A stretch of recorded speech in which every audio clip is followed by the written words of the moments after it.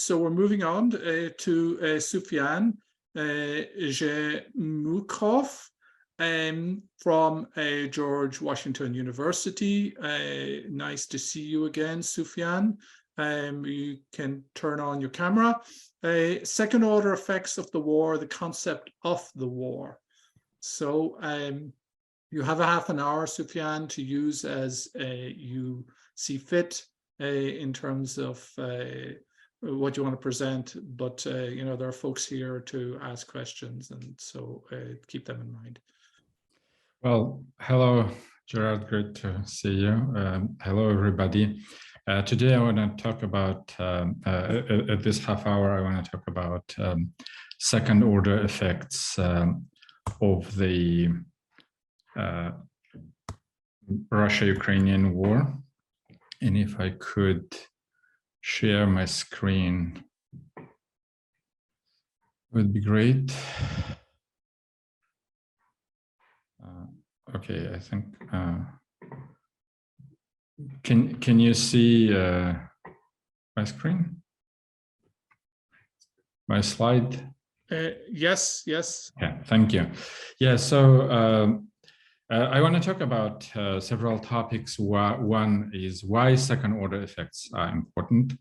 And then I want to focus on how those second order effects affect this region in the Caucasus.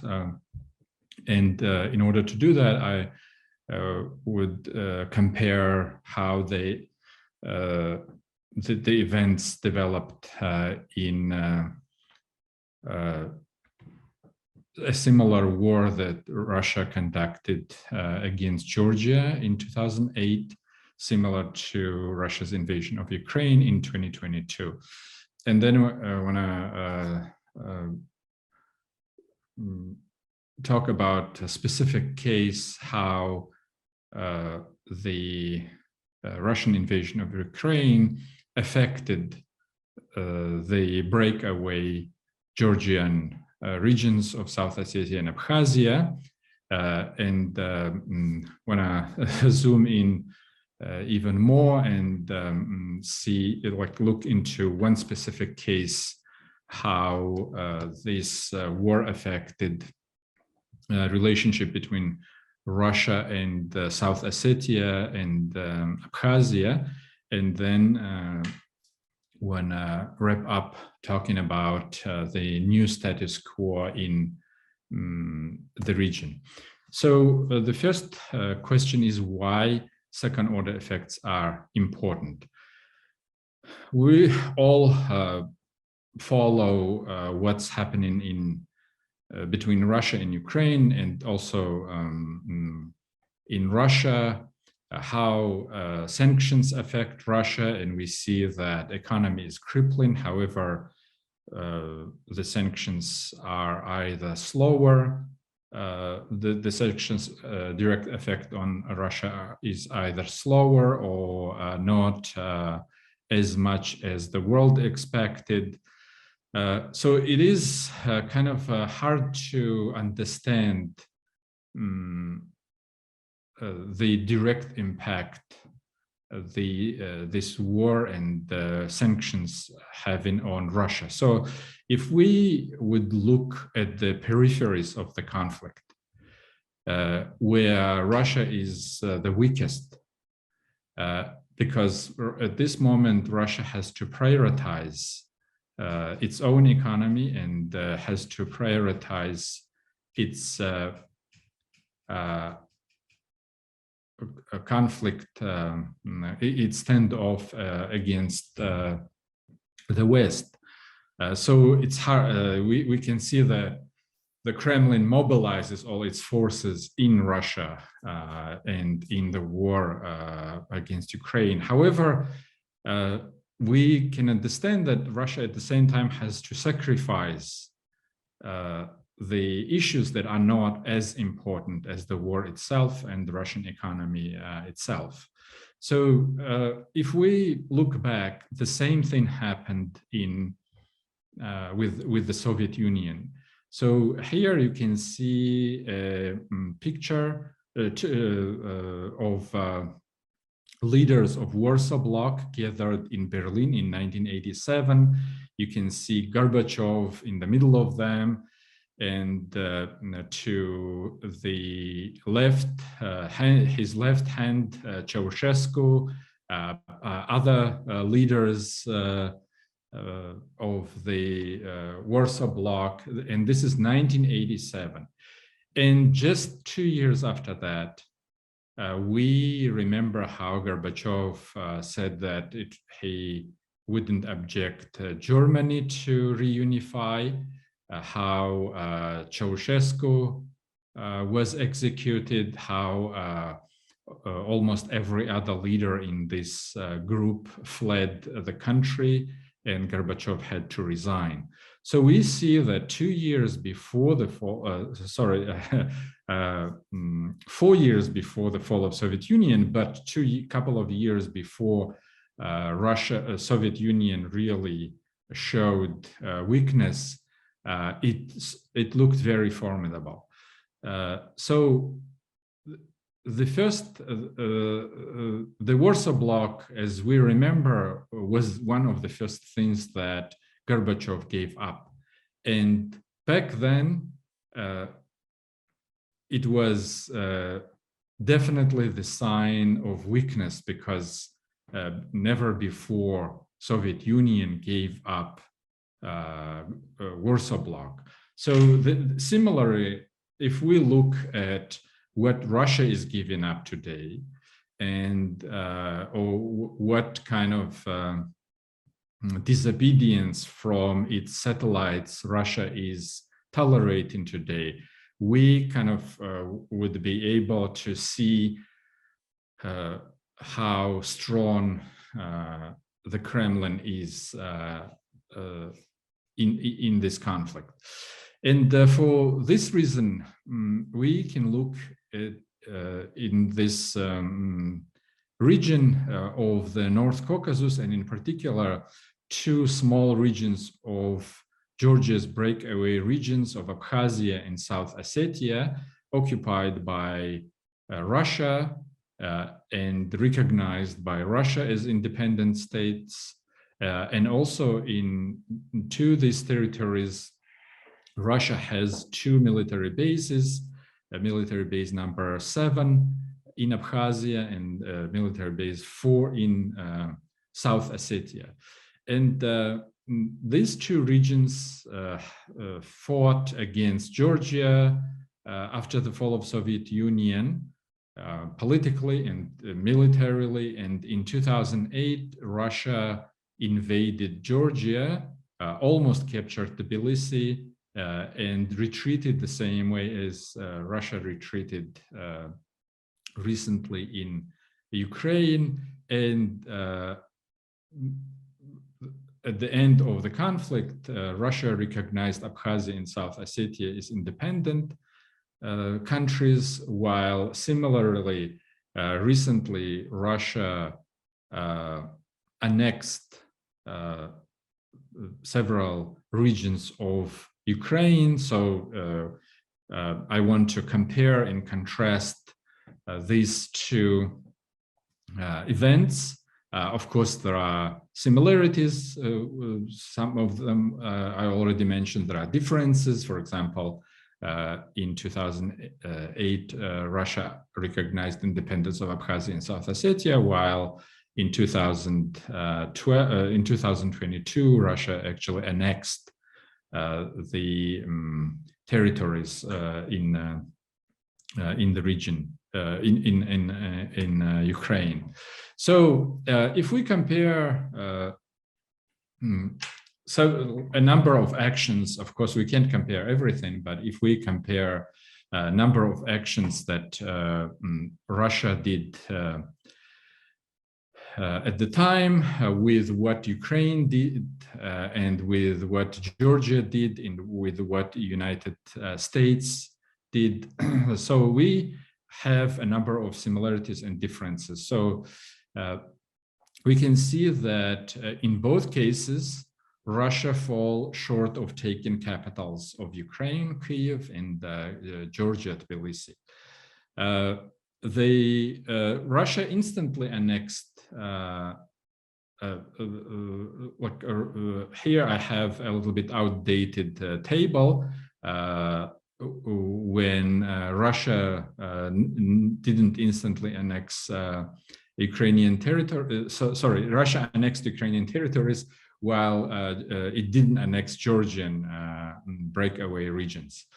Also, Russia recognized the breakaway regions of Georgia after the conflict, while in Ukraine, Russia actually started with recognition of Luhansk and Donetsk, and then during the conflict annexed them. And moving to the United States, we can see that on the one hand, United States imposed sanctions against Russia in both cases, though of course more severe sanctions against Ukraine. However, the main difference was that United States didn't send troops against Ukraine, while in 2008, United States warship actually was deployed in the Black Sea. So we can see that in economic sense, United States did more during Ukrainian crisis, while in military way, United States was more strong during the invasion of Russia's invasion of Georgia. Now, if we compare the similarities and differences between how breakaway regions behaved on one hand, again, in both conflicts. So we can see that South Ossetia and Abkhazia in most cases behaved similarly, because both instantly supported Russia's actions. Also, at the very early stage of the war, in February of last year and early March, both South Ossetia and Abkhazia sent buses to Donetsk and Luhansk and brought refugees and hosted them in their sanatoriums in South Ossetia and Abkhazia. Also, both breakaway regions instantly recognized Donetsk and Luhansk, though South Ossetia actually recognized Donetsk and Luhansk much earlier in 2014, while Abkhazia recognized them only after Russia recognized Donetsk and Luhansk in 2022.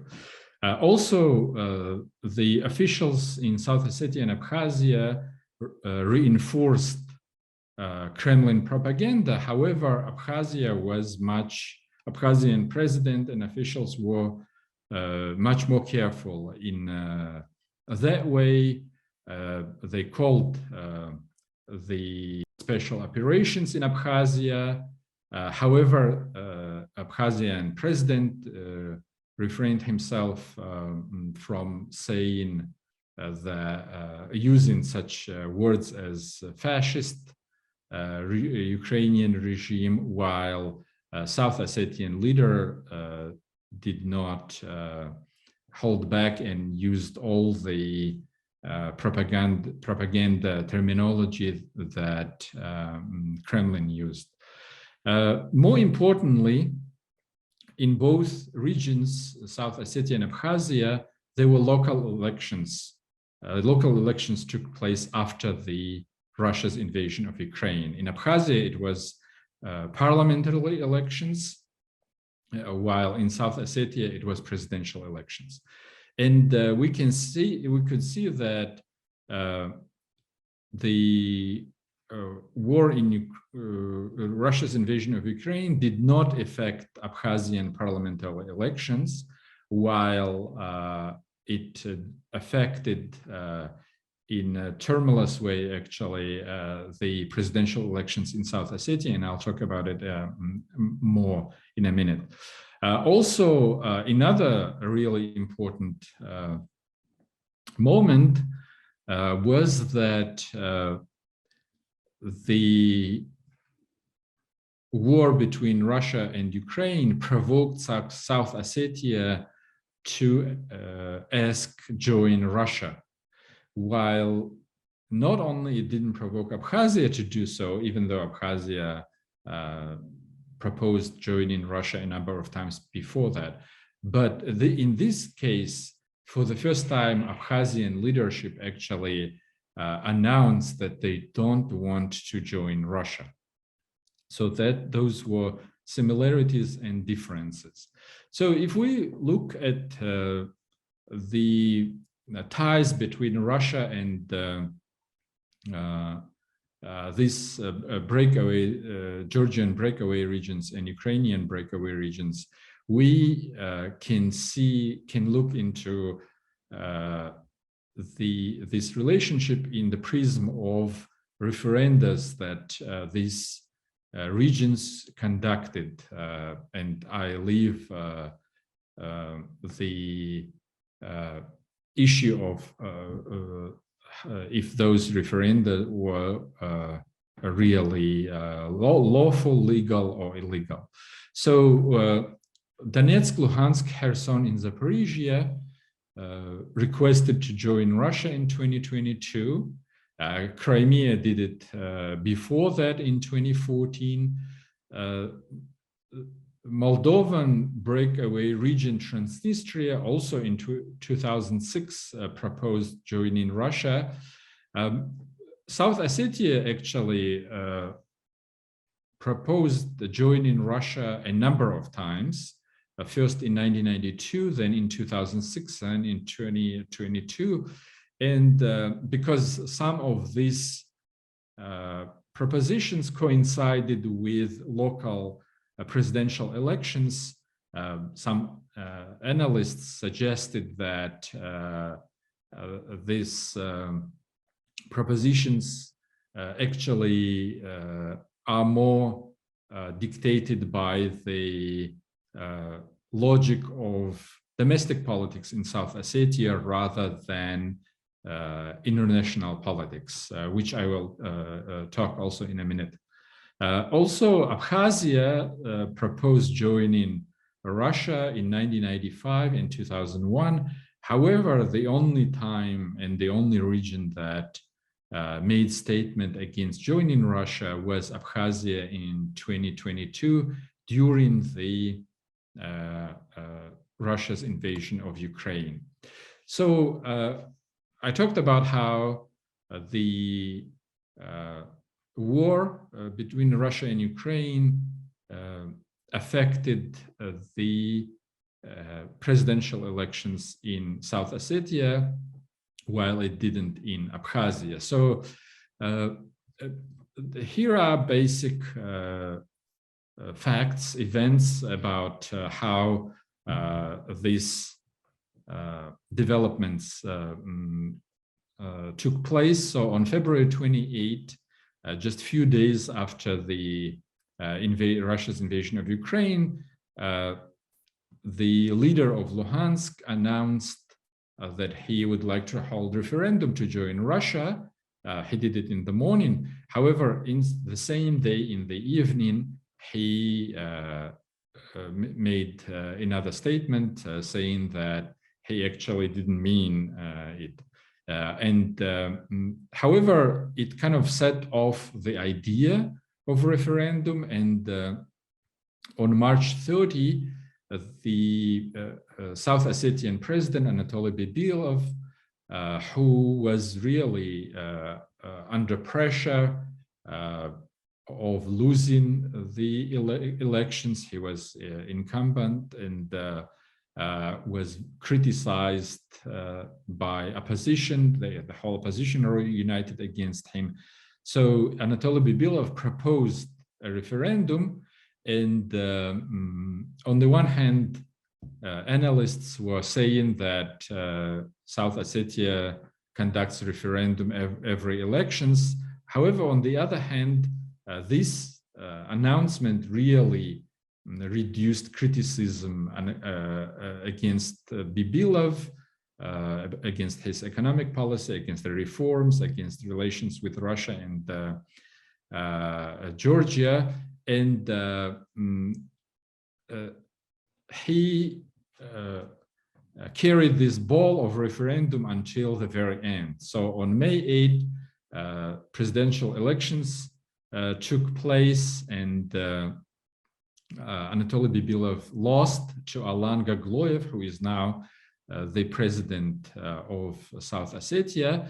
And on the very last day of his term in office, already after losing the elections, Anatoly Bibilov pronounced, he said that he wanted to schedule the referendum. And actually it provoked negative commentaries from Russia, criticism that he shouldn't have done that. So apparently Anatoly Bibilov announced referendum without approval from the Kremlin. And as soon as Alan Gagloyev stepped in office, he canceled the referendum. United States in this case was pretty straightforward.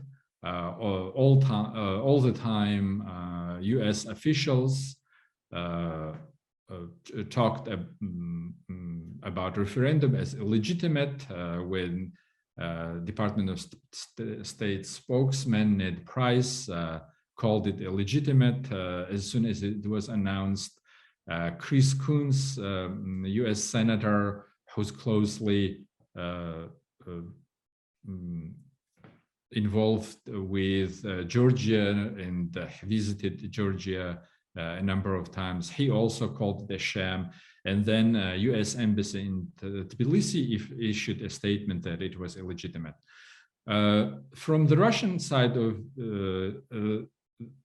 Dmitry Peskov instantly announced that the Kremlin did not take any actions, positive or negative.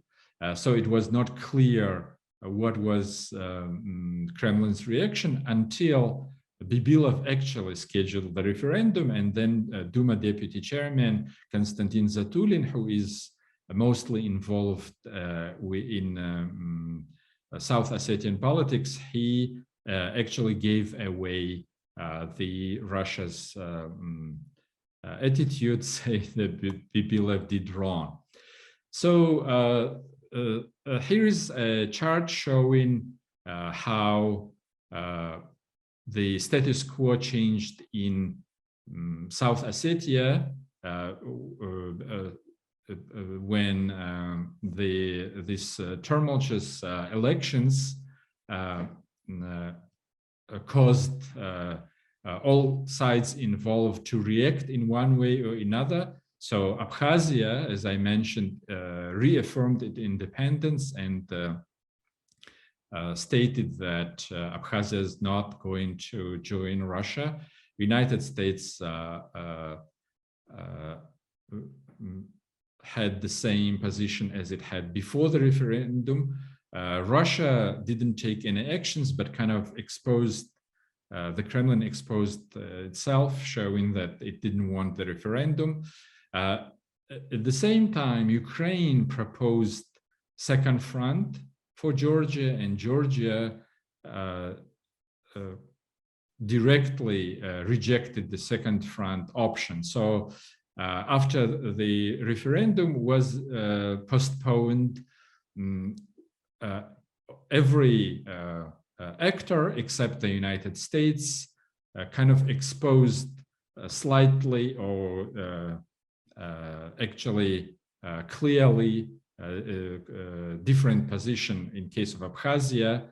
Abkhazia, for the first time, said that the country doesn't want to join Russia, and Georgia also clearly indicated that it didn't want to join the war, and Russia, the Kremlin, showed that its irritation with the proposed referendum. So this new status quo shows us that Abkhazia is kind of heading toward either independence, more independence, or a more affiliated state with Belarus and Russia, which was indicated by Belarus President Lukashenko's visit to Abkhazia recently, and Abkhazian President Bzhania visit to Belarus. South Ossetia strongly reaffirmed that it wants to join Russia, and Russia annexed Ukrainian regions. Kind of that also indicates that Russia might annex breakaway regions of Georgia. Georgia's position, it still remains ambivalent. On the one hand, Georgia is US ally. On the other hand, doesn't take any steps toward to alienate Russia. And in this instance, only United States position remains constant in its support of Georgia's territorial integrity. So that's my slides, and I'll log out of my slides and ready to answer any questions if there are such. Thank you, Sufian. We have 3 minutes, and I don't see any questions. Let me therefore take the privilege of asking one to you, and that concerns troops. You didn't really mention troops, but there were South Ossetian troops that went to Ukraine. And from my understanding, there was a revolt on the part of some South Ossetians, and they actually went back to South Ossetia. Could you tell us a little bit about that? Because, you know, these are, well, we know from the larger context of the war that it is that the Kremlin is drawing upon the ethnic republics in disproportionate numbers, very high casualties across the North Caucasus, particularly in Dagestan, Buryatia, and elsewhere. So could you tell us a little bit about that? Yes, indeed. From the beginning of the war, Russia deployed Abkhazians and South Ossetians through military base, 7th military base in Abkhazia and 4th military base in South Ossetia.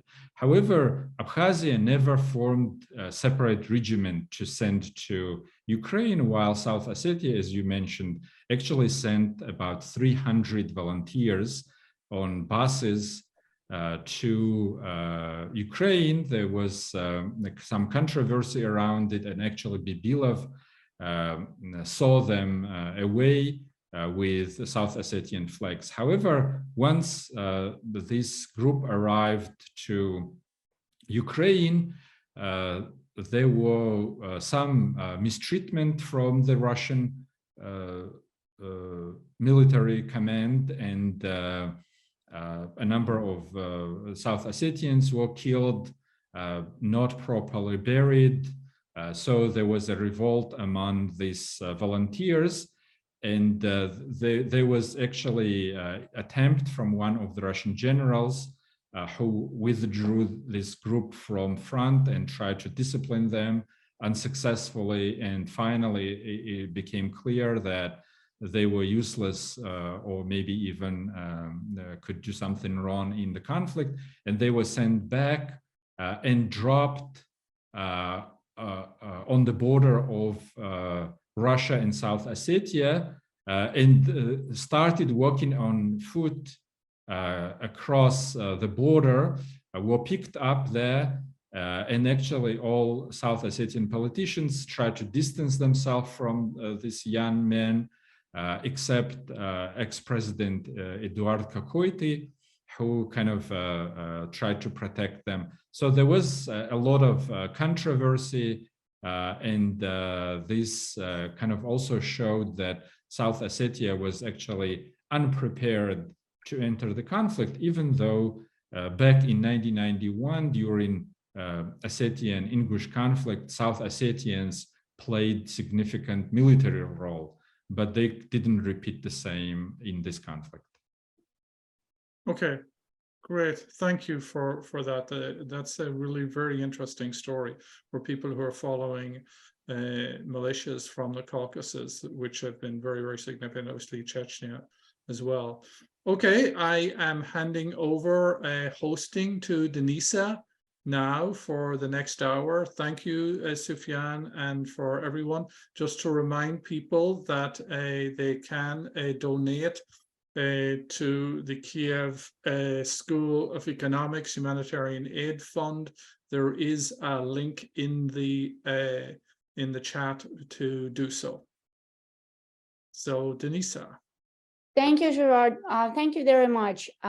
So we are moving on with the Ukrainathon. Our next speaker is going to be Vladislav Yaremchuk, who is going to talk about Music Saves UA. It's a case study of a collaboration in the world of music. It's an initiative on the part of the artistic society, a civil society in Ukraine. I also need to say that Vladislav is the program and director of the largest music festival in Ukraine. It's called Atlas Festival. In 2021, it had more than 600,000 visitors, and he also represents this partnership, this initiative, Music Saves Ukraine, and that initiative was established by the Ukrainian Association of Music Events. So I will turn this over to Vladislav, and he has his presentation already up for us on Zoom. Vladislav, the floor is yours. First of all, hello everyone. I hope you can hear me well. I'm very happy to be a part of this event, especially on such an important day. And like Denisa said, I represent the fundraising initiative called Music Saves UA. And I will start from talking to you about how we came to be. And like Denisa mentioned, once again, it started the Ukrainian Association of Music Events, which was created during the pandemic, at the time where we saw a lack of dialogue between the event and concert and music event industry and the government. So when there was a step-by-step program on how we will be going out of COVID, the events have been barely mentioned, and it was the industry that was hit the most. So our idea was to combine all the players within the industry. It has the artists, it has the festivals, ticket sellers, labels, managements, all the 360 of the entire music industry in Ukraine united as one body when we finally could go and talk to the government directly, saying that, you know, we exist, we are an important part of the economy and of culture, and it is really important for us to have you on our side now, because it was the most challenging time the industry has ever faced. And that was the start of UAMI, or the Ukrainian Association of Music Events. And we proceeded to then do all kinds of social projects, mainly focusing on festivals and young artists. So we were really pushing for more accessibility and for ecological practices within Ukrainian festivals, as well as creating projects for the up-and-coming artists, and to host all kinds of debates to sort of keep our hand on the pulse of the industry and keep everyone informed on what the tendencies are. And of course, everything changed on the 24th of February. And there is something that is very interesting for me to mention is that the festival and the music event industry, I feel like it is very especially equipped for humanitarian crises, which was something that we've discovered along the way. Having to do a big festival, especially a festival like Atlas, for example, which had more than 600,000 people involved in one space, that creates emergencies. And for you to run a festival that's always tackling emergencies that come up always on the way.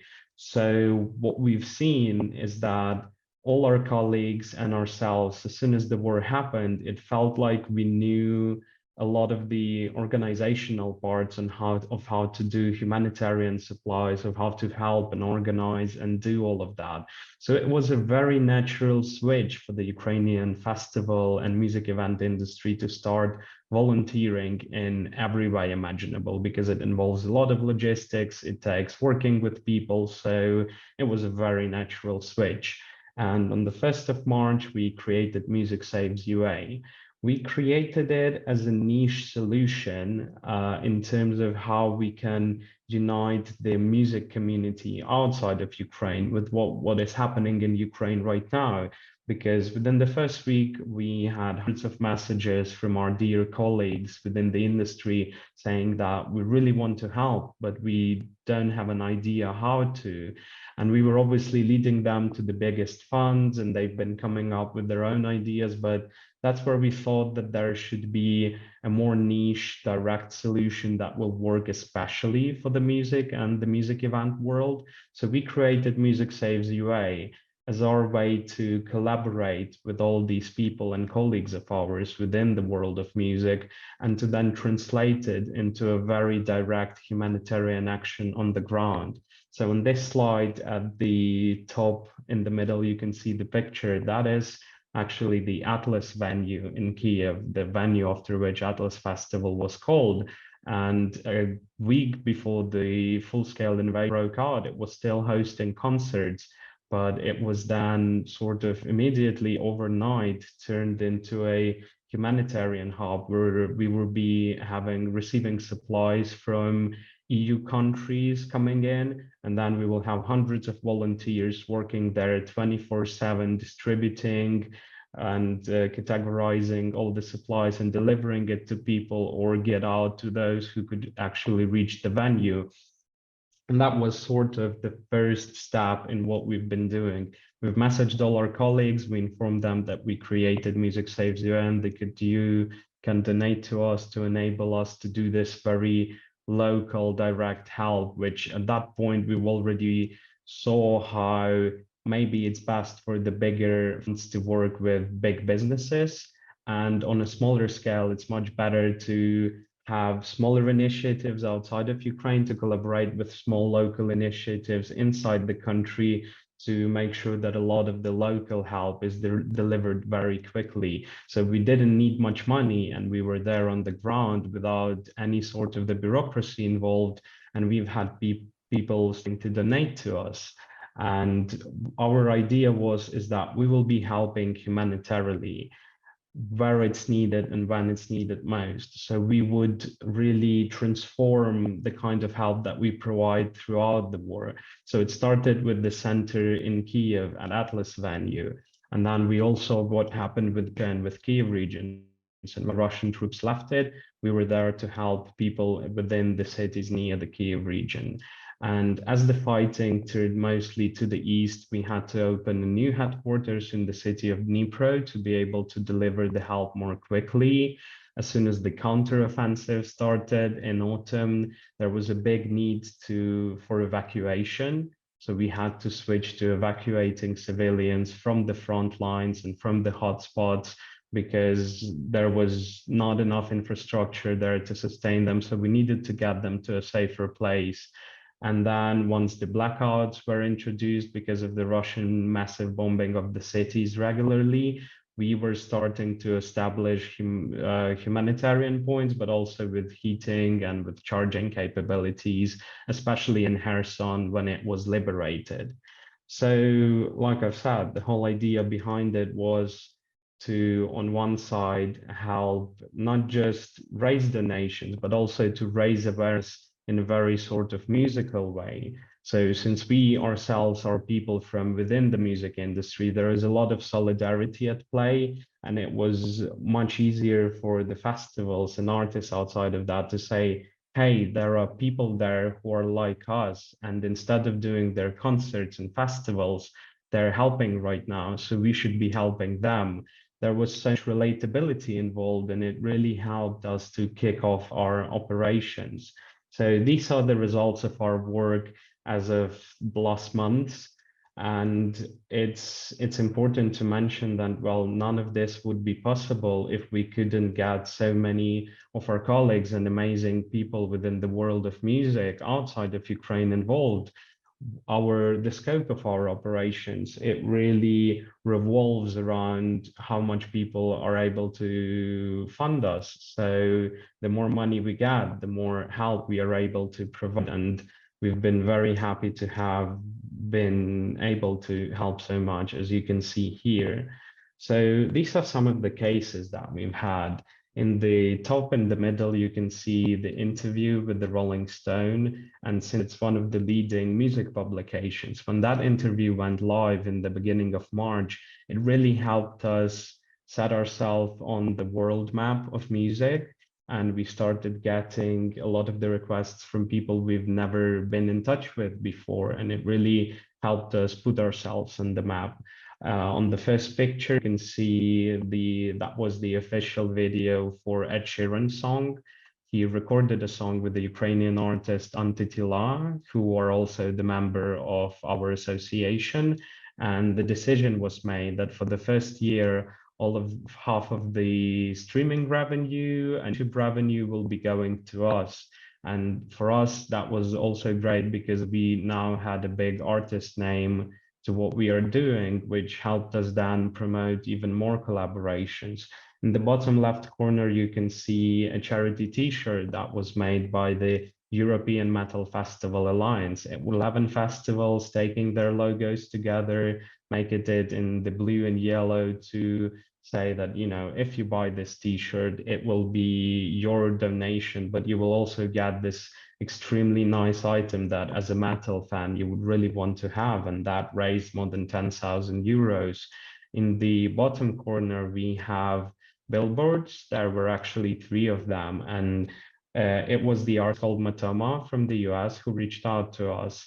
He played Atlas Festival in 2019, and he was so impressed by the hospitality of Ukrainian people that he said, I had a promo campaign planned on the highway to Kovela, and I wanted to promote my own music, but what you're doing is so much more important, so I want to hand it to you. And they ended up doing these 3 billboards with the motto "Drop Beats, Knobs," which really resonated with the people within the electronic music circle. So we still to this day have messages from people saying, you know, we saw that and we want to do something with you, or we've donated to your fund, which was great. On the bottom right corner, you have Alex Henry Foster, a Canadian band, and the whole issue war was very big for them. So they decided that they want to do a special campaign where they did a ticketed live stream. They recorded that live stream direct to vinyl, created special merchandise, and did all these things to raise money. And they don't have a very big fan base, but they have a very devoted one. So they raised 5,000 euros for us, but also because they created this very special experience with their band for their audience. It really helped to make those people care about the conflict on a way more personal level. So it's something that we always want to reassure people with, is that we have big collaborations, and that's great, that can generate a lot of money, but there are a lot of volunteer festivals and smaller artists, and they have the power to do something special. They might not raise as much money, but they can convert some of the people in their fan base into very avid supporters of Ukraine, because it's way easier to share your values when your audience is smaller. Then in the summer, we started collaborating with festivals in a big way. The first case, which is the second picture here, is Zermatt Unplugged. It was actually in April, and it was the first time we worked with the festival. It's a festival in Switzerland, mostly acoustic music. So we helped them book a Ukrainian artist called Postman, and they made a special gift within the festival where they would invite people and they would ask them to donate. And to whoever donates more than 50 euros, they will give out special handmade wristbands. And that was just a little extra thing for people who would be kind enough to share that amount of money. So they ended up raising more than 100,000 euros throughout the festival. And in April, that really secured our existence for the following year. That ensured that we will never stop because we ran out of money. So we could always go uninterrupted and just keep growing. And then we made the festival collaborations a thing that we do. So on the first one, you see Rock for People Festival in Czech Republic. We made the Ukrainian stage there with 5 artists. In between the shows, we were rolling content that we've made about the war, and with the call to donate, we had special discussions about Ukraine at the conference stage that they were having. On the third picture, you can see a very special main stage performance at the festival called Colors of Ostrava, also in Czech Republic. They invited the Ukrainian-Canadian band Balaclava Blues, but the performance was also supplemented by performances from Ukrainian dancers and the Ukrainian choir that was there. So it became this very, very special uniting moment at the festival. For the Ukrainian Independence Day in Vilnius, we've collaborated with the city of Vilnius, and we've brought very well-known Ukrainian DJs Artbot to throw a big rave on the day of Ukrainian independence for free, where we were also selling charity merchandise, and we're basically keeping people informed about what was happening, but also created this big wave of media. Pohoda Festival in Slovakia. Pohoda Festival were one of our biggest supporters. They were doing big events in their cities for Ukraine as soon as the first weekend after invasion. So they invited us to come to the festival, and we've tried out a new format where we built a special tent where we will be telling people about what we are doing, but also about how culture and music is faring in the times of war. But our mission was also to tell what Ukraine was like before the war, because there is this wall in a mental way between Ukraine and the rest of the world, where Ukrainians are living in such an extreme reality. But for many people outside of Ukraine, well, this is their first really big contact with the Ukrainians.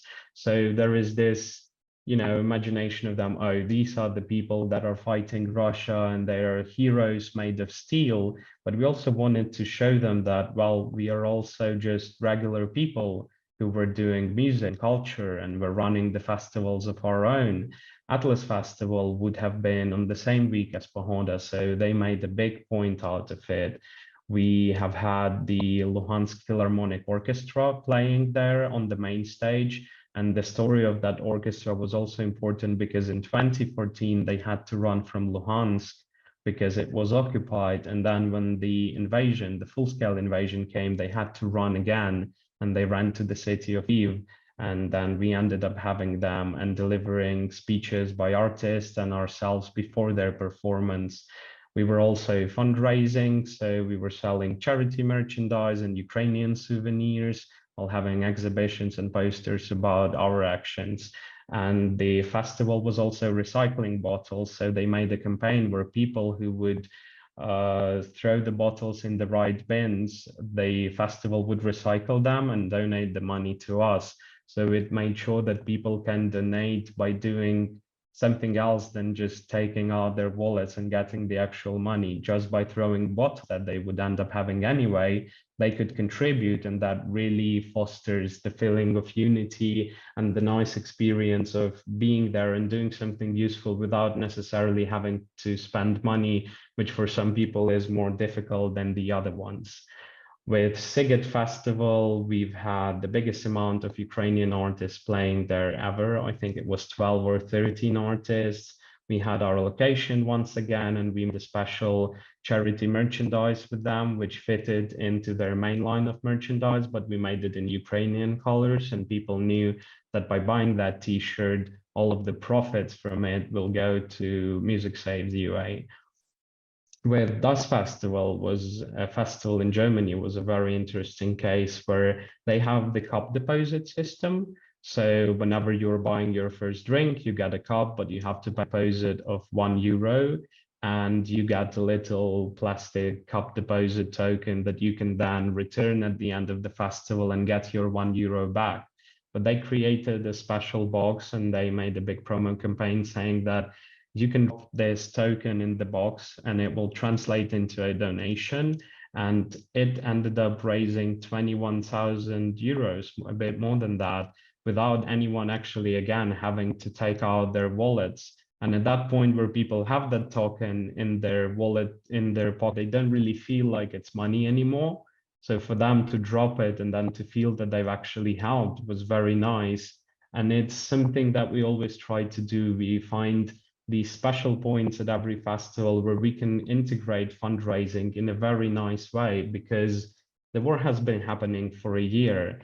And obviously the first big wave of donations where people are donating hundreds of euros, maybe every day, that's already over. And we knew that eventually we'll have to switch into this long-term case of fundraising. So finding these more interesting ways and ways that rely on having a lot of people, not necessarily donating a lot of money, was the transition that enables us to work long term.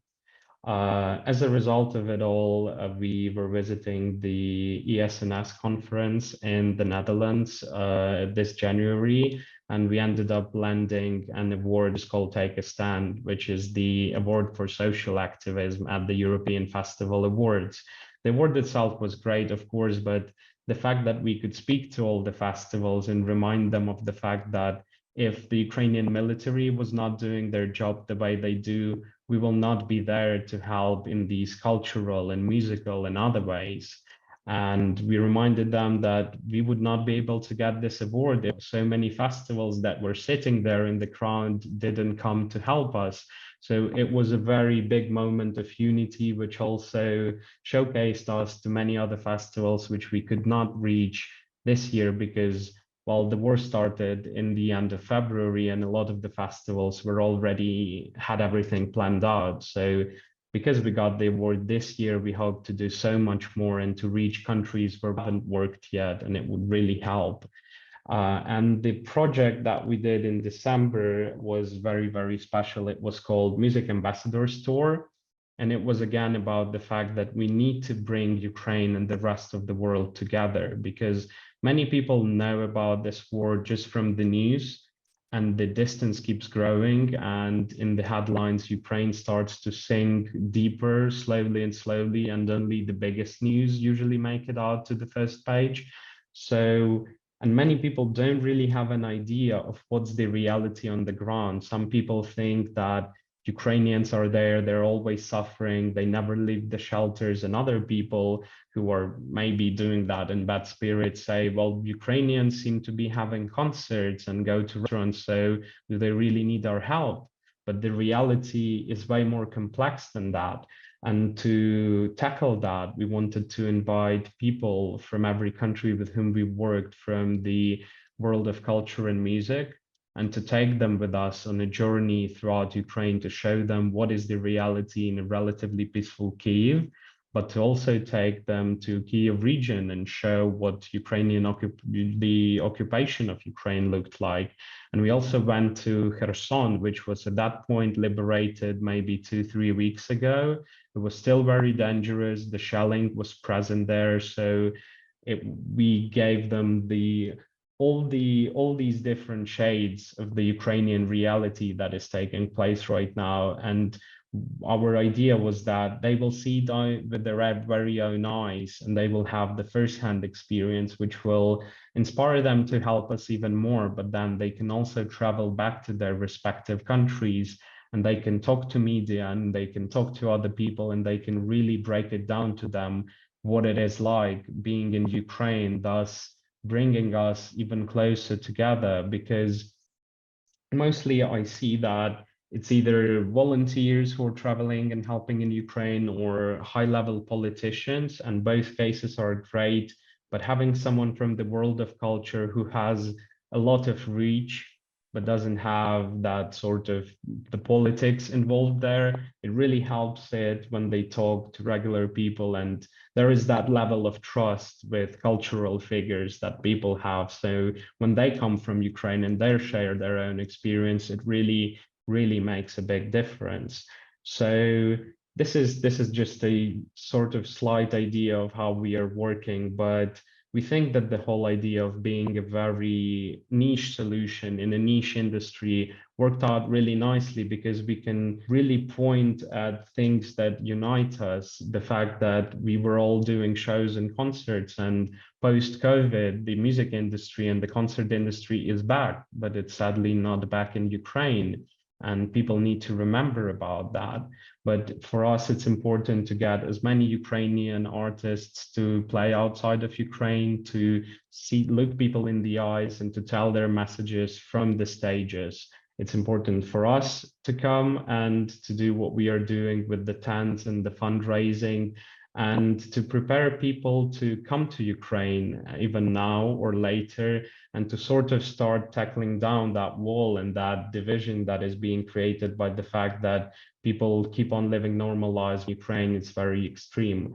So looking at the time, this would be the end of it. And if we do have any questions, I would be very, very happy to talk. Another thing to mention is that we just released a documentary about this entire trip, a bit more than 30 minutes. So if you go to Music Saves UA at Instagram, you can find the link. And here is the website to our actions as well. Thank you so much. Thank you, Vladislav. This is amazing. The work you did and keep doing. I'm pretty sure that we don't have any questions in the Q&A, but I'm pretty sure our listeners will be very interested to learn how many people are volunteering for Music Saves UA. I will go a couple of slides back, and in the top right corner, well, this is pretty much the core team. But we also have all these people on the ground in places, Kherson, who are helping there, and we are helping them. So in one way, it's a very, very small team that's working, but on the ground where we help humanitarian and everywhere else, it's all these people. And I think that we have someone raising the hand. So, yes, they withdrew the question. Okay. I have a question, actually. Oh yeah, go ahead, please. I was wondering how this will affect future generations and the socioeconomic state of the world, actually.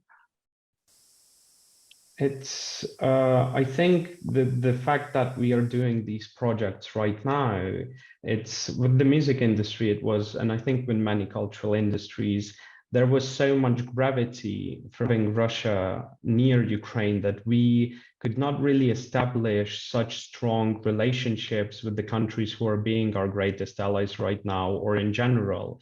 Ukraine has chosen its European path even before 2014, and in 2014 made a big statement about, but culturally it was very hard to drift away from Russia because of all the post-colonial trauma and the fact that Russia was always using culture as a weapon and always tried to keep sort of Ukrainian culture as close to itself as possible while denying its existence and not letting us to integrate with European culture. But the projects that are happening right now and the fact that Ukrainian music sounds more and more in Europe now, it brings us closer together. And when the war is over and more people can actually travel out and back into Ukraine, we'll finally be able to build these cultural links that should have existed for the entirety of 30 years, but really didn't.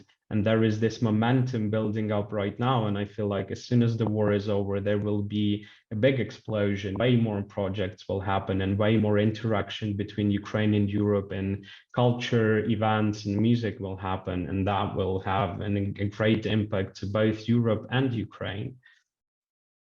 Thank you, Vladislav. This is amazing. Thank you for your presentation, for your talk, and thank you for doing the work that you do. Thank you so much. Our time is up, and I wanted to remind all the people who are listening to us that this event is in support for the Kyiv School of Economics, and the link to donate to support the school is in the chat. Please follow that link to make your contributions. I need we need to keep moving. I will turn this over to Christopher, who is going to introduce Ambassador Pifer. Please, Chris, take over.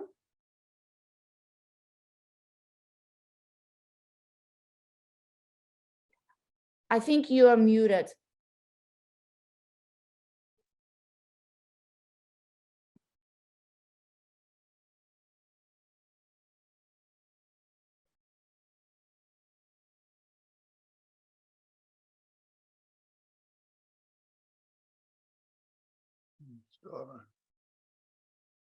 Chris, we can't hear you. Now we can. Oh, no, we cannot.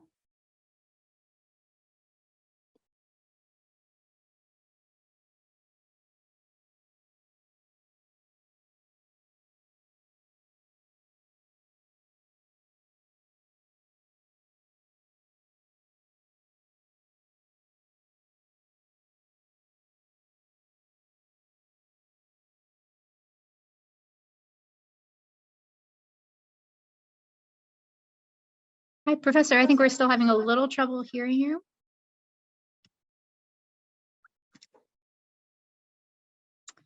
Nope, still not. All right, can I you wonder hear if you me? might try unplugging your earbuds and see if that helps.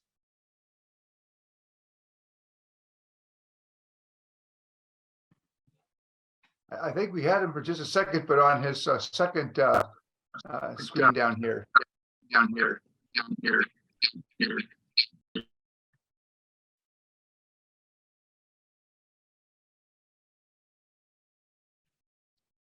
Nope, we're still not hearing you. How is that? There it is. Okay. So let me begin. Are you getting feedback there? Yes, we are getting a little feedback here.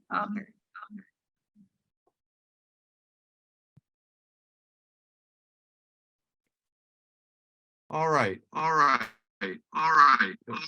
dear. Too much feedback. Let me leave and come right back. The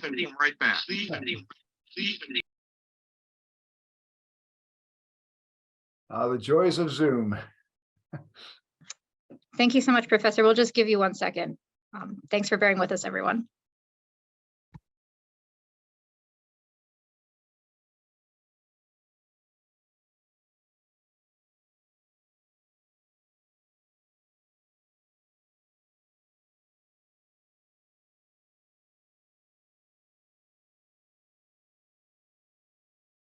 No, we cannot hear you. You're back to being silent.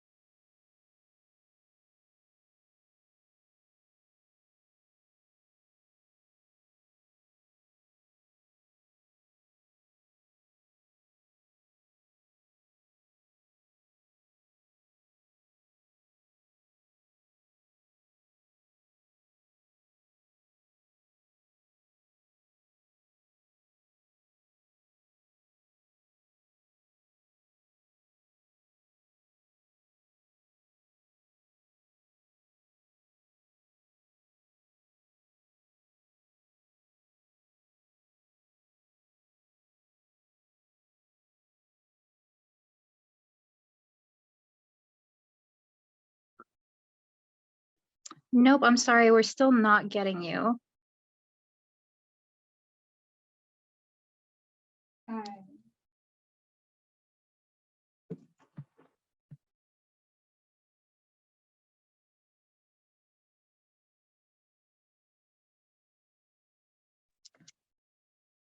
Yeah, still no luck, Professor. I think in the interest of time, I might, I'll send you a direct message to try to troubleshoot this. But in the meantime, Ambassador Pifer, if you have any remarks you'd like to start with, perhaps we can go ahead there. Yeah, well, a couple of the students at GW had sent me a couple of questions, so I might go through those questions. One was to ask me what should Americans know? What's the one thing Americans should know about Ukraine as they watch this war between Russia and Ukraine 5,000 miles away? And I guess what I would say is that Americans ought to understand that there's a real convergence between how Americans and Ukrainians prize freedom and independence. And I think that you've seen that in this war over the past year in the resolute way in which Ukrainians have resisted, because I believe for many Ukrainians, this war is existential. If Ukraine loses this war, their democracy is gone. Now, I think Ukrainian democracy, it's not perfect, but there's still real politics in Ukraine. And for example, Ukraine has had 6 presidential elections since it regained independence back in 1991.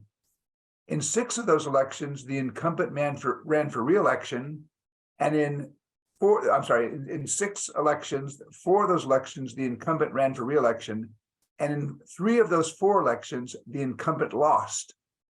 In Russia, which also regained or broke away from the Soviet Union in 1991, the incumbent has never lost. So I think democracy is important to Ukrainians. The other thing that I think motivates a lot of young Ukrainians is this idea of Ukraine becoming a normal European state. And again, for Ukrainians, they see that that vision is gone if Russia wins. So that's what I think Americans first should understand about Ukraine is, just as we fought for our independence and our freedom back in 1776, that's what Ukrainians are doing now.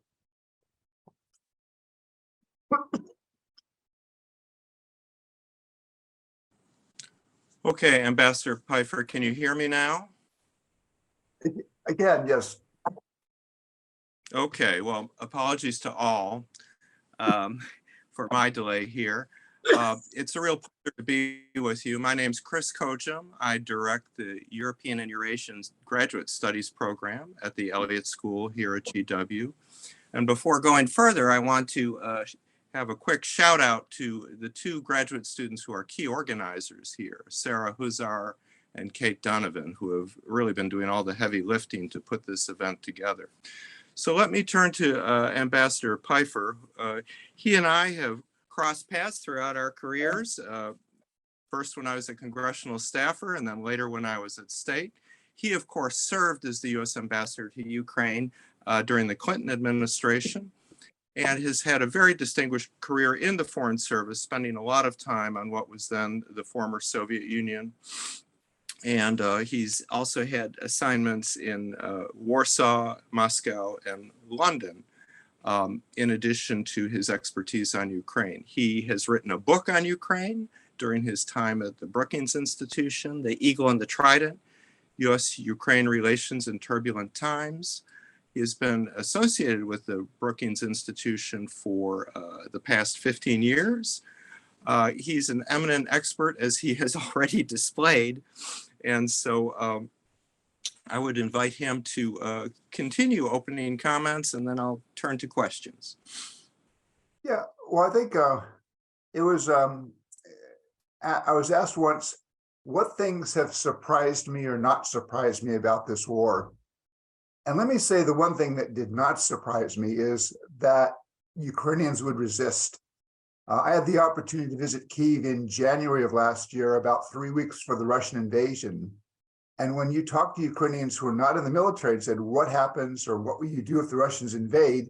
The answer was usually, I'm going to join the territorial defense forces and defend my country.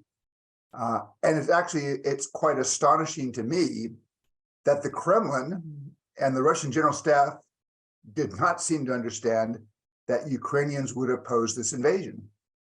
Now, things that have surprised me, there may be three things. The first thing is, and I will admit that while I thought Ukrainians would resist, I have been surprised pleasantly by how well the Ukrainian military has resisted. Back in February of last year, when the war began, my expectation was that the Russian military would defeat the Ukrainian military, and then Ukrainian resistance would take the form of a decades-long bloody insurgency in occupied parts of Ukraine. And that was based on just comparing the Russian and the Ukrainian militaries. I mean, the Russian military in February of last year, in terms of active duty forces, had 4 times as many soldiers as the Ukrainian military. The Russian Air Force had 6 to 7 times as many attack and fighter aircraft.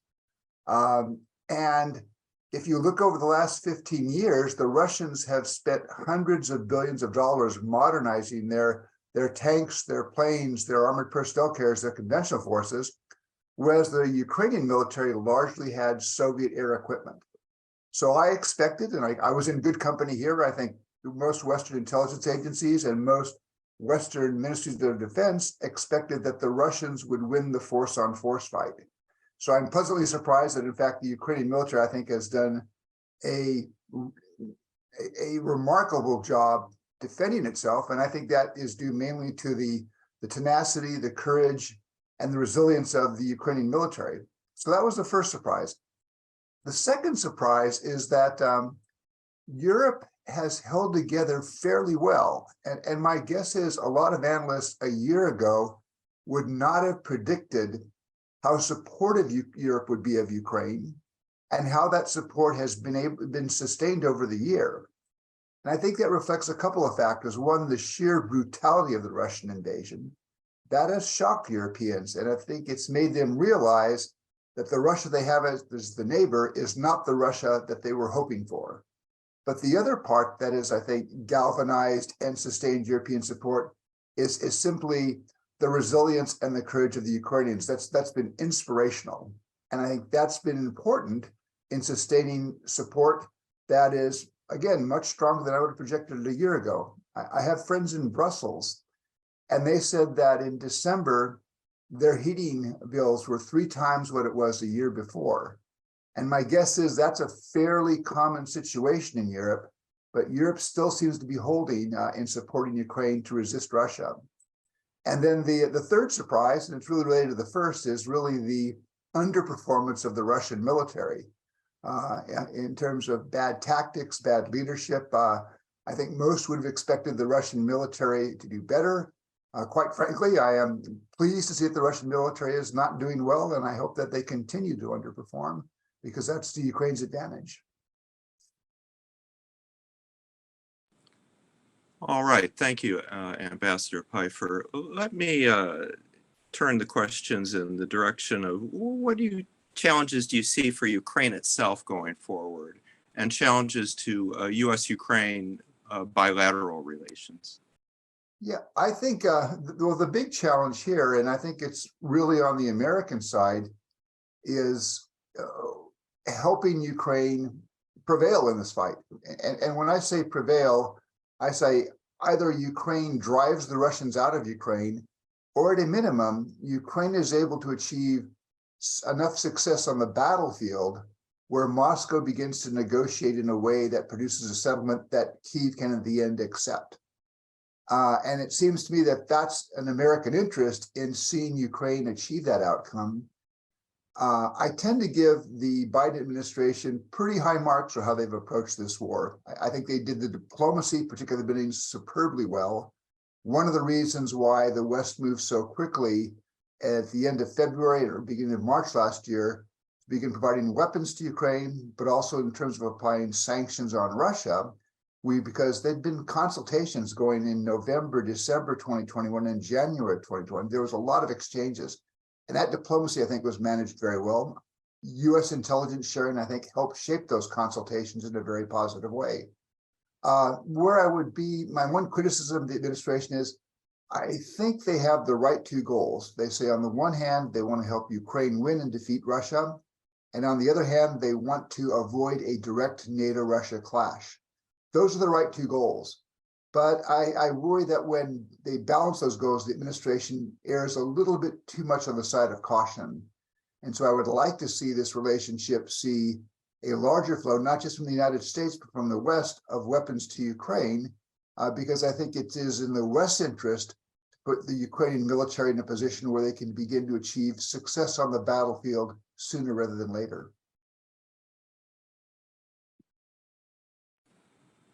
Okay, let me turn to a question that's been submitted here by one of our participants, and it goes as follows. Given the panoply of players, regionally and globally, and their respective interests and dangers facing them, where would you place achieving a ceasefire as quickly as possible on the priority list? Yeah, personally, I'm not a fan of a ceasefire, because a ceasefire, it seems to me, would be a ceasefire in place, which would still leave the Russian military occupying a large part of Ukrainian territory, and also occupying territory in which a lot of Ukrainians are presently living. And that seems to be, I mean, sometimes people talk about, Ukraine ceding land. Well, it's not just land, it's people. And we saw in Bucha and Irpin and Borodyanka what happens to Ukrainians when they are occupied by the Russian military. It's pretty ugly. It's war crimes. It's atrocities. So I worry that a ceasefire in place, first of all, sort of concedes that land to the Russians. Second, it would be, I fear, used by the Russians to rest their forces, to rebuild, and simply prepare for another assault at some point when the Russians felt that they were ready for it. And third, if you go back, I mean, to 2014, and 2015, the Minsk agreements really were a ceasefire in a way, although the Russians and Russian proxy forces never really observed the ceasefire in practice along the line of contact. But, the Russians and the Russian proxy forces never ceded an inch of that land. So the ceasefire, I think, is something that Ukraine, and it'll be a Ukrainian choice, but I think Ukraine needs to be very careful about. Well, I think that's a very astute answer, and I personally am in full concurrence with you on that. Let me ask you, you've had just a glancing critique of the Biden administration for moving cautiously, even as you praise it for its actions. Of course, what President Biden says is we're trying to avoid World War III here. And so he has escalation on the mind, and of course, doing all possible to avoid that. You've spent a lot of time on nuclear issues yourself. So how do you see the prospects here for escalation and avoidance? Yeah. Well, let me say, obviously, when the Russians make a nuclear threat, you can't ignore it. But my level of concern about the Russian nuclear threats is pretty low. And let me explain why. It seems to me that really the peak of Russian nuclear threats came in September and were associated with Russia's attempt to annex Kherson, Zaporizhia, Donetsk, and Luhansk. And when President Putin said, these are Russian territory now, we will defend them with all means that we have. And that triggered a concern. Does all means include nuclear? Now, I believe Putin was trying to do two things. He was trying to intimidate the Ukrainians and persuade them not to try to liberate those lands. And he was also trying to intimidate the West and persuade the West to cut back on its support for Ukraine. Well, from the Ukrainian side, I think Ukrainians see this war as existential, and the nuclear threat really doesn't change that calculation. They continued to fight, so the threat had no impact on Ukraine. And the West, and here I'm talking about President Biden, I'm talking about the British Prime Minister, the German Chancellor, the Secretary General of NATO, all said if Russia uses a tactical nuclear weapon in Ukraine, there will be very serious consequences. And that was the right point to stop, but the Russians figure out what those consequences would be. There was also something that perhaps the Russians didn't expect, was you had the Indians and the Chinese and others in the global South coming up and saying, no, use of nuclear weapons, nuclear threats, it's inadmissible, unacceptable. And so I believe that in October, the Kremlin may have concluded that the nuclear threat was not working. It was not changing Ukrainian determination to resist. It was not changing the West's determination to arm Ukraine. And it was proving counterproductive to relationships that were important to Moscow. And at the end of the day, my guess is that the Russians, if they think this through, the use of nuclear weapons in a war that Russia started and then could not win at the conventional level would basically turn the global South, I think, against Russia. And at that point, Putin faces real international isolation. It's not just isolation from the West. He would lose a large part of the world over that. And it does seem to me that if you look at beginning the end of October, the Russians tried to ratchet down the nuclear rhetoric. So Putin every year meets with the Valdai Discussion Club, and this question of nuclear threats came up. And he said, Russia's never made any kind of a nuclear threat. We don't do that. He said, these are false assertions being made by the West to tarnish Russia's good image. And then you had the following week, you had the Russian Foreign Ministry put out a statement on preventing nuclear war, which said most of the right things. And then a couple of weeks later at Bali, you have the Russian Foreign Minister, Sergei Lavrov, representing Russia, joins with the other heads of government to issue a statement that basically says nuclear threats are inadmissible. So I think it seems to me that there's got to be a little bit of concern there, but it can be pretty measured. But let me come back to, I think there's this question of red lines. And I can understand that when President Biden wants to avoid World War III, I'm 100% behind him.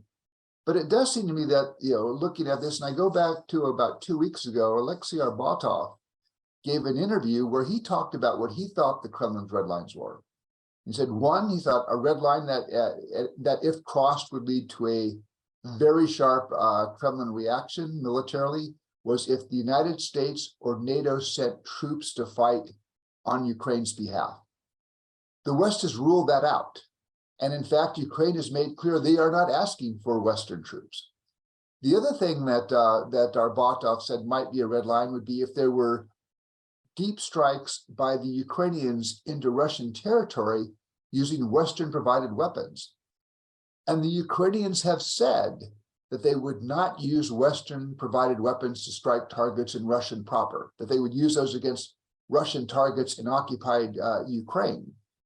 So it seems to me that those red lines, I think, are sensible, and that gives the West an ability to do quite a bit more to support Ukraine without coming in danger of crossing those red lines.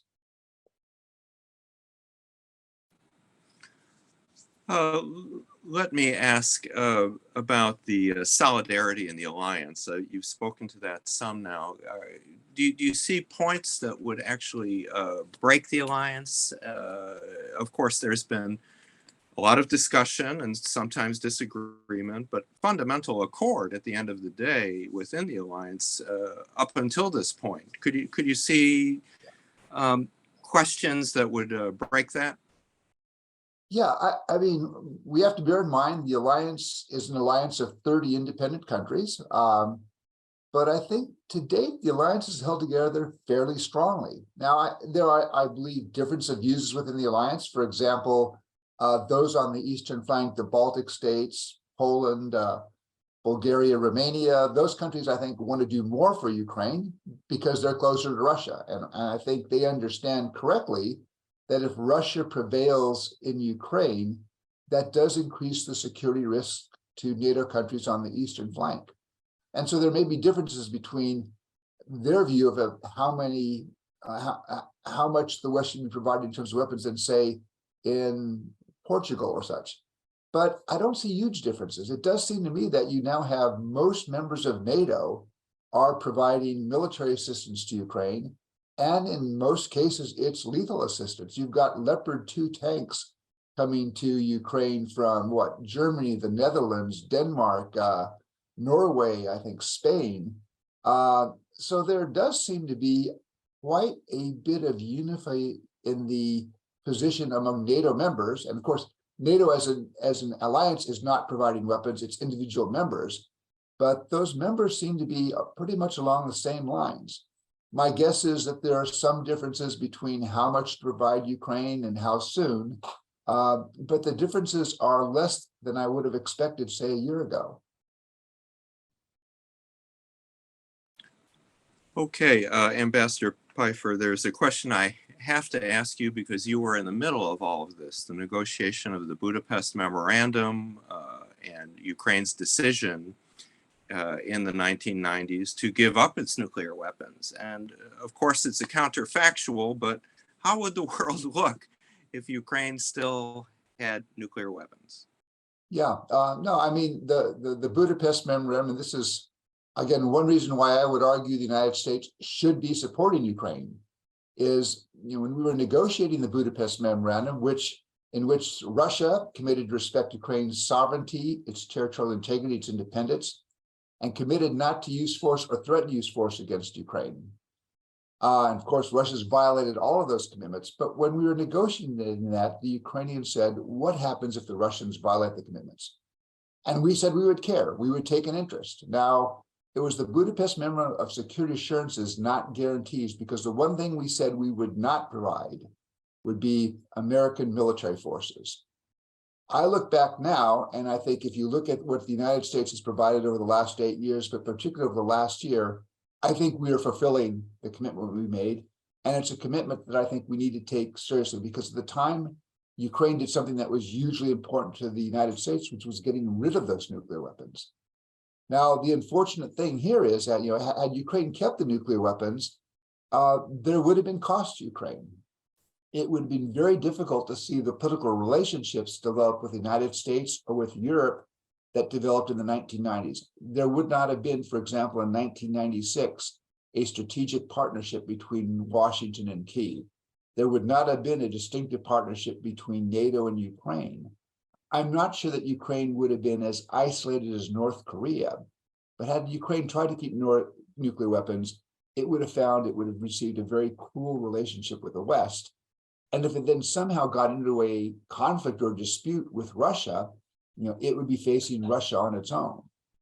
Now, I guess I'll make one last comment here, is I think what the Russians have done here has been hugely unhelpful from the point of view of trying to prevent nuclear proliferation in the future, because security assurances used to be part of that toolkit in the non-proliferation box. So, for example, back in the 1990s, at one point, the United States was talking about security assurances to North Korea as part of an effort to dissuade North Korea from acquiring nuclear weapons, which unfortunately then failed.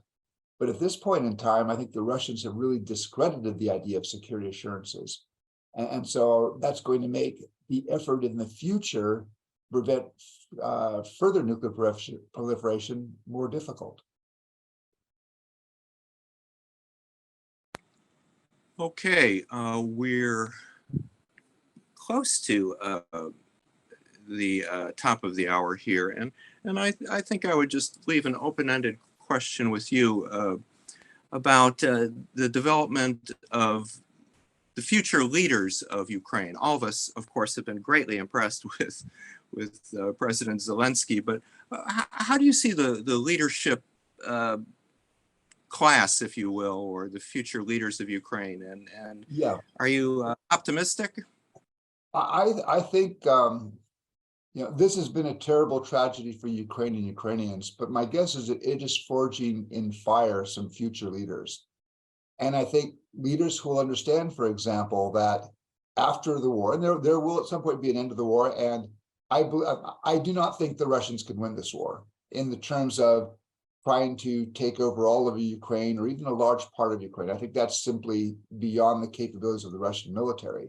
So there's going to be, at the end of the war, a Ukrainian state, and it's not going to be the rump state that Vladimir Putin intended to leave behind a year ago. But when they have the chance then to sort of rebuild the country, hopefully, to my mind, with $300 billion in frozen Russian assets turned over to Ukraine, my guess is they're going to understand that, really completing the economic reforms, doing the steps they need to contain corruption, taking the steps to curb the outsized political influence of the oligarchs, that's going to be important to building a Ukrainian economy that can support a strong military. And my guess is that this will help inspire them to deal with some of the problems that I feel Ukraine was probably slow in dealing with in the period between 1991 and 2021. And so I think this may give the Ukraine really the chance with that leadership to realize the full potential, which is to become a normal European state, democracy, strong market economy, and really a partner of the West. Ambassador Pifer, I want to thank you so much, and I'd like to remind everyone to donate to the Kyiv School of Economics Humanitarian Aid Campaign, and the web link is in the chat, so please turn to that. Ambassador Pifer, thanks so much, and I'm going to hand it over now to Mariya Omelicheva and the next segment of this wonderful Ukrainathon. Thank you so much. And Slava Ukraini. Exactly. Thank you. Thank you very much. What an exciting panel, that last 30-minute panel it was. I'm a big fan of Ambassador Pifer's writings.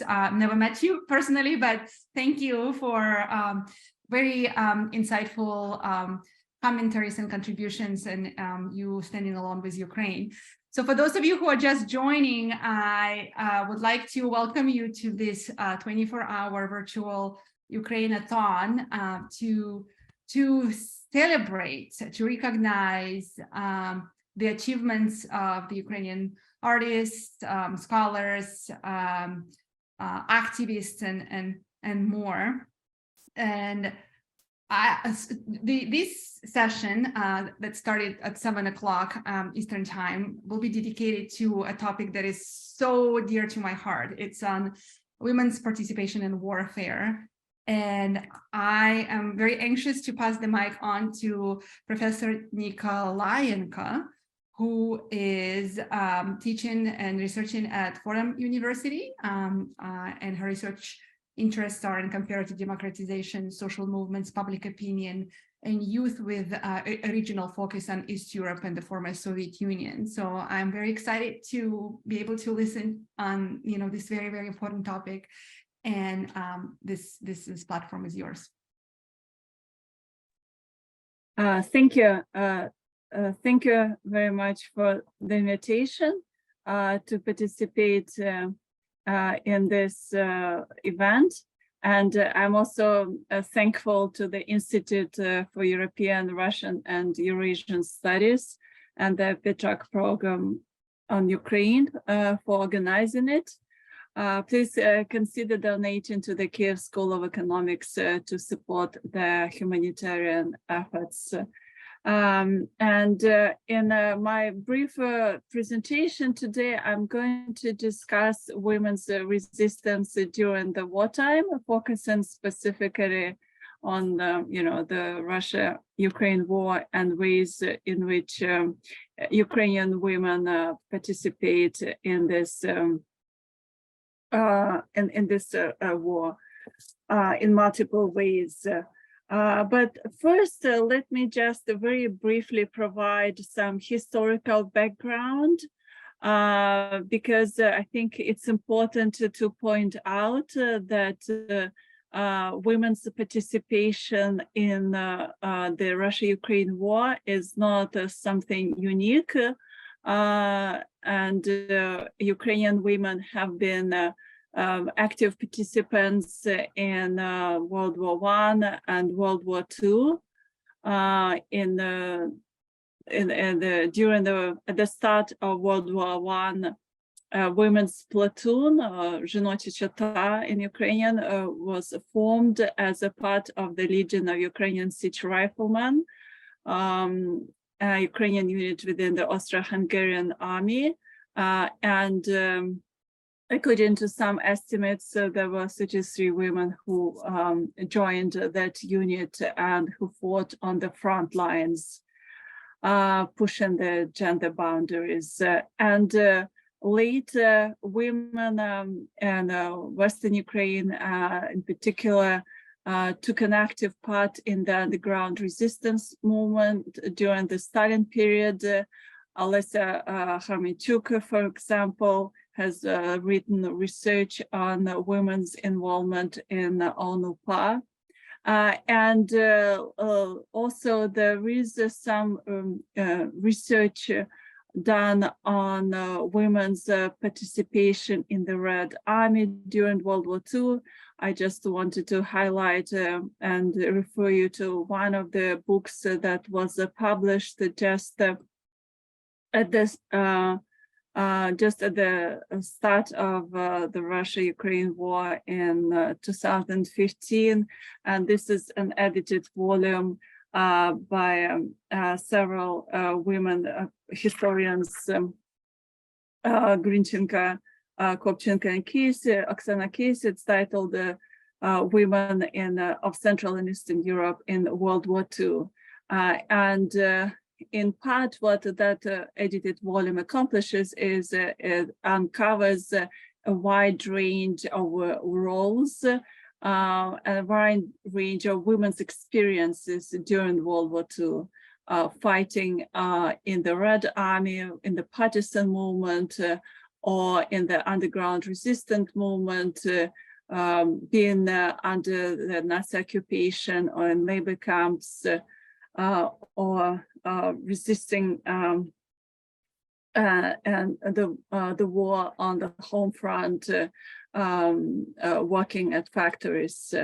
And more recently, the Ukrainian Institute, the Ukrainian Institute of National Remembrance also highlighted women's experiences during World War II.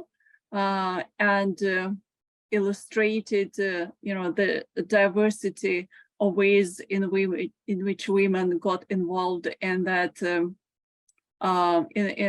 the war. Oh, just for a moment.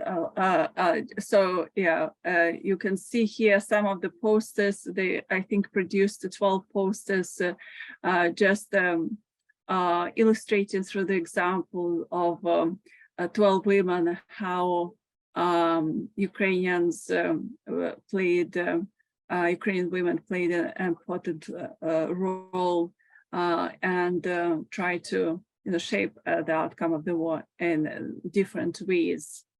But more recently, if we look at women's participation in the Revolution of Dignity or the Euromaidan, we can also see that women tried to challenge the dominant gender norms that might have pushed the women into the kitchens or in the hospital wards, and they performed a variety of different tasks within the encampment or within the broader protest movement.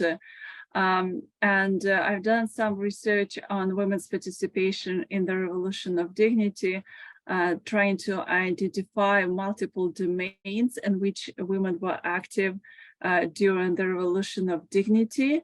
They not only made sandwiches or provided urgent medical care, but they also were very actively involved in crowdsourcing, raising funds for the protest movement that put up resistance to the regime for 3 months.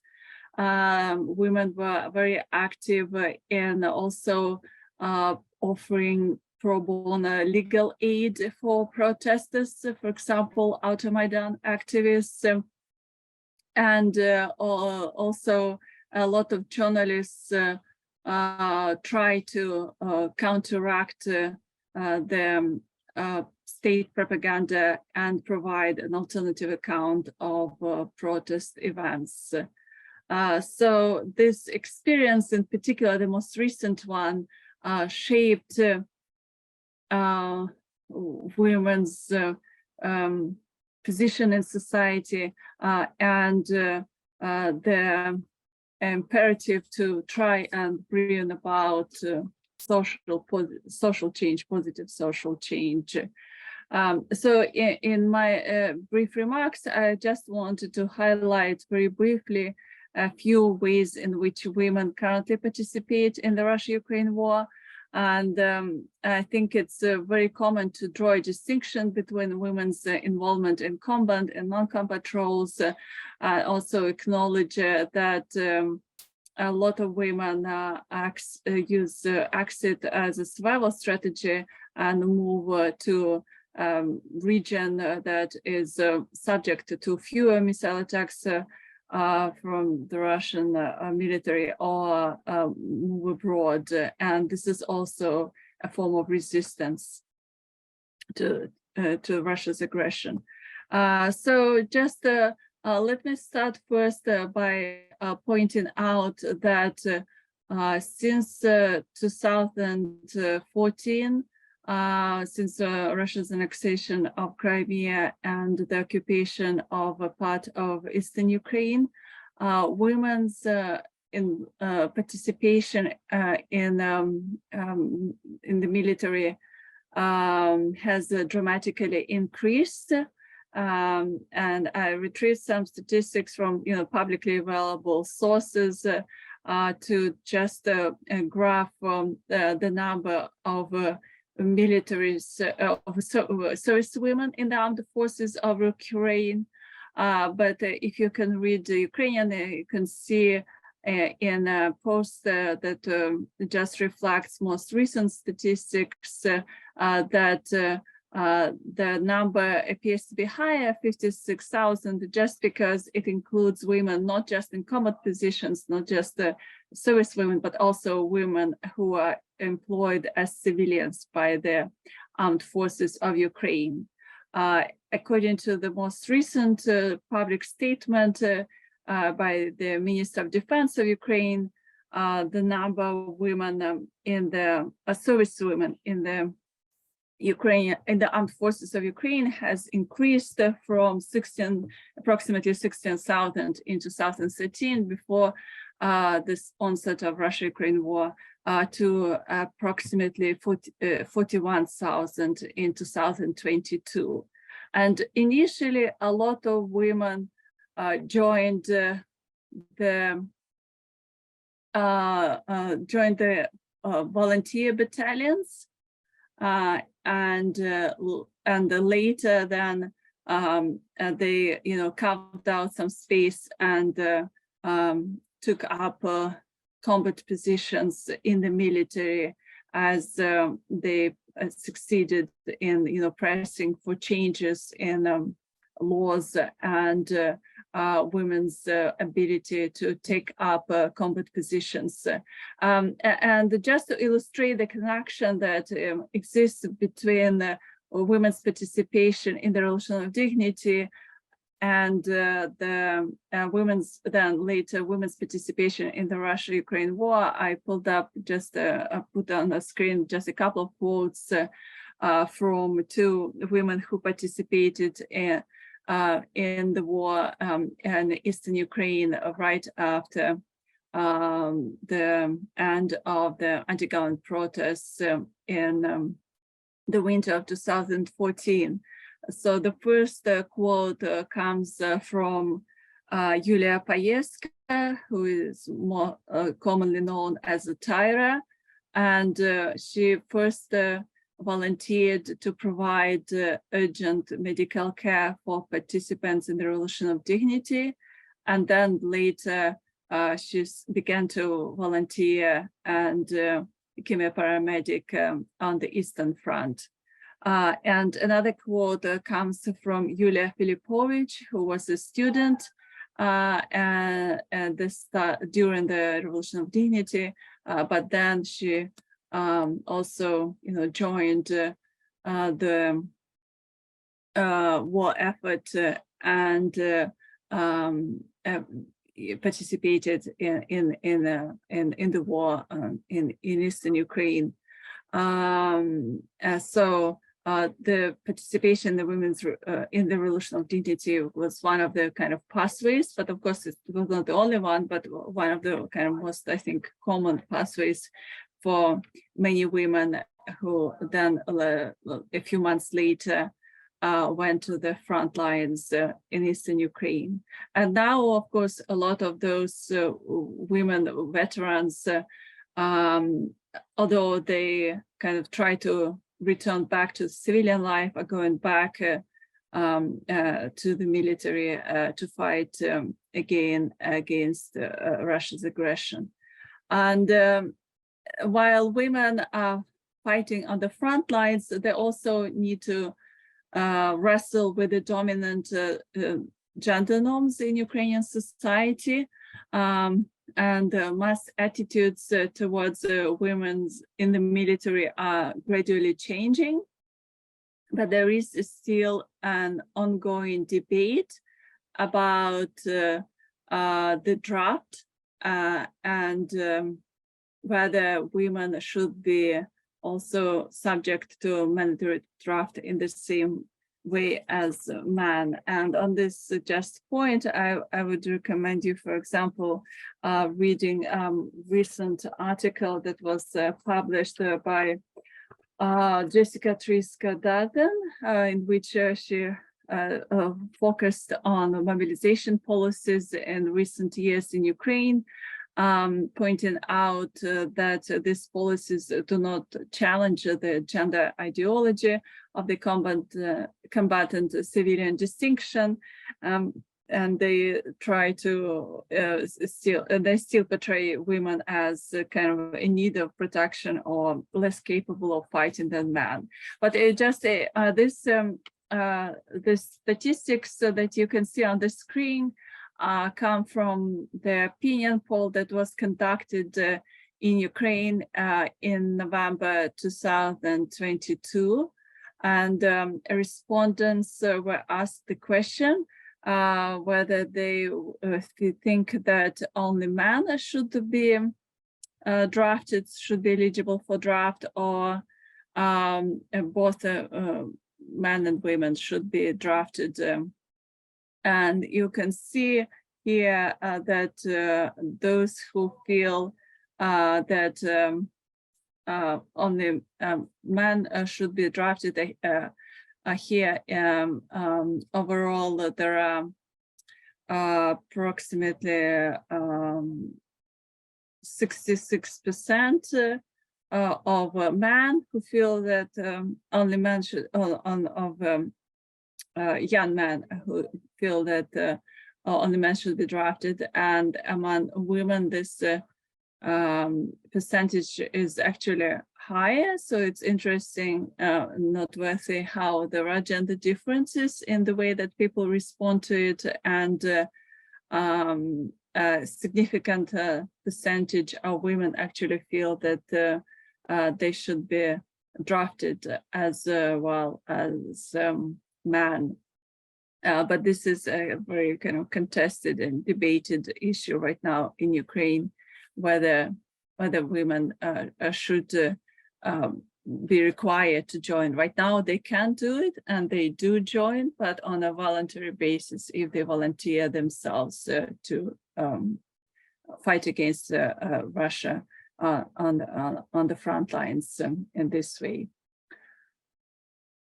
And women also actively involved in crowdsourcing efforts. Once again, they're putting to use the skills that they have earlier developed during the Revolution of Dignity, when a lot of women, especially young women, used the social media to try and find necessary resources for protesters.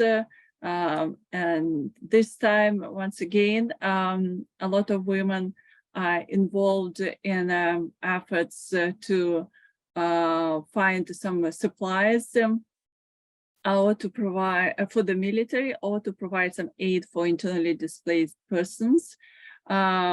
Just as an example, I wanted to mention the People's Front, Narodny Tyl. This is an organization that was formed originally to provide primarily some supplies for soldiers, including like first aid military kits, and more recently they shifted to just also trying to supply tactical military medical kits for paramedics. So they're trying to step in and provide resources that are necessary for the military to offer urgent medical care. And another organization that was formed by women is called Compatriots or Zemlyachki, and it tries to specifically offer some support for Ukrainian military women. And one of the challenges that women in the military currently face is that there is a dearth of military uniforms that were designed specifically for women. And that's what they're trying to accomplish. As you can see in this image, there are a lot of women who are trying to help the military in some way by, for example, making nets. There are just, very numerous ways in which women try to volunteer and provide support for the military and also for internally displaced persons, since thousands, millions of people relocated, in particular from central and eastern and southern parts, maybe, of Ukraine, would be correct to say, and some from the central to other parts that appear to be a little bit more safer. Of course, no place is totally safe in Ukraine. And some women are also engaged in active advocacy, trying to address and appeal to the international community, to the policymakers in the West. And I just wanted to mention the Ukrainian women veteran movement that has been very vocal in not just advocating for the women's rights in the military, but also pressing for more Western support for the Ukrainian army. Mariya Berlinska, for example, served in the army in eastern Ukraine, and she's a very prominent war veteran who has been very active in the veteran movement, and was one of the producers of the documentaries about the Invisible Battalion. And she also has written, in English, appealing to the Western audiences, calling for greater military support for provision more weapons. And in the fall of 2022, there was actually a group of women soldiers who came to Washington, D.C., and they visited the Pentagon. They appeared on main media, Western media, giving interviews and explaining to the American public the importance or the urgency of providing military support for Ukraine. So one of the leaders of this veteran movement is Adriana Rechta, who has been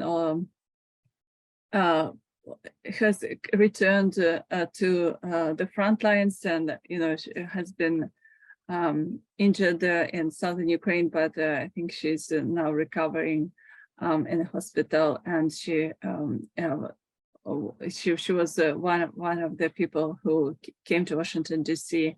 and to advocate for greater military support for Ukraine.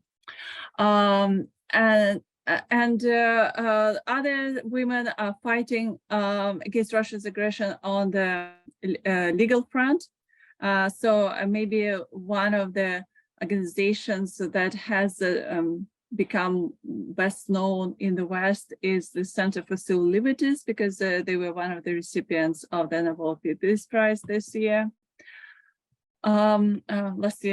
And Alexandra Matveychuk, in one of her media interviews, pointed out that she, had never imagined that following police violence the Maidan in 2013 and 2014, she would focus on the documentation of war crimes on the territory of Ukraine, but that's what some lawyers currently, human rights activists are currently doing. And women were also very active in producing the culture of resistance, and there are multiple ways in which they try to decolonize public space. And one of the initiatives, for example, that is led by Mariya in Kharkiv, as Kharkiv toponymic group, is renaming the streets, getting rid of Soviet era street names, names that are associated with the previous regime, the Russian Empire. A lot of sociologists observe how many Ukrainians and families switched from speaking Russian to speaking Ukrainian, and women play a big role in, facilitating this process and making sure that their children are hearing, bedtime stories in Ukrainian and improving their fluency in the Ukrainian language. You can see here, based upon the results of a public opinion surveys that were regularly done by a rating group, how the last bar, that the one that is colored in blue, this portion of the bar, is steadily growing, and according to the most recent survey results, approximately 60% of those who live currently who stay in Ukraine started speaking Ukrainian at home, and Ukrainian women also producing writing different films, documentaries, highlighting also the role of women during the war. So this is just one of the most recent movies that is coming out. It's Bachanya Metallica. It's about a female war veteran, and it's forthcoming soon. So I'm just going to wrap up because I think we're almost out of time. And I just wanted to mention, women are also very active in the government, and that they assume a lot of very prominent roles, so not just volunteering. They're also included in some government agencies and assuming a prominent role also in the government. Also a lot of women have left the country. According to some estimates, there are currently over 8 million refugees from Ukraine in Europe, and overwhelming majority of them, according to most recent estimates, more than 85% of them are women. A lot of them are with higher education, and they're trying to provide some safe space for their children or the relatives while they're staying abroad. So just to conclude, the women participate in the war and effort in multiple ways. Some of them are very active on the front lines, in the military. Others are trying to work hard on the home front, volunteering, raising some resources, documenting war crimes, and others migrating in an attempt to, preserve their families and save their children from the aggression. What is noteworthy is that as the war continues, right now, the overwhelming majority of Ukrainians feel that the Ukrainian army or the Ukrainian society more broadly would be capable of repelling Russian attack and it is in no small degree also the accomplishment of Russian women. Thank you for your attention, and I look forward to comments or questions. Thank you so much, Dr. Nikolayenko. Unfortunately, we are out of time, and as a moderator, I am asked to keep these sessions on time. I just want to thank you for all this fascinating research. And I really wish that what you do becomes much more mainstream, because I myself, I truly understand and appreciate the importance of women's participation, gender mainstreaming reforms, the role of women in combat, and how it influences the country's propensity towards democratization, towards peace, prosperity, and so on and so forth. So thank you for all of your work. And I just encourage the audience to reach out to Dr. Nikolayenko with further questions, but we will move on to the next session, which I am privileged to moderate. And our 7:30 p.m. Eastern Standard Time session will be dedicated to victory or stalemate, possible path to peace in Ukraine. And we have Dr. Paul Nieri from University of California, Riverside as a presenter. Dr. Nieri is a professor of political science and public policy, as I said, at the University of California, Riverside, and he studies politics in the former Soviet Union, focusing on Ukraine and on Ukraine-Russia relations. And he has recently published an excellent volume on this topic. And given that we have so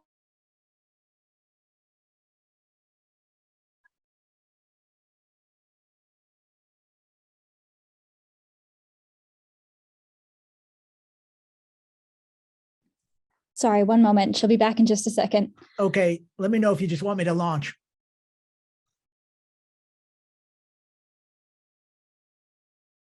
Yeah, and I don't know, you can relocate me to the participant. Yeah, I was kicked out of my, probably I'm doing such a poor job.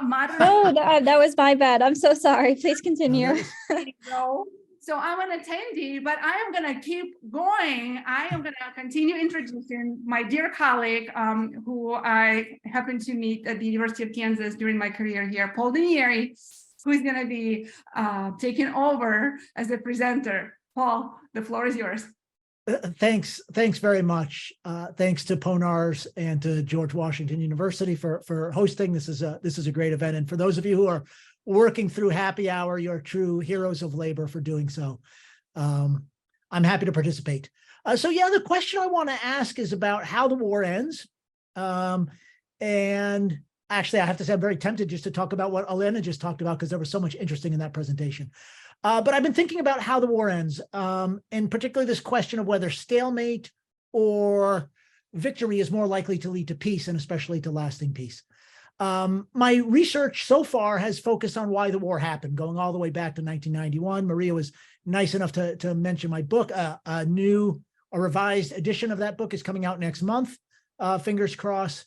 But what I'm sort of pivoting from trying to explain how it started and why it happened to how it might end.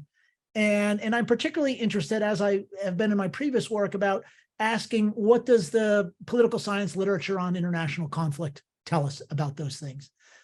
So looking beyond the context of this case to what we know more broadly about war, and how that then overlaps with what we know specifically about this case. And I should stress this is ongoing research. It's in an early stage. So I'm still sort of exploring this, and I would actually welcome anybody who's out there who's been working on this or thinking about this and wants to talk about it. I'd love to talk with you sometime. But we've heard a couple of different arguments about what's the best path to peace. The one path is basically stalemate, right? We'll get stalemate, and that will lead to peace. And then there's another argument that says the only way to peace is for Russia to be defeated. And of course, especially early in the war, there were a lot of people that were saying the only way to peace is to get to the inevitable end of this war, which is to let Russia defeat Ukraine. And we're just making things go on longer by supporting Ukraine. So I want to interrogate those ideas. One conceptual preliminary is, what do we mean by peace? Because we say peace, and that can mean a lot of things, right? It can mean, just in a very narrow sense, that people aren't blowing each other up and shooting each other anymore, just the absence of war, sort of like the day after ceasefire, when war is very likely to restart. Think about the peace as it exists on the Korean Peninsula, which has been, 70 years now of not quite peace. Or you could think about a real peace where nobody's even thinking about attacking each other, security community like you see in much of Europe and the the North Atlantic community these days. So not all peace is equal. And one of the important things I think we want to think about is not only how this war ends, but how this war ends in a way that stays ended. Because empirically, we know that most of the wars in history are accounted for by the same pairs of states going at it over and over and over again. So peace isn't really valuable if it leads to something much worse in a few years' time, which of course we know from this case, because we had Minsk, which was this very thin peace, and it didn't prevent this much nastier war from erupting. And so one of the things I'm thinking about then is, how do you get to a peace that's not as lousy as the Minsk peace was? So there's this intuition that says stalemate leads to peace. And actually, there's a big literature, mostly on civil wars, about stalemate and peace. And intuitively, it makes sense, right? First, you get a stalemate, and then you get a ceasefire, and then that ceasefire congeals into a peace agreement. And the Korean War might be an example of that. Sergei Rodchenko published a piece in the New York Times today, sort of saying that's how this is going to go, and use that analogy of Korea in the 1950s. The idea being that only when neither side thinks that they can gain by fighting will peace finally arrive. So that's all good, makes sense. Turns out the research on this is actually pretty mixed. Not only on whether stalemate actually leads to peace, but on peace that results from stalemate actually lasts. Because there's another view out there, and that's the view that says war is caused in a very basic way by a disagreement about who will win.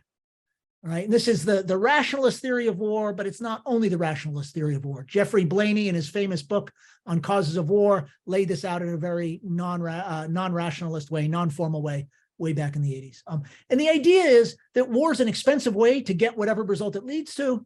So if you knew how it was going to end, the weaker side would simply make the concessions needed to get there without suffering the costs of war. And the stronger side would have an incentive to make some concessions or limit its demands in order to avoid the cost of war. And ironically, of course, this is what a lot of people were advocating that Ukraine should do, right? Give Russia what it wants because they're going to get it anyway, and it's cheaper to get it without the Russians having to invade you. Turns out it didn't quite work that way. But from this perspective, war ends only when the question of who will win the war is resolved, right? Or in other words, war ends only when somebody wins, or when it's clear who's going to win. So as long as there's stalemate in this perspective, both sides can continue to believe that with a little more effort, or with a little better tactics, or by maybe just exhausting the other side a little bit more, they can win. Right? And the historic example of that, besides sort of the 2 years of the Korean War between 1951 and 1953, is the middle 2 or 3 years of World War I and so on, where we're always going to throw another battalion, another division, another 100,000 men into the war on the Western Front in World War I, because if we do that one more time, we might just get the breakthrough we need to win. And we're already seeing this in Ukraine to some extent. The lines of control haven't changed much since the fall of Kherson in November. Both sides remain absolutely convinced that they can win. And what I want to stress is, in some important sense, they're both right. Russia could still win this war if things go its way. Ukraine could still win the war if things go its way. So until some of these key uncertainties are resolved, both sides have an incentive to keep fighting.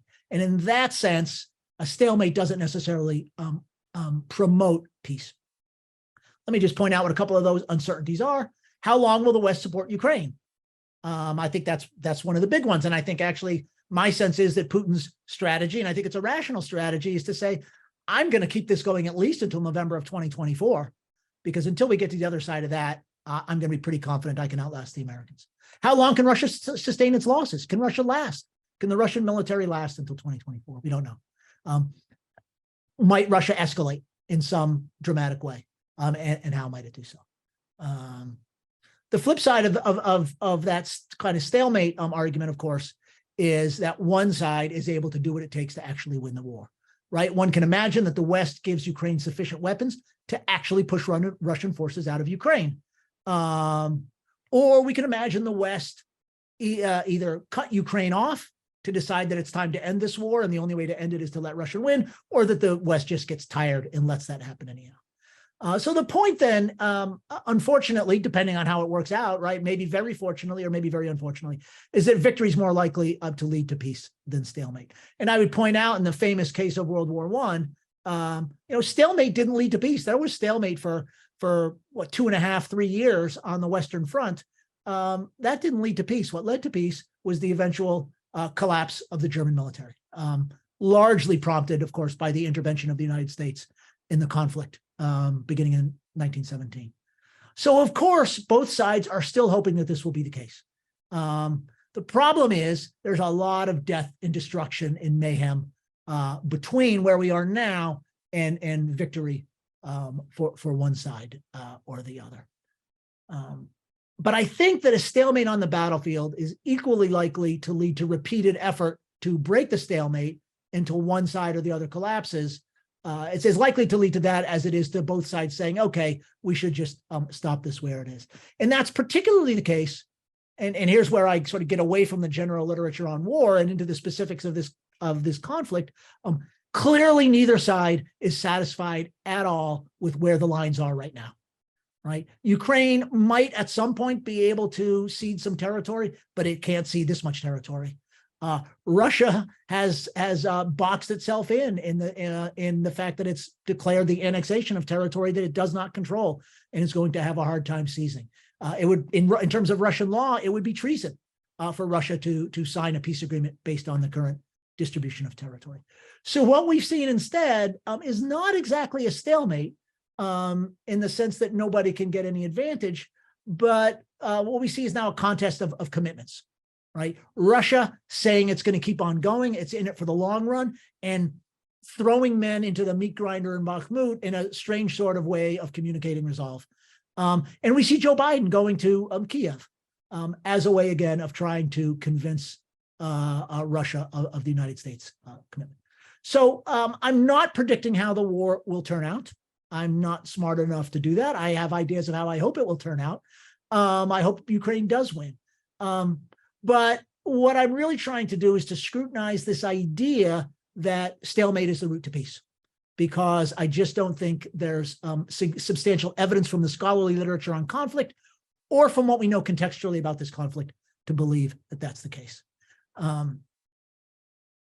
Maybe I'll just say a couple words about how does the way that this war ends shape the peace that follows? And Mariya and I have had some conversations about this earlier in the year in an event that was sponsored by Ponars. And again, I'll emphasize that many of the wars in history are accounted for by the same dyads fighting again and again. And in a way, we already have that here, right? There was this very small, relatively small war that started in 2014, sort of froze, but never quite froze after 2015. And here we are again in 2023, and we're a year into this next war. France and Germany went at it, 3 times between 1870 and 1940. So that's the sense I'm getting at. I think ultimately a lot of this depends on what happens in Russia, right? It's hard to imagine without some kind of change in Russia that we're going to get any kind of thick peace, right? The best kind of peace we can imagine, as long as this kind of regime is involved, is in power in Russia, is a very thin peace where Russia's waiting to get strong enough to go after whatever parts of Ukraine it doesn't have, and where the Ukrainians, supported by the West, are preparing for the next war. I don't think fighting this war to a stalemate makes the next war any less likely. But to be honest with you, I'm still working out how to try to demonstrate that more persuasively than me just saying it. So I think I'll stop there. I've talked for about 15 minutes. If there are questions, I would happily take them, or arguments. Yeah, thank you so much. Yes, I encourage the participants to post their questions in the chat. And while you're thinking about questions, I want to remind everyone that during this 24-hour virtual Ukrainathon. We're also trying to raise funds for Kiev School of Economics that has been dedicated to the humanitarian effort in support of the Ukrainians. So please, if you are so inclined and have the capability to donate them. But let me ask you, Paul, this. So I'm very curious, maybe teasing a little bit further this argument about, the relationship between stalemate and peace. And you also in your talk distinguished between the negative piece when, hostility ceases, and there is a positive piece, which is much bigger, kind of conceptually richer. So have you thought about what kind of characteristics does the stalemate need to have in order to lead to the positive peace, or the peace that is not going to become a prelude to next war? And I'm going to probably give you some hints because yeah, because like I think in we're concentrating on diets, right? Yeah. But maybe we can also think about what are the role of the third parties. Yeah. So I'm just speculating here, but I'll let you to. Yeah, no, and of course this was the conversation we had last year, and those of you who want can go find on the PONAR's website the paper that Mariya wrote and the paper that I wrote and a few other papers, kind of on the question of what the West might need to do in order to keep Ukraine secure after this war is over. Yeah, the more there's an international community surrounding this peace, the stronger it will be. And my first thought is always about sort of NATO and the Western alliance helping Ukraine become, if not a member of the NATO alliance, right, this kind of porcupine strategy. But it's equally important if somebody is placing some kind of friendly constraint on Russia, right? So there's been a lot of news over the last 24 hours about China's so-called, peace plan, which if you read it, it's not a peace plan at all. But if to the extent China can talk as an external guarantor that says, if we can get to this kind of peace or that kind of peace, we'll put some of our prestige on the line in ensuring that Russia doesn't violate it down the road, that could be really valuable, as well as the positive effects it might have in Russia's, in China's fraying relationship with the Western community.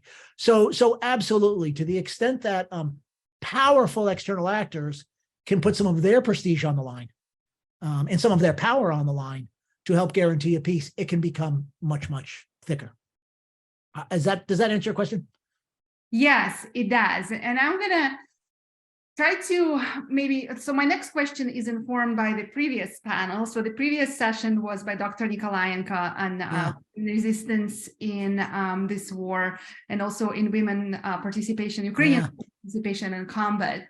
So, and this is something that I have been also thinking a lot, and as someone who's been trained in international relations, who's been thinking about conflict through the lens of kind of this dyadic relationship, state to state, and oftentimes overlooking the role of the society, the role of members of the society, and also, so this is kind of a background.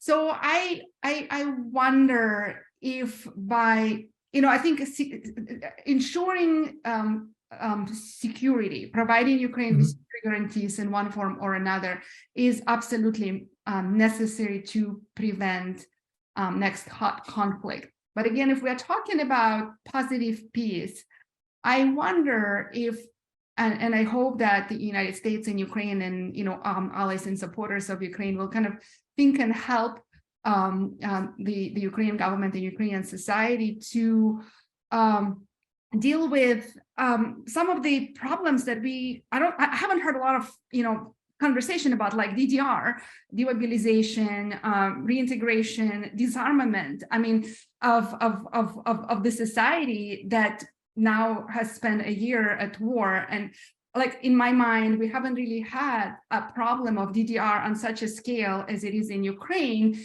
to ensure this transition to society at peace by society at war that may in and of itself become a prelude to something.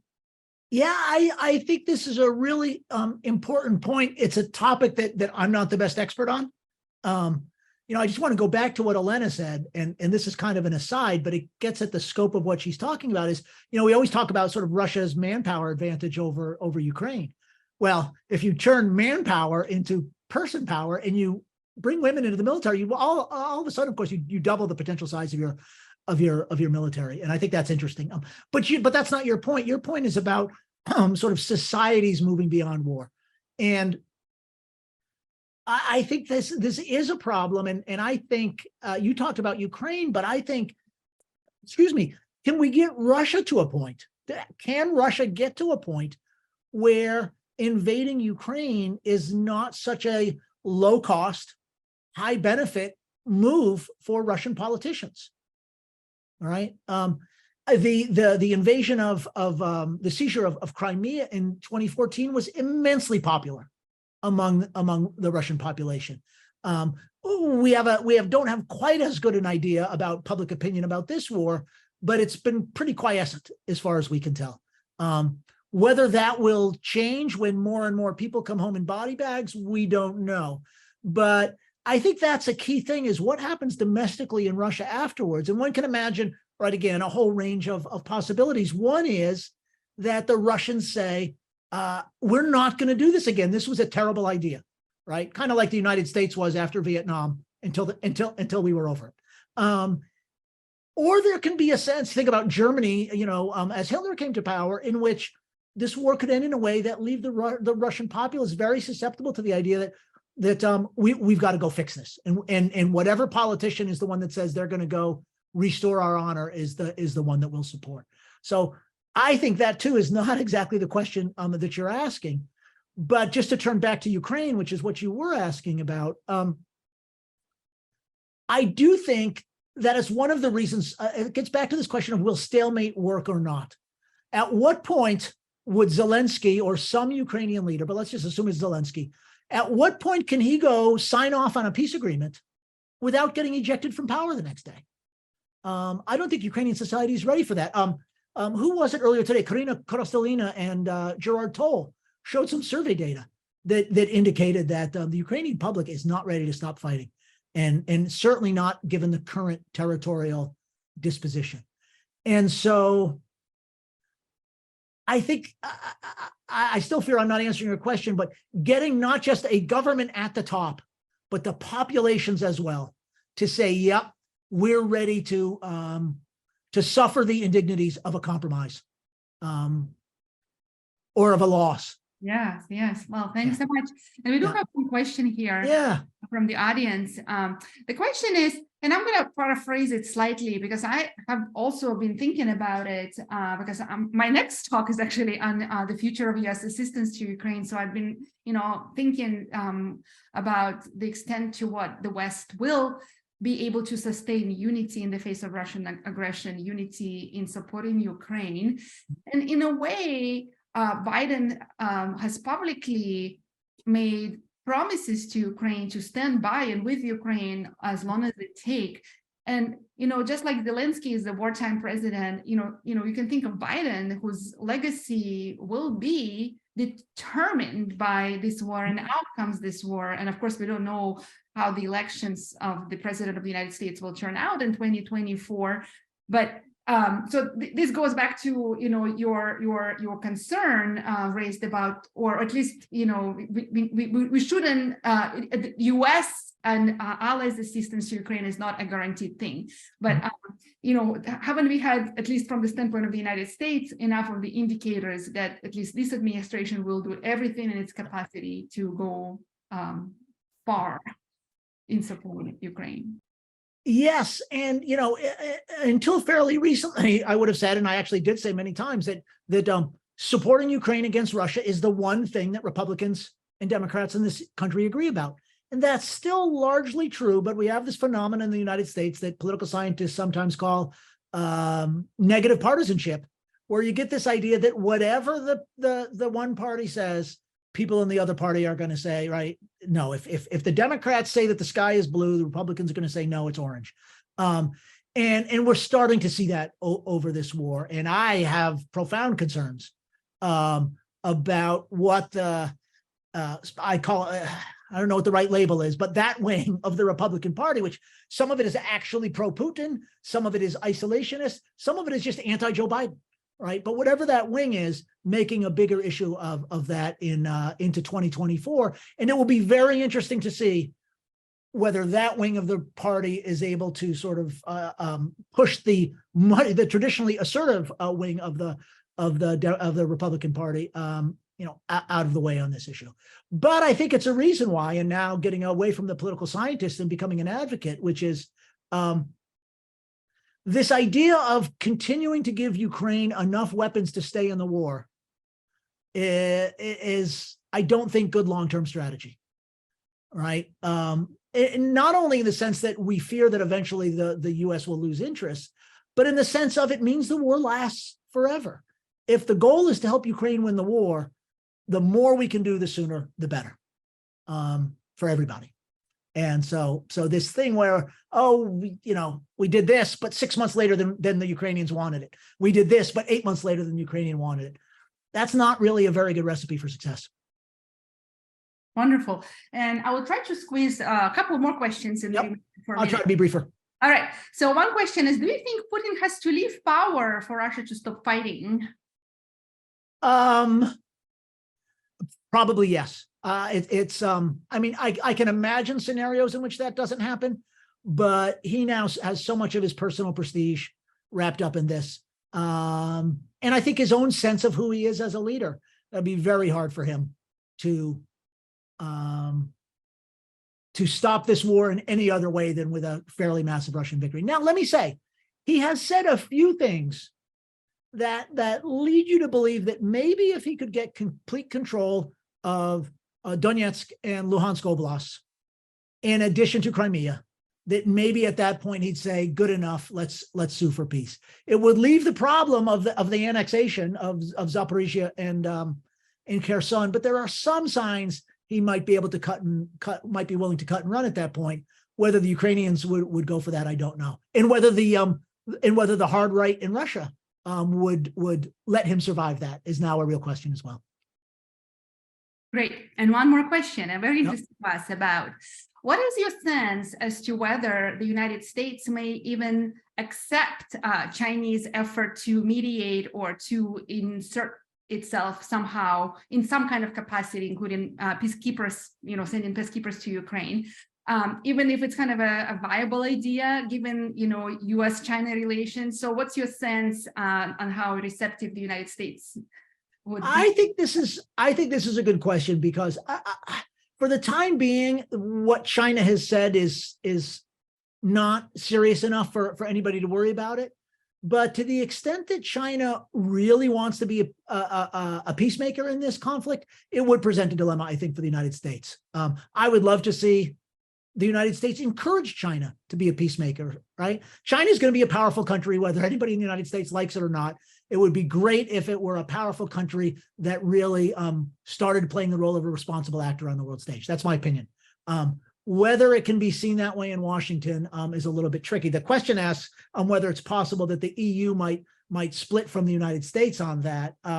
We're not going to find out until China gets serious, and I don't see too many signs that they're going to get serious. But I don't see the US and Europe splitting on this. But I'm speculating, let's be honest. All right.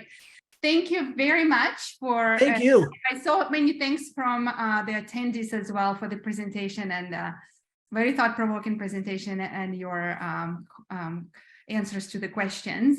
So I am going to pass the microphone on to Paul, and I will then assume the role of the presenter. Paul, the mic is yours. All right. Look forward to it, Mariya. Thanks.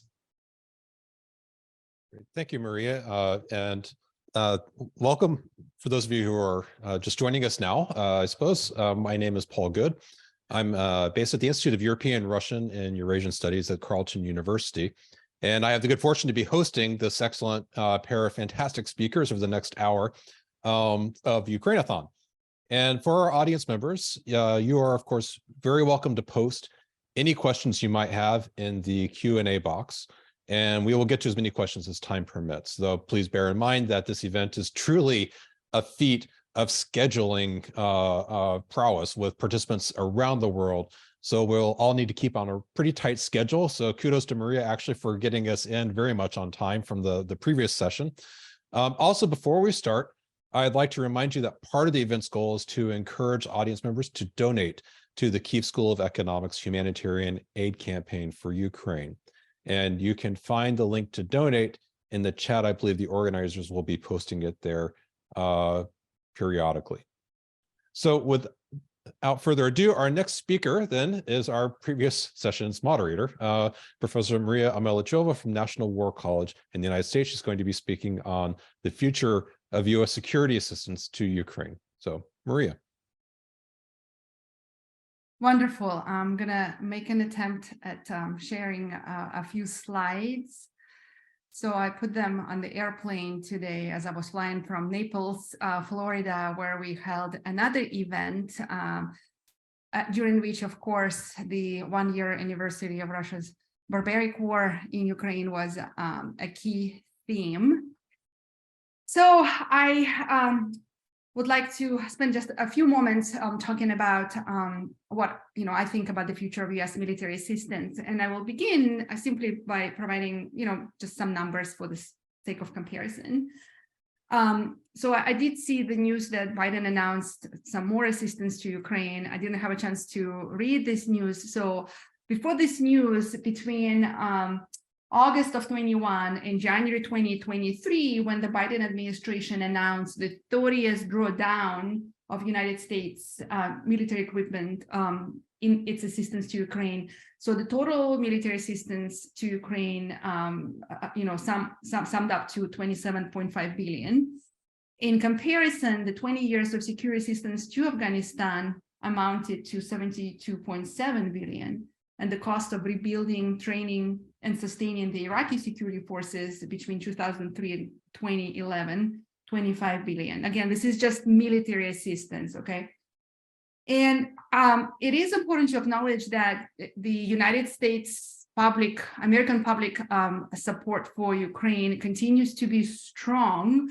The most recent poll conducted by the Associated Press in February of this year shows that 48% of respondents continue favoring the United States providing weapons to Ukraine, and then 29% opposed and 22% didn't know.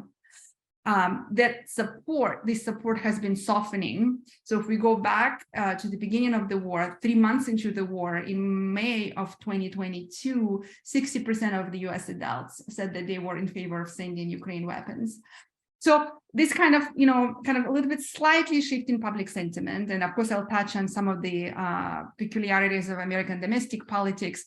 And Paul Danieri in the previous session also raised or articulated what seems to be a concern and a debate about whether or not the United States should continue supporting Ukraine militarily in the amounts in which it has been supporting. So this kind of created this aperture for some public debate. So I'm not going to be prognosticating about whether or not Washington will continue supplying Kyiv with aid. I think it will, but I do want to put forth what I call what I consider critical factors in my view that will determine or they will shape the United States government decision-making about the levels of military support to Kyiv. And the first is, spring offensive. So a critical factor in the immediate future that will determine the scope of military aid to Ukraine is the spring offensive that can be launched at any time by any party in this conflict, either Russia or Ukraine. And many analysts think that the outcome of this spring offensive will be decisive of the course and the outcome of the war. If Ukraine prevails, and there is a good chance this spring by pushing the Russian forces completely out of its territory. So this will not lead so much to the attenuation of the military assistance, but it will calibrate its scope with some of the priorities changing into the continued military reform, military professionalization, and some other requirements pertaining to the Ukrainian defense needs. And so then so what determines the outcome of the spring offensive? And I think two factors, weather is one, but more importantly, it is the speed with which the United States and the European partners and allies will be able to deliver the most recent package of game-changing weaponry, including tanks, infantry fighting vehicles, long-range missiles. So since Russians were pushed out of Kharkiv and Kherson in the summer and fall of last year, they have dug into defensive positions on a size and scale that we have not seen in Europe since the end of, or since the Second World War. And we also know that offensive campaigns are much more challenging than the defensive ones. And this is going to be further complicated by these hundreds of miles of these defensive lines, stretching for hundreds of miles. They are fortified with concrete pillboxes, moats for defensive tank positions, anti-armor barriers, machine gun nets, and so on and so forth. So it's going to complicate the offensive. And for Ukrainian infantry to advance against such a fortified line, they will require the support of an armored attacking force. And some of this support will arrive in late March and early April. However, and this is very important, Ukraine asked for initially 300 tanks.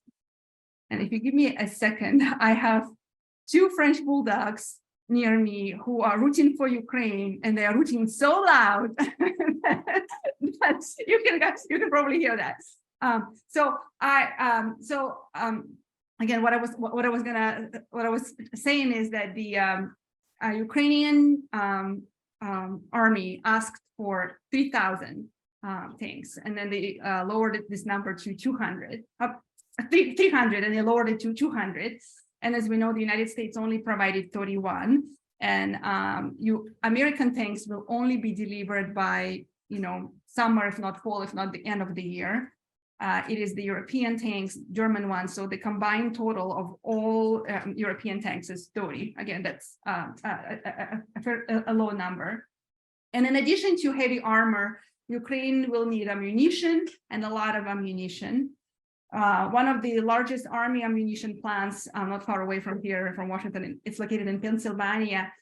It turns out about 11,000 artillery shells in a month. And it's 11,000 in a month. So the Ukrainian military often fires that amount in just a handful of days.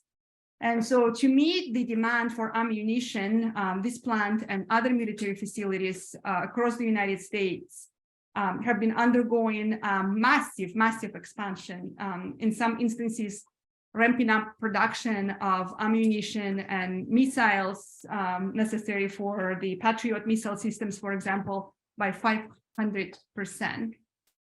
And so what you see here on the slide is that an important factor affecting the future of US military aid for Ukraine and the future of that spring offensive is whether or not the United States and allies will be able to crank out weapons and ammunition production rates at a much higher rate than currently.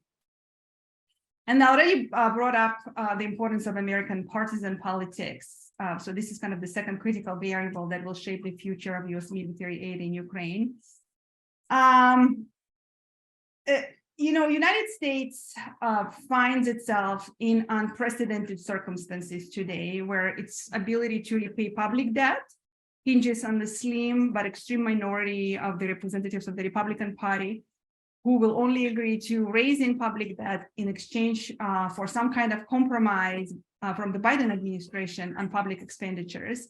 So oftentimes it's the United States foreign assistance budget that is a candidate for deep cuts. And if it happens, then those cuts may get into US assistance to Ukraine. And then those of you who've been following American politics, you also know that to get the mantle of chairmanship of the House of Representatives, Congressman Kevin McCarthy had to compromise with the kind of the representative of the extreme wing of the Republican Party in exchange for their votes. And so these concessions gave those individuals tremendous power to initiate a vote to remove him as a speaker, forcing him to tread very, very, very carefully on issues that they may disagree with. So again, I think it's a very important because, you know, it's a very slim minority because the majority of the Republicans continue supporting US military assistance to Ukraine.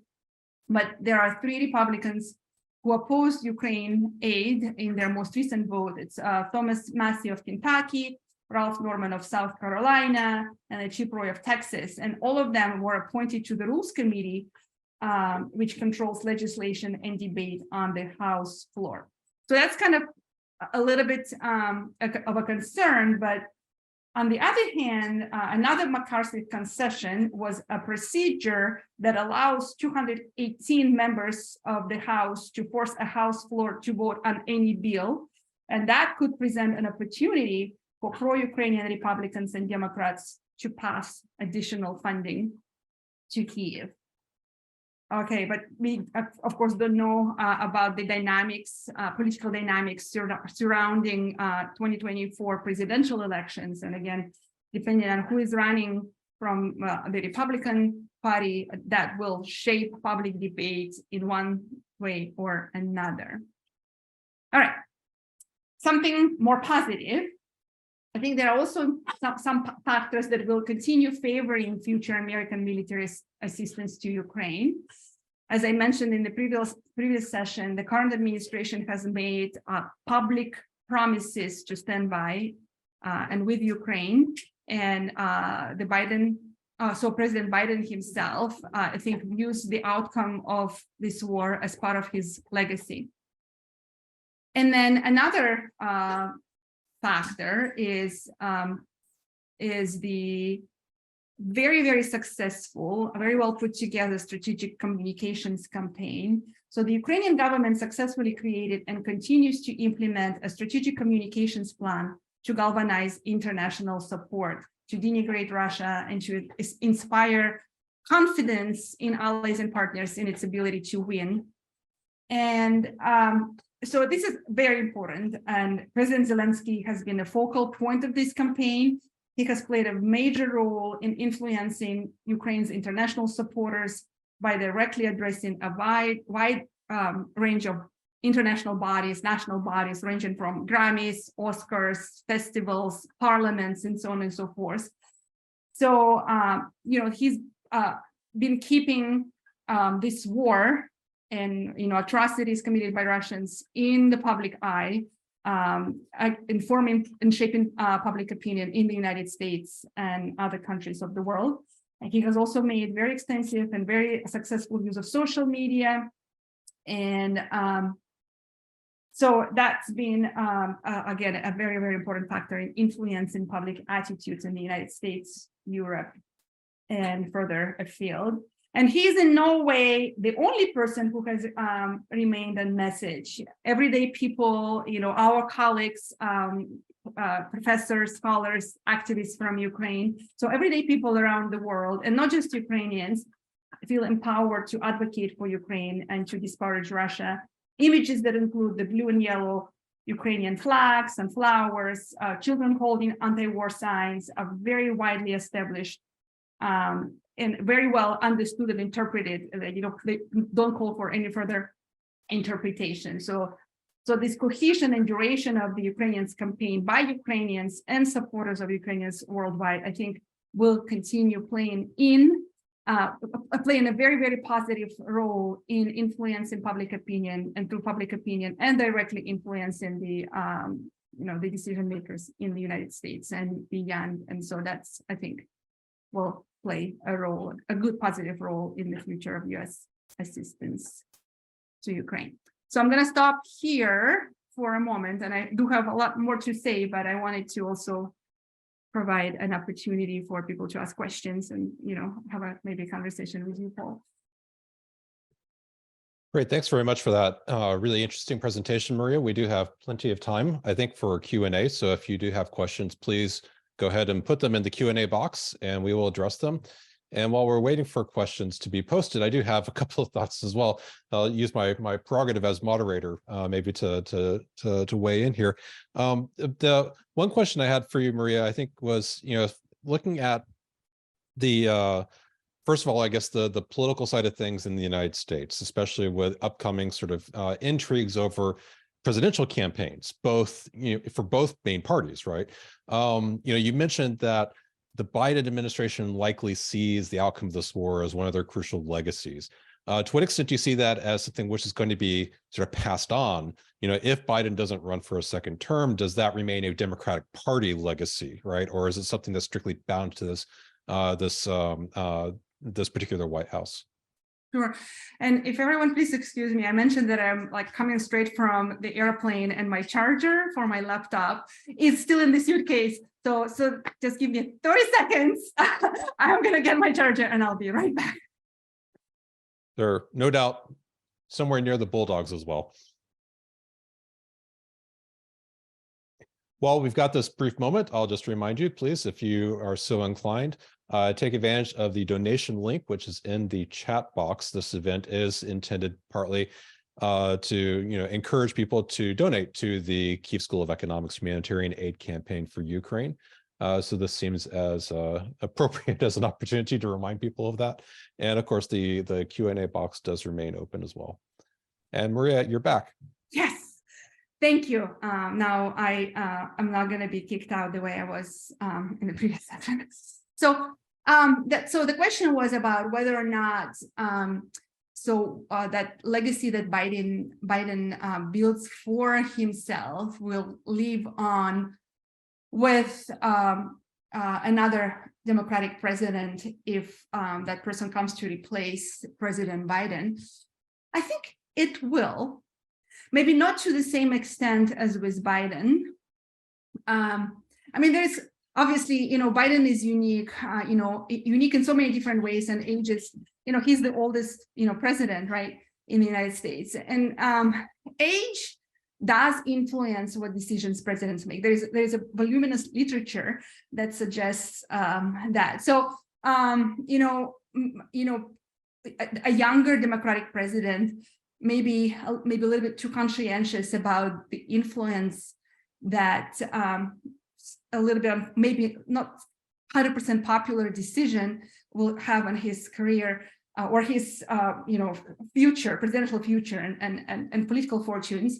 So having said that, I think there will be slight differences in terms of how central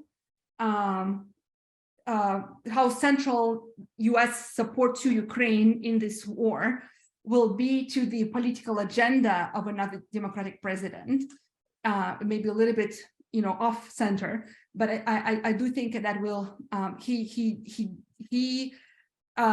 is the face of the party currently, and he set this agenda for himself and for his party, and.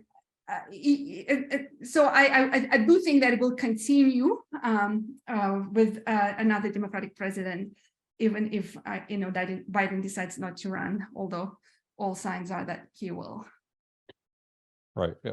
One never knows entirely, though, of course, in these situations, but we'll see. A question from the audience from Ron Bookbinder. It says, thanks for your excellent presentation. Do you see the US and Europe responding more promptly to Ukraine's weapons requests than they have in the first year of the war? I think they will. But there are two big components of decision making. One is the political, and another one is the logistics. And I think those both elements of decisions will be accelerated. There is much more political appetite. There is kind of a higher threshold for risk taking, especially at the beginning of the war. There was much more a concern with nuclear escalation and this and that. I think now the US government has gotten a little bit riskier in that regard, but still prudent in making its decision. So there's a calculated decision making that that the chances of Russia using nuclear weapons are not as high as we thought at the beginning of the war. Ukrainians have done so phenomenally well in the battlefield. They've shown their ability to get trained very quickly, that all of these sophisticated Western technologies, military technologies, can be put to the good use, and so on and so forth. So there's like a lot of political arguments that were made at the beginning of the war. They just fall flat. I think, if anything, the biggest challenge is the logistical one.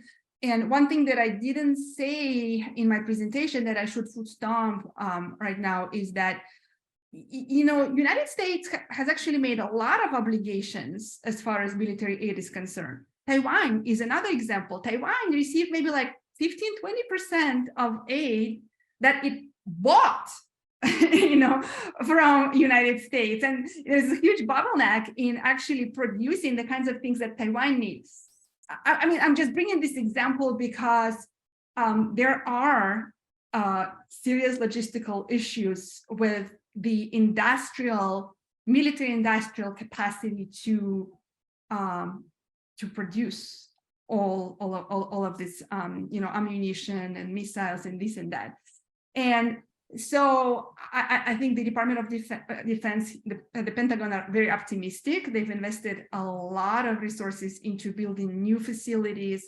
The current facilities, they've been hiring, hundreds and hundreds of new employees. And so, but this is unprecedented. So we haven't had a precedent to base our judgments off as to whether or not that logistical, bottleneck will be successfully addressed. But I think the aid, the political aspects and logistics will be accelerated. And I'm more concerned about the logistical side than the political one. Okay. Another question from the Q&A. In the nuclear setting, is horizontal escalation more likely? In other words, for instance, Moscow providing more support to North Korea or Iran in their respective conflicts to increase leverage towards Washington? I think the tables kind of have reversed. Yeah, it's a good point. Up until this war, Russia, even after 2014, with all of the sanctions that were initially imposed on Russia remained the #2 supplier of weapons globally after the United States. It did have to shift, markets, but it made inroads in East Asia. But Russia, too, has not been able to deliver on its contractual obligations to provide those weapons to the countries that, it has contracts with. So if Russia had everything it needs and could even sell that overseas, why would it need, Iran and its drones in support?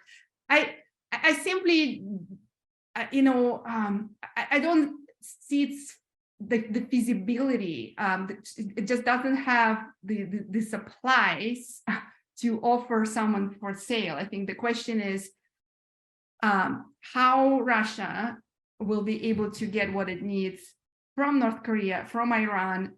And, there are some speculations. Even today, the announcement came from the United States government that China may be stepping up its assistance to Russia, because Russia, too, is in dire need of more sophisticated, more modern, not the obsolete technology it has been relying on in the past month of the war. So if anything, I would be much more concerned about Iranian and Chinese role in supplying military assistance to Russia than other way around. If I could take a moment maybe to come back to one of the first points that you raised in your presentation about the softening of US public sentiment over the last year, which I think it's a very important point. And one of the reasons why I sort of wanted to come back to it too is because one of the Republican members of Congress who sort of is potentially going to be very influential on this is also representing my own congressional district in Texas.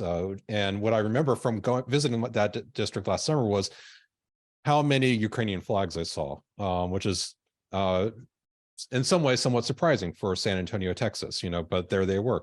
And so I wonder if maybe we could try to think a little bit, how do we reconcile the softening of public sentiment, even in an area where one would expect it to be, very much less hospitable, towards Ukraine, with also what we recognize as a fairly effective, strategic communications campaign. Is that communications campaign no longer hitting its target in the way that it was over the last year? And is that related to the softening of public sentiment? Oh, yeah. So I will try to answer this indirectly. I think public opinion surveys is but one data point. And so it's an important data point, but it's not the only one. And sometimes it's not the best indicator, not the best measure of either public support or government official support. I will, flags or the stickers with the Ukrainian flag, or one thing that was noted by one observers during during Biden's State of the Union address. The foreign policy aspects took like 3 minutes in an hour-long address. So everyone was talking about that, but nobody noticed that a lot of Democrats and Republicans, they had that ribbon with the colors of an Ukrainian flag. So what does this say, right? So there's like all this really interesting signals or signs that they're positive overall. And even if they were not, then I would also make an argument that a lot of Congress people and Americans, they are very transactional. There is of course the intrinsic and value-based aspect of how they make decisions, but there is also lots of transactional decision making, especially when it comes to politics. And so it goes back to my point, like where are those congressional districts where but in the end, one of the arguments against aid that has been made is that it is the congressional districts where the largest military industrial enterprises are located. They are the greatest beneficiaries of the aid, because a lot of the aid ends up in American pockets, because it's procuring US-made weapons, right?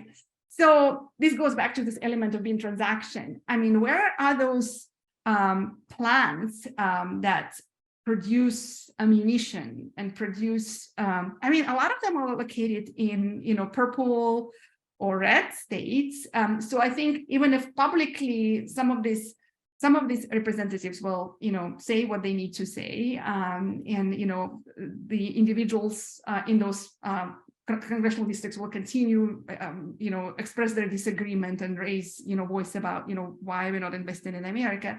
But when it comes to the decisions, I think there are lots of indicators that the decisions in the end, the cards will fall in place in favor of Ukraine on all of those grounds. So indirect answer to your question. Thank you. Yeah, I mean, there is certainly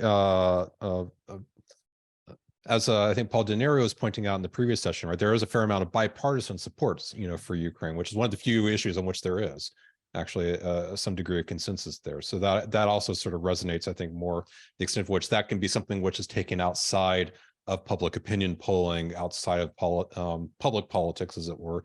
But there's still lots of contingencies probably in play. But thank you very much, Mariya, I think, for this very helpful and important overview to examining the future of U.S. security assistance to Ukraine. And we've basically run out of time now, so but I appreciate your thoughts. And with that, Professor Omelicheva, I'd like to sort of officially thank you, and we'll invite our next speaker, Professor Volodymyr Kulikov, to join us. while he is connecting, Yeah, I would I'm just like here, to. but I'm here. But if somebody let me to start video. Uh-huh. Oh, yeah, I can. Great. Do it. Yes. Welcome. So we are now joined by Professor Volodymyr Kulikov, who is based at University of Texas in Austin. And he is going to be speaking on economic sanctions in the Russian-Ukrainian war, ethical implications, and efficacy. Professor Kulikov, please. Okay, yeah, just give me a couple of minutes to organize my screens. Oops.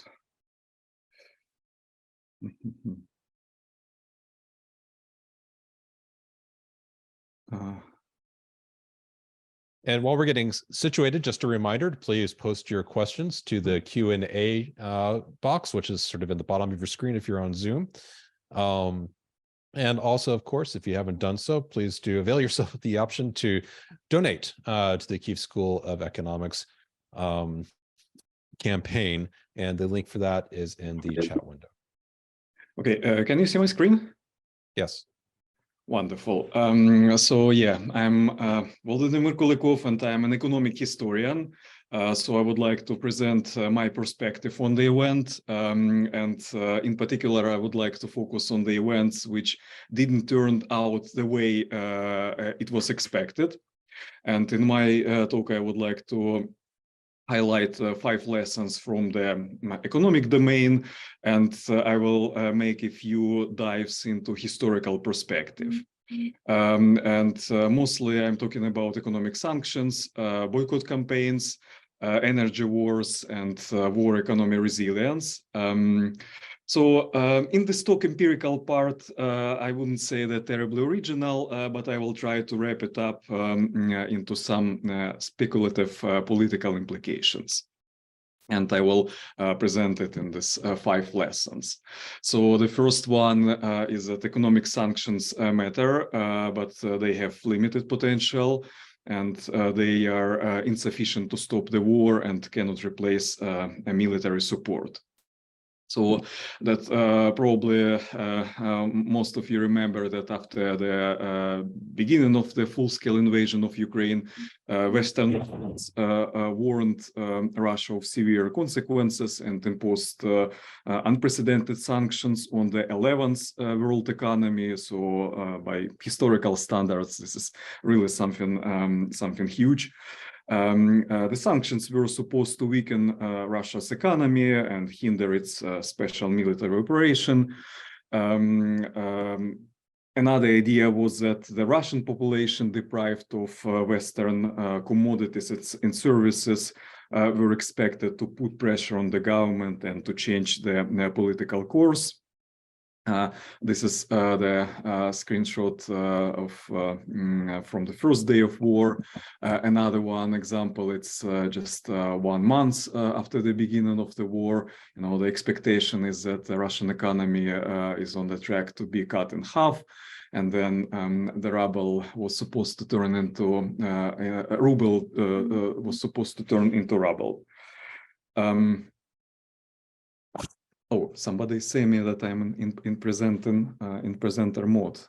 Is it true? How do you see my screen? Yes, it is in presentation mode, it looks like. Oh, okay. Then maybe I can do it like. And there you go. Yes, that's great. This is better now. Okay. All right.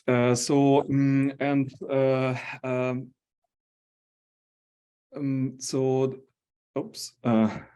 And it was also, yeah, it was also my personal expectation. Then the war started. I was in Vienna in Austria, and I also drew this big poster in which I wrote that we should put pressure on the Russian economy, and I also had this expectation that there will be a crash of Russian economy, and it will be beginning of the end of this military operation. As we all know, it didn't happen. None of this prediction materialized. And actually, 3 days ago, Vladimir Putin, in his big speech to the federal to the public, to his political colleagues. He boasted that the West Economic Front had achieved nothing, and that Russia's GDP had only decreased by 2.1% instead of what was the expectation, like 10-12%. And this is official Russian statistics, but actually the calculations by, for example, World Economic Bank, they are similar, like minus 2.2%. So there are several factors which can explain this resilience of the Russian economy. And first of all, the government was well prepared, and they implemented harsh measures then the war started. One of them is so-called this import substitution, importное замещение. And also it didn't help that many countries have been unwilling to enforce the sanctions, referring to concerns about this corrupt Western foreign policies. And we know well that Russia continues to enjoy economic partnership with several big economies, including China and India. But if we look at the situation in the historical context, it shouldn't be a big surprise because there are lots of debates about the efficiency of economic sanctions, and the bottom line is that minority of them, they were really successful. And this is one of the recent book on the topic, and Nicholas Mudler, The Economic Weapon. And in this book, the author collected historical data, and this data show that more or less third of economic sanctions can be considered as partly successful. And nevertheless, what also he demonstrated that, we can say that sanctions are not especially successful, but that countries continue using them. It was also the case of this war between Russia and Ukraine. But it also the lesson is that that economic sanctions have been effective to a certain extent, and they turn to be result in much slower than expected. Still, they are needed, and they made an impact. They should be continued, but what we also can see that they couldn't stop the war, and they cannot serve as a substitute for the military and financial support of Ukraine. Now, from this government level, I would like to move to a corporate level. And this is the observation number 2, that public pressure rarely determines corporate self-sanctions or disinvestment, but combined with other measures, they actually can have effect. So what I'm talking about is that then the war started. In addition to economic sanctions imposed by the government, many Ukrainian politicians, academicians, public activists, they called companies operating in Russia to withdraw from the country, to put what sometimes they call the self-sanctions voluntarily. And these activists, they use different forms to put pressures on the companies, including nudging, boycotting, protesting in front of headquarters. And these are just a couple of examples. The Minister of Foreign Affairs, this typical example of shaming companies which still continue to operate in Russia. Or this one is one of this activist and social activist group in social media. Then also on the level of academia, several institutions, they trace corporate behavior, and one of them is Kyiv School of Economics, the co-organizer of this event, and they are doing a great job in tracing what companies do in Russia, wherever they stay or they live. And if you look at the right top corner, that there is this general statistics about the situation, like so far we have. So you can see that it's not very successful, these boycott campaigns, because according to this calculations by Kyiv School of Economics, out of 3,000 companies which are in the database, only 191 completely left Russian market. And then we have also this who are leave or wait, and in this case, these companies, sometimes they just stop investing, sometimes they stop production, but many of them, they, for example, they continue to pay salaries to the Russian employees, which mean also that they contribute to the budget. But I mean, if you look at this situation from the point of corporation, then it's again that not that straightforward. I mean, it's straightforward that it's they should leave as soon as possible. But I think that on the level of corporations to make this decision, that's not that simple. And companies, some companies, they try to communicate their decision to stay in Russia. Usually they cite several reasons for that. Something like contractual obligation. They just simply say that, yeah, we have contracts, we have to continue doing this. Employee responsibilities. This is just one example on the screen. Sometimes they say that they don't want to punish ordinary citizen, meaning that, yeah, this is a Putin's war, and the ordinary citizen, it's not a war.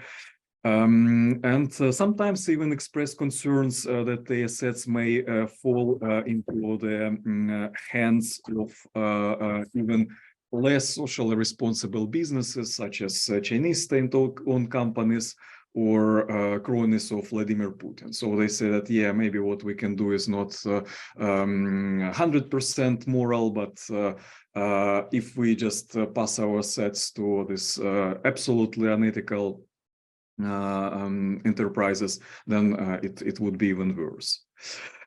So yeah, operating in Russia presents a serious challenge for multinational corporations, and they have to navigate different conflicting interests, including those conflicting interests between different national branches. So sometimes they have Russian-Ukrainian, and there are this very harsh conflicts between these branches.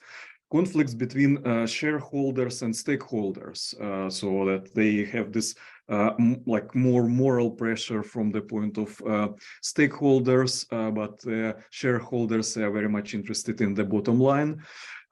So again, that they have to somehow to find the balance between these two.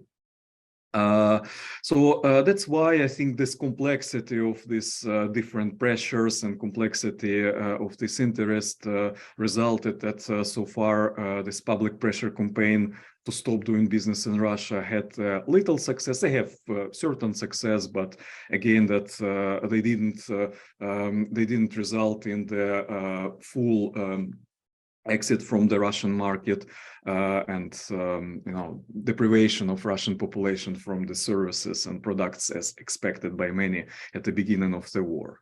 But again, that if we look at it historically, very few but boycott campaigns achieved their results. Some did achieve, but most of them, we can say that at least that they were only partially successful. And a couple of months ago, I wrote this piece with a group of students, and we look at this boycott campaign and public pressure on multinational corporations in Russia in comparative perspective. And yeah, our conclusion was that it's really difficult to convince companies to leave the market immediately.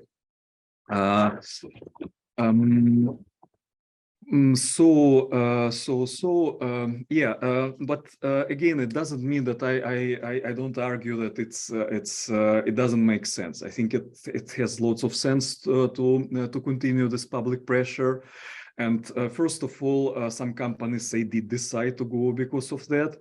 In many cases, my understanding is that sometimes companies, they already feel uncertain about stay or leave. because of supply chain disruption, financial market volatility, aggressive protectionist policy in Russia.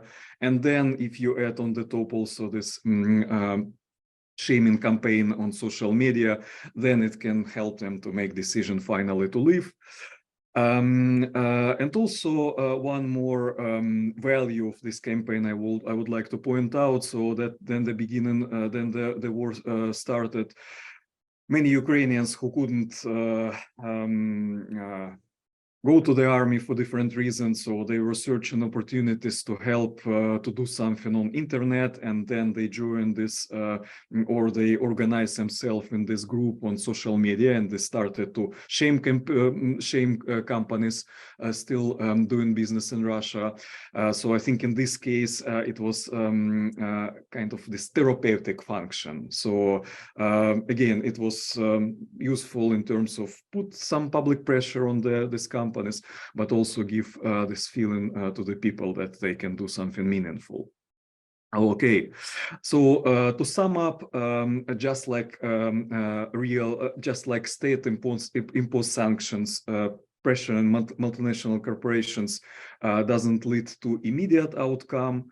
But it may contribute to and impact then used alongside with other approaches. Okay, my next point is that a few words about using energy as weapon. And here the idea is that it's so when it is used in geopolitical conflicts, it's a double-edged sword, and then it is used to achieve these quick solutions. Then quite often countries which apply it, they lose leverage in like long-term run. So first of all, it's no surprise at all that Russia has been using energy as weapon. We know very well that it did it several times in history, and this is just one example from The Economist from 2006. Then they cite this case. And of course, they were willing to use it now in 2022. That they reduce gas export during the season, then Europe usually fills gas storage, and the point was to put pressure on European governments to lift the economic sanctions.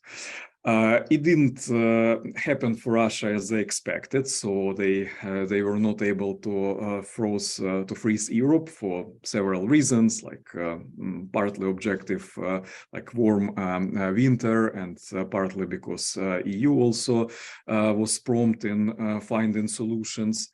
I would still argue that EU won the battle, but not the war, because it still needs to find solution to fill reserves for winter 23-24, and it still remains a challenge.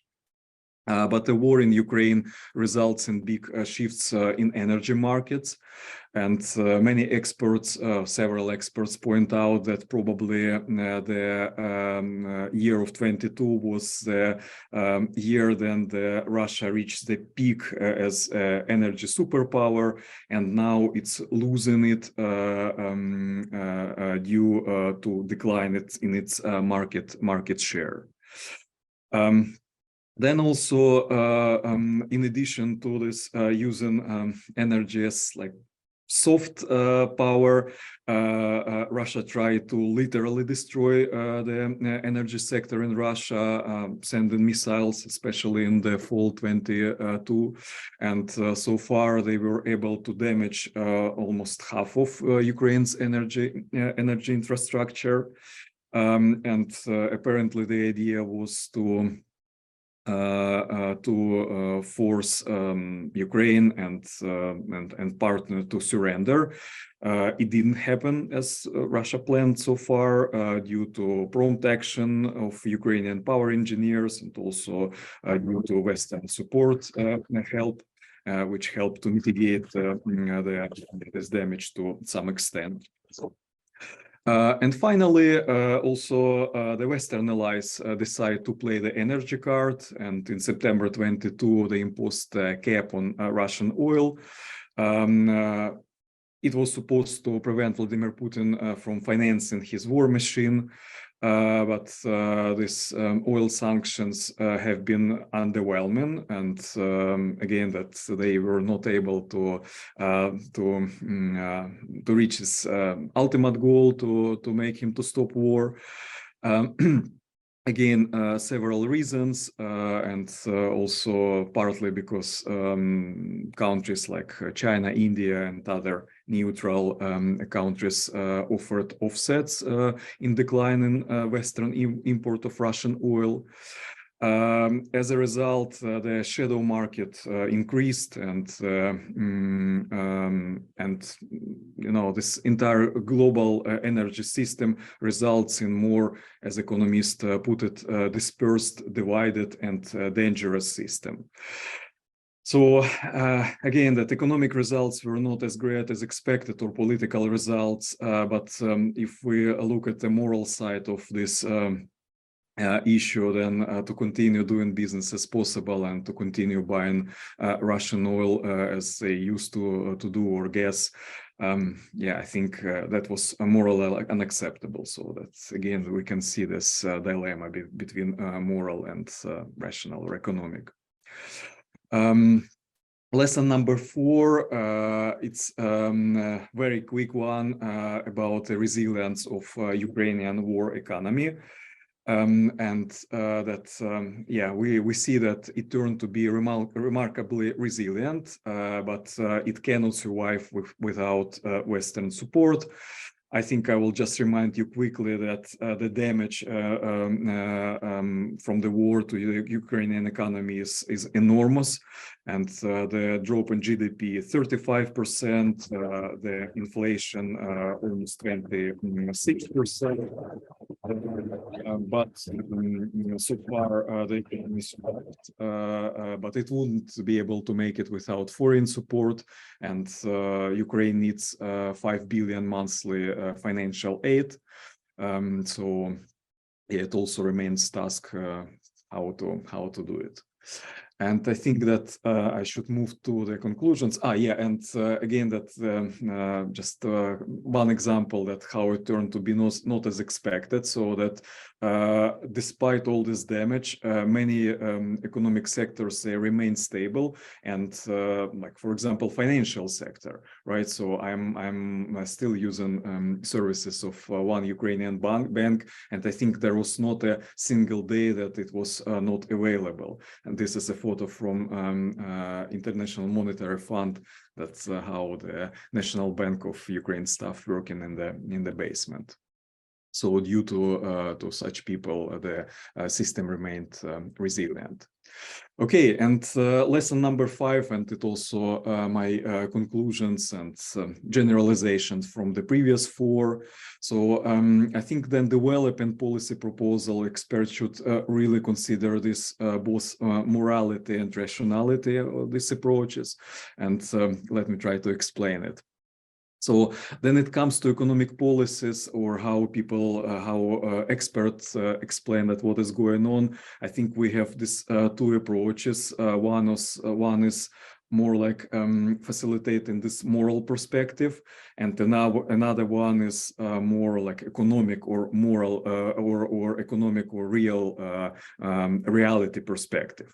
And the first one, the moral, is mostly presented by Ukrainian experts who emphasize the moral aspect of decision making and expects Western governments and business to prioritize ethics over financial cost. However, this approach often overlooks the politicians and executives must transfer to voters and stockholders with different view perspectives. And these stockholders, they may not prioritize moral principles. On the other hand, we have this group of experts who are very much economy oriented, and they facilitate the pragmatic approach. So the idea is that, yeah, we will put economic pressure and it will result in a political course change. This approach also had its flaws. It tends to over-rationalize economic and political actors and underestimates the potential of political and social unity around shared values. What are the implications? Depriving Putin of funds for war is commonly stated goals. As it sounds good, it sounds ethical. However, there is, in most of the cases, there is another more pragmatic objective that is just as crucial in sanction policy, but not as frequently discussed. And this objective is to prevent market crashes and also to ensure that multinational companies do not bear an excessive cost than divesting from Russia.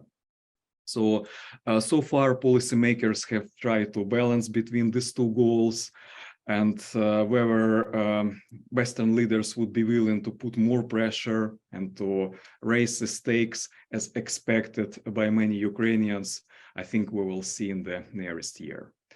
Thank you. This is what I wanted to say. Great, thanks very much. That was very substantive. There's a lot of material there to take in. I have way more questions than we have time, and probably there will be some other questions that come filtering in. But if I might start quickly, I want to pick up a point that was raised by the previous presenter, Professor Omelicheva, about the softening of public sentiment in the U.S. in particular. But I wonder, with regards to the U.S. and the West more generally, do you see support for sanctions as holding steady since the time of the start of the war, or has it been softening along with public sentiment, about support for Ukraine from a strategic perspective? Yeah, I mean, today we had Michael Pence at University of Texas, and he was talking about Ukraine, and he emphasized that he also believes that sanctions are needed, and he reassured that this support is needed. Yeah, so I think that there is evidence that sanctions bite, and I think also this obsession of Russian politicians to prove that they don't care about sanctions justifies very well that actually they are painful and that they bite. I think this is just what we learn from the last year, that they do not act as quickly as we expected, and that unfortunately autocracies are very resilient to them, but still there is an effect. And we do have a question in the Q&A. What role does the fact that many Russian companies find a safe haven on Cyprus play in Russia's ability to keep their economy kicking along? And probably, I would say, not just Cyprus, but potentially sort of like other safe havens potentially as well. Yeah, I think not only Cyprus, and Turkey. So there are good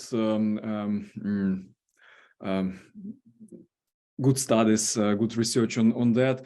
So I think that on the one hand, it's very annoying that I don't know that it's possible to do this, to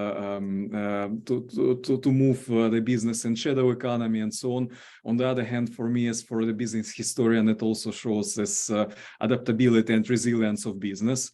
And actually, what I just thought recently, that how many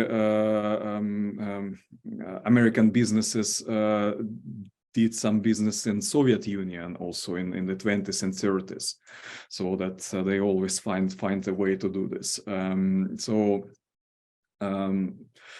Yeah, I think that this is what the Economist also argues, and they talk about this very ambivalent outcome of the oil cap price. But again, that not to do anything and continue doing business as usual, it's not right. So that there is also this moral side, which also should be taken into consideration. And just maybe one last quick question in the remaining time. If we think about the ethical implications of sanctions, it's a little bit jarring to see how, in some ways, Western sanctions encourage Russian elites to make the theft of foreign assets kind of a point of patriotic pride. You know, you think about like Margarita Simonyan's comments about IKEA, for instance, right? Yeah. You know, how are we to, you know, reconcile the importance of sanctions with, you know, one of the obvious consequences, what seems to be that it has in some ways emboldened kleptocracy within Russia? Yeah, I think this is a very good point. That again, the expectations were like Russians would be disappointed that they cannot buy stuff in IKEA or buy McDonald's, and then they would be frustrated and put pressure on the governments. What we can see in the reality that most of them actually they unite around the flags and this pride of how we could oversmart them. I think it's partly that. First of all, that how we can substitute and also how we can outsmart, because we still can get all this stuff and all the services. And on this popular blogs, yeah, this is a recurrent topic. And also there are some blogs and they compare, okay, that is the service better or worse in this Вкусная and Точка, which is a former McDonald's. So again, that how it in the reality turned quite opposite to what we expected. But I think also the question is that for how long it can last, and I also think that there might be a turning point that actually it will be considered as something negative. All right. Well, on that optimistic point, maybe that's as good a point as any to finish. We are out of time, but thank you so much, Professor Kulikov, for sharing your insights with us. And I am now very happy to hand the virtual mic over to Professor Brian Taylor from Syracuse University. Great. Thanks very much, Paul. As Paul noted, I'm a professor at Syracuse University, and I will be hosting the next hour of Ukrainathon. A reminder that this is also a fundraiser that Kiev School of Economics is hosting for humanitarian aid.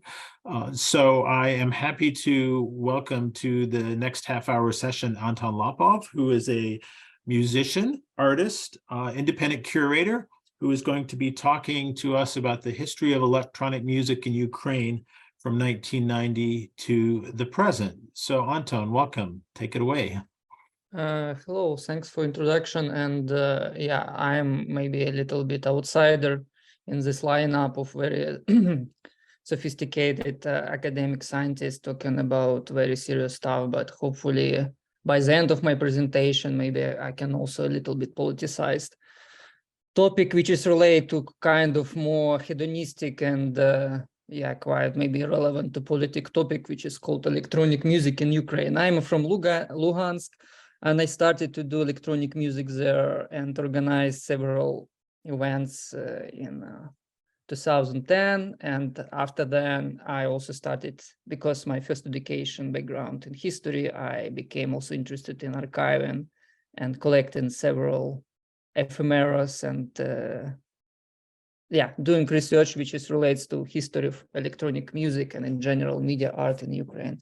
And what I would like to present is based on my experience of delivering presentation here in USA. I did it twice, and I also organized kind of fundraiser, smaller one for Ukraine, and I organized in the form of presentation where I talk about history of electronic music, and then I played afterwards some DJ set, but here I will not go into play, but I will just play some historical and contemporary examples of electronic music. Okay, so let me share my presentation. I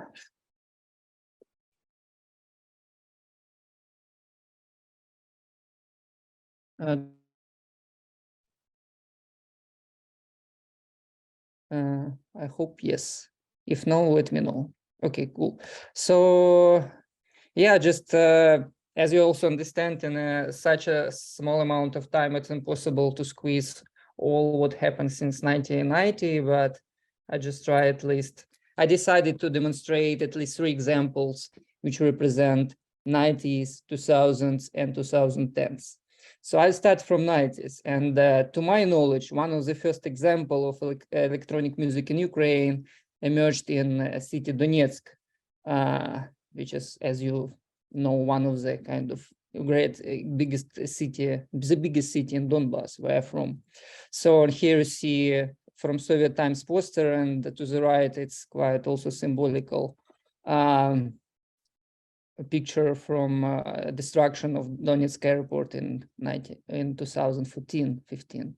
So, but returning to 90s, the person behind the first example for electronic music in Ukraine, his name is Vlad Kramer, and I want to play a bit his music. Oops, I guess we don't hear it, right?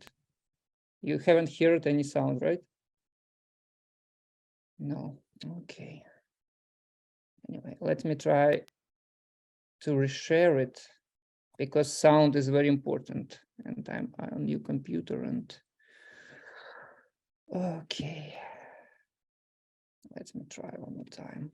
So here's now I hope you hear it. Cool. So now you hear like one of the first example of electronic experimental music from Ukraine, and part of this was made on home custom-built sampler, so digital device as a scheme, the draft of which written draft of which you see on the right. And this device was invented by Vlad Kramer. Basically, it was reconfigured Soviet synthesizer Alisa, and which by idea of Vlad was capable to hold small portion of sound, and you can play like any kind of sound you can record. So it's basically idea of sampler. But what is interesting is that Vlad didn't know about sampler itself as a device, but he heard on pirate reel-to-reel tapes recording of American hip-hop artist LL Cool J.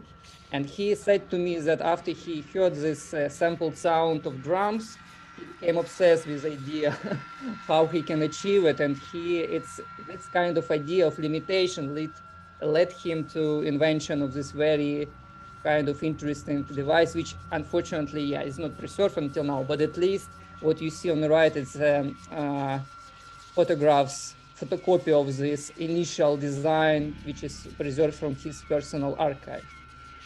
Okay, so this is about 90s. Sorry for such a, yeah, we don't have so much time to talk about 90s. Now we move to another quite important city for history of development of Ukrainian electronic music, city of Kharkiv, also situated on in eastern Ukraine, and yeah, here's also quite canonical Deshprom building, and also very nearby, like the consequences of one airstrike, one of the first one, and I guess it was in March by Russian. But Kharkiv also important in cultural domain since beginning of 20th century, even earlier. And for electronic music, basically, it's a kind of hotbed of club culture. So you see on this slide several archival photos from black and white. It's kind of one of the first discotheque in Kharkiv in 70s, 80s, and then in the bottom left, you see kind of end of 90s, beginning of 2000s, and you see flyer from the first party of the oldest club, survived club in Ukraine called Живот. And yeah, so this is quite very significant amount of piece of history of Ukraine culture and Ukrainian club music and electronic for sure. And around this time and around also this club and other clubs in Kharkiv formed the core of collective which is became label Next Sound, and his leader is Andrei Kirichenko, who is now actively participating in event, also fundraising event from Ukraine. He's originally from Kharkiv, and but we don't have time to play in his, I guess, music. Maybe later, if we still have time, I can play this very one of my favorite his track. And but around the same time, which is first half of 2000, in Kyiv, another experimental label formed, and the head behind this label is Dmitro Fedorenko. Він так само as well, he is well known as Kotra, is his artistic nickname. He's very one of the most harshest and noisiest artists and emerged from electronic scene, but he is rooted in the experiment in the late 90s, beginning of 2000. And I want to demonstrate as an example of that very experimental and beautiful time. Here's their joint collaboration between him and another very important media artist duo from Ukraine, Akuvido, which made visuals for this track. And this is track from 2002 called Stir Mesh. And this is, yeah, the quality is very bad because it's 2002. So this is, hope you still see my screen and hear the sound. This, yeah, let's listen a bit to this very important archival recording.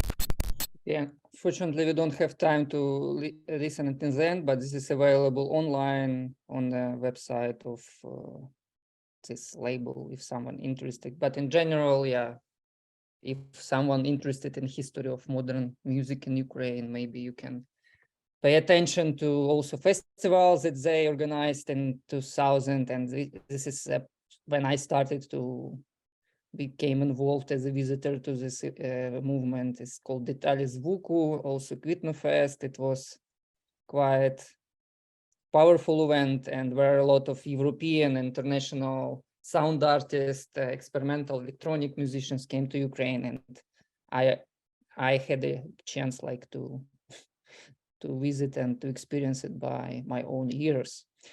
So yeah, and then 2010, unfortunately, yeah, we don't have time to dive into details, but which is very characterized by boom of club culture, which was, as you understand from previous examples of Kiev, Kharkiv, sorry, was also present. But we can say that around Maidan, around second, yeah, how to say, Revolution of Dignity in 2014, this really Ukrainian electronic music experienced another boom.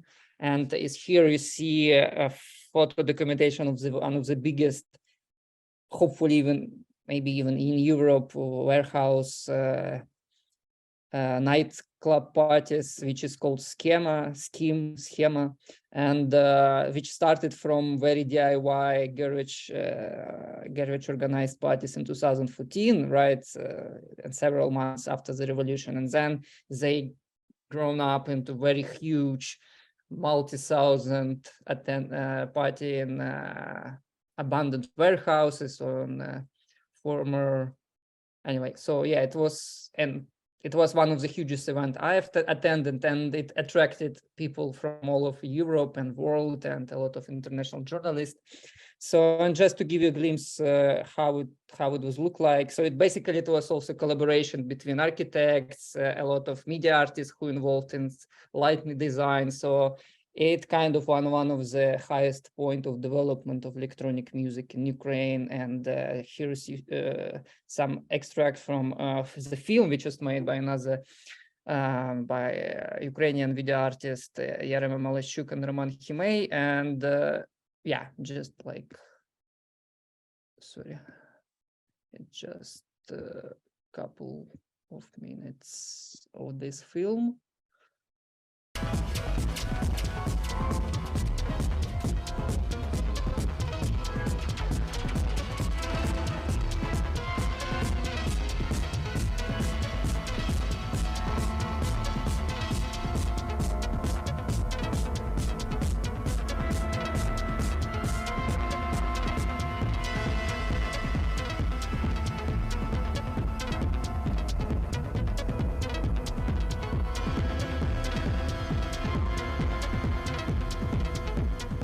And if I'm not, I didn't make if I, it's the soundtrack which is now playing is another famous techno, one of the famous techno musicians from Dnipro called Stanislav Tolkachev. So it's one of the star of Ukrainian techno scene.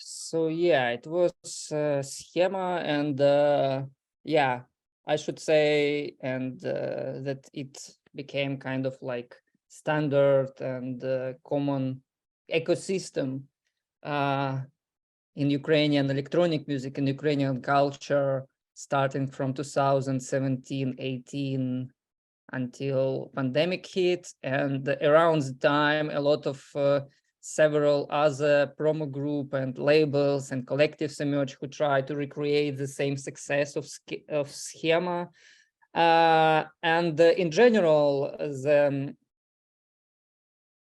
club culture in general and the space of club became very important way of communicating and informal communication.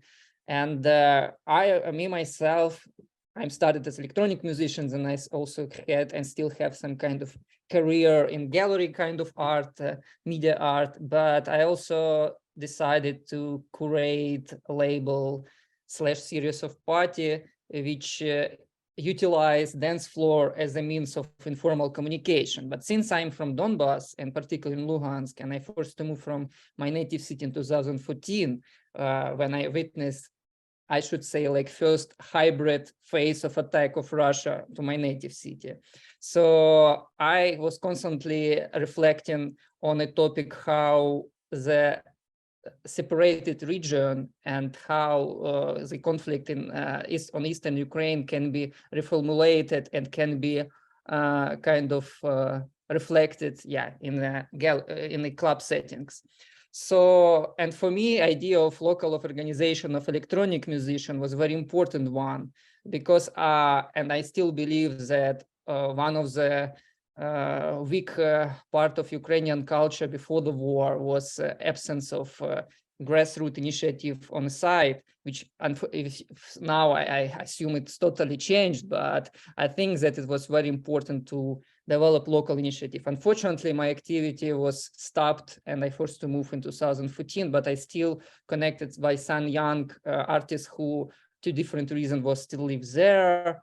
Or for instance, some of them just graduated from high school in 2014 and it was 18 or 17 and was dependent anyway. So it's a long story. So I started to communicate with this artist, and also we have a pool of kind of refugee artists, including myself. And we came with the idea of organizing of party called Vostok in several locations across Ukraine, where we try to bring people from that then kind of, how it's called, occupied territories to Ukraine and Kharkiv, for instance, Kiev, to play together with us, with other Ukrainian electronic musicians. And hopefully it creates some kind of space for informal communication, which for me was the main goal for at the time. And here is just a short excerpt from a video which was documented by German television company in Kharkiv in 2018. And there are some subtitles. I hope you got an idea. 3 DJ-Teams legen in der Nacht auf. Ein Team aus Charkiw, eins aus Lugansk und Anton und Pavel aus Donetsk. Alle sind Ukrainer, aber in Lugansk und Donetsk haben die Separatisten das Ruder übernommen. Von der Politik lassen sich die jungen Raver nicht vereinnahmen. Der Rave in Charkiw überwindet Grenzen.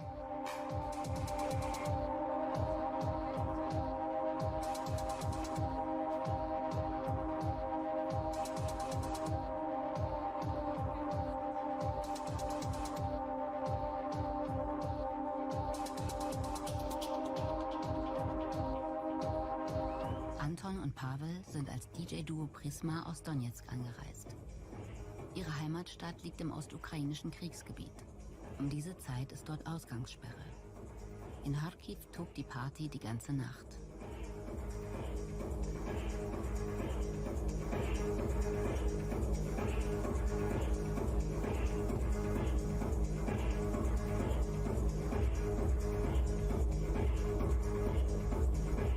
So yeah, idea was to organize this party, and basically the main heroes of this video is two young guys who was, as I said, was graduate of high school at the time when war started in 2014, and we tried to communicate with them, and they played together with us in Kharkiv in this club. Now, by the way, these guys, fortunately, they, by paying a lot of money, escaped from Donetsk, and now they're refugee in European Union. I'm still communicating with them. Anyway, it's kind of one type of connection which I tried to curate to when I was active in Ukraine. But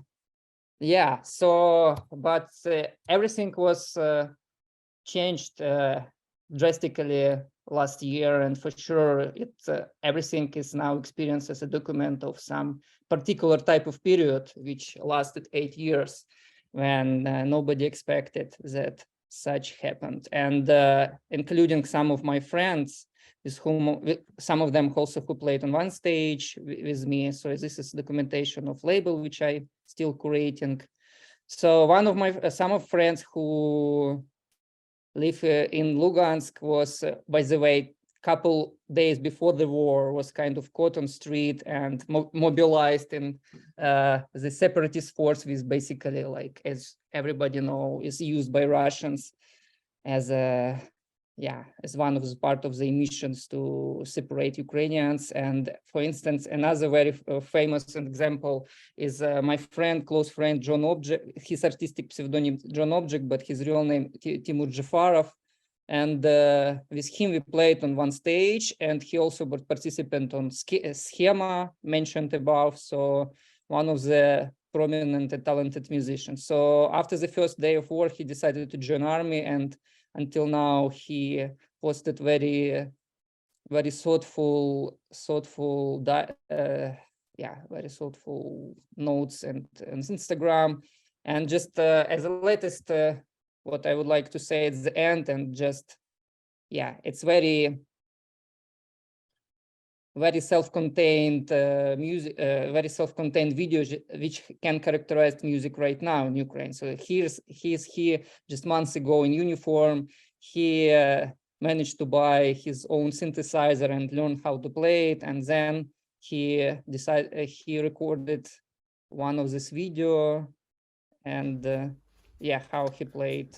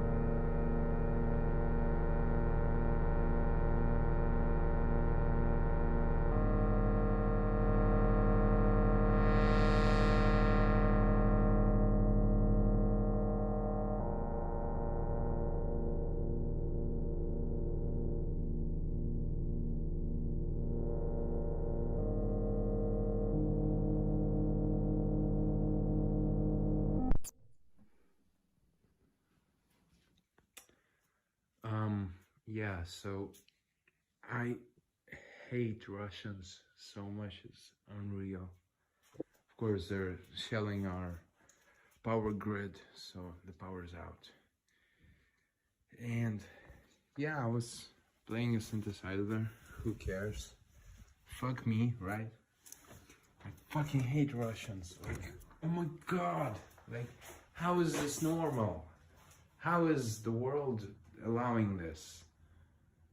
Yeah, there's still some light on the street, but my apartment, of course, yeah, lights out, because fuck me, because it's a war and Ukrainians should be killed and punished, and we should freeze to death and whatever. Okay, so I hope you understand the point. I will not translate it until then. Sorry for profanity, but I don't know.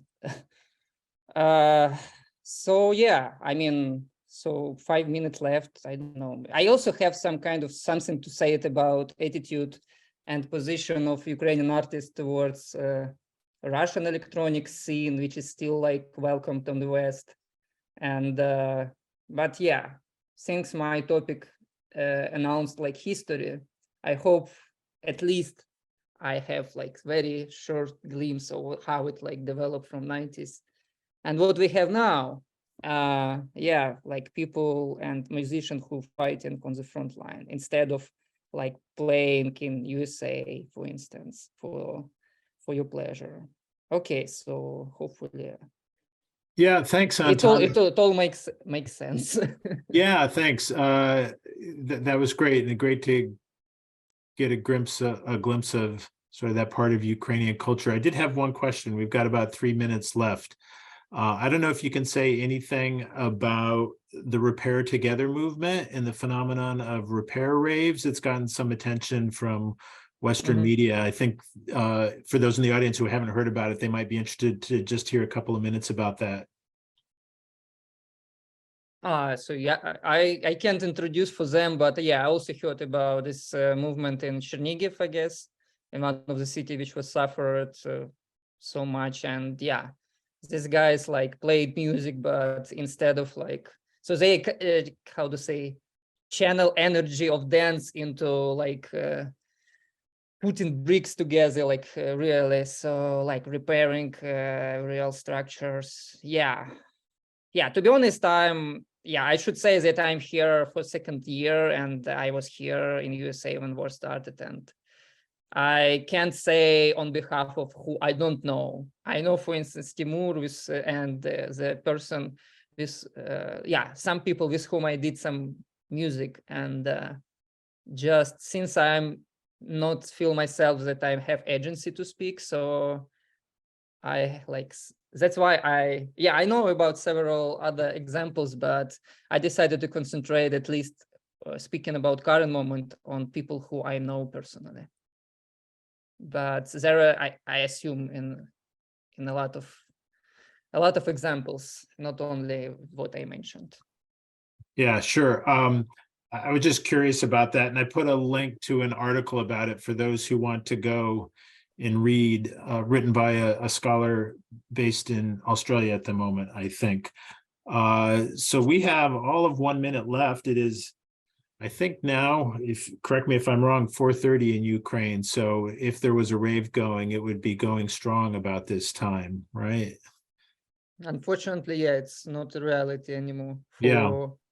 But yeah, people still doing, and like some famous big clubs organized, especially in summer, it was relatively more easy time, and a lot of fundraiser and still organized, and not only in Ukraine. And I hope to try to continue organize some fundraiser in this style, just in more how to say, more extended format, like more extended lecture. And then usually I played tracks from my own and tracks of my friends in the format of DJ sets with some visuals.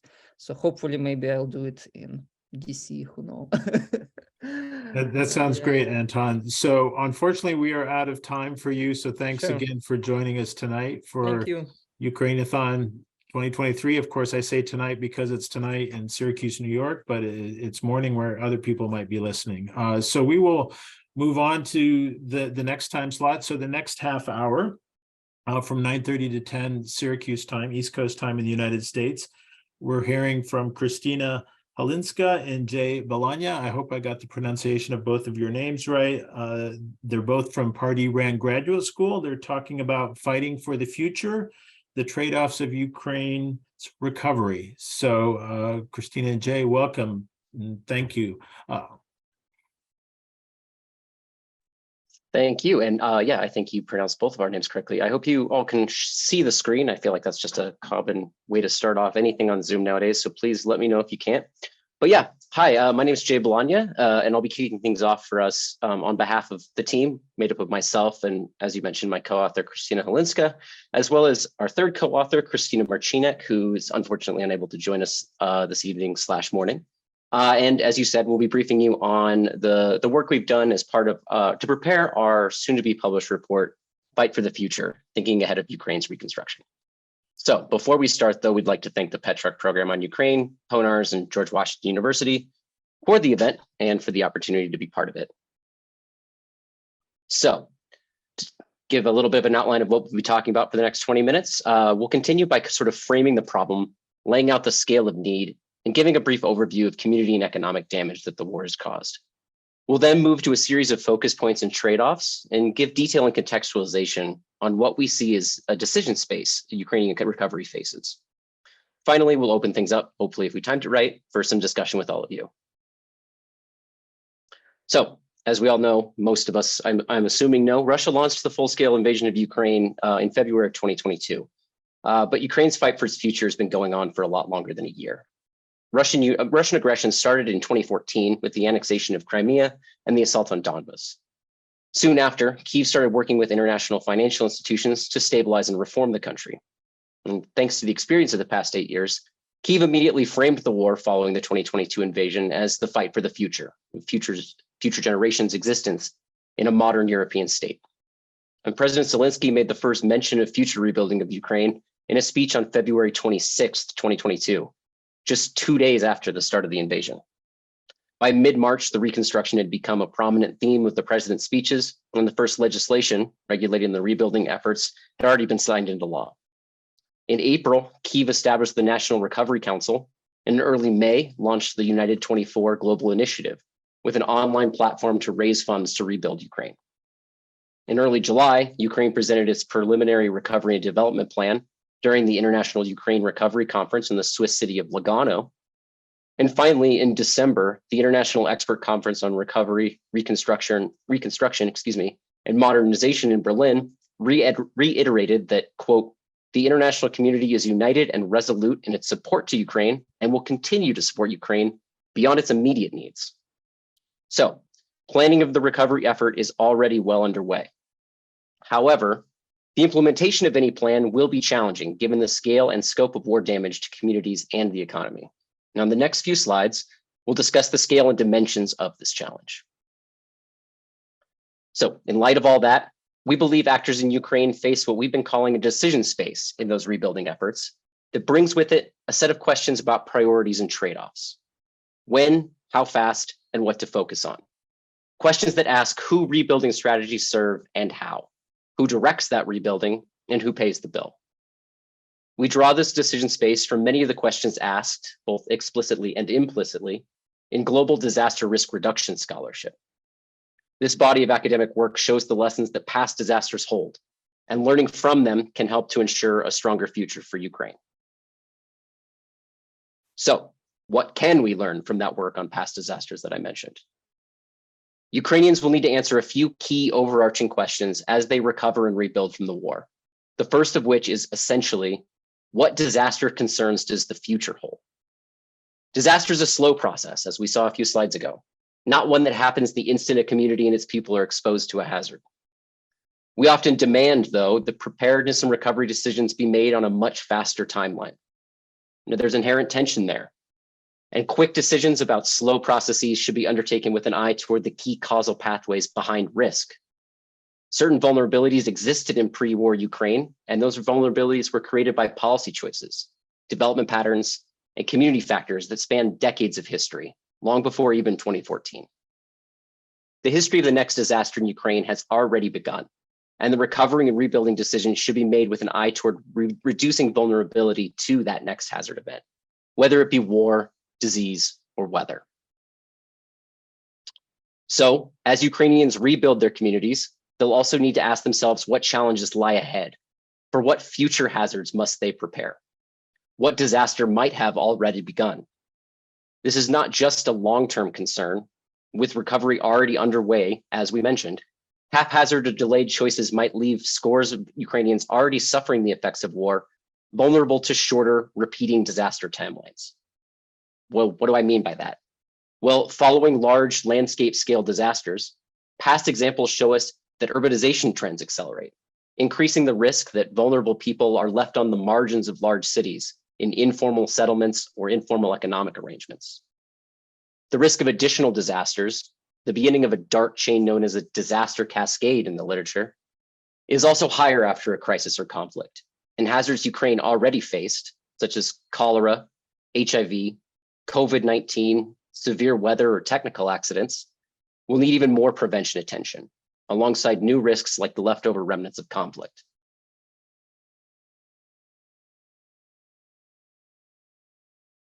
Khrystyna?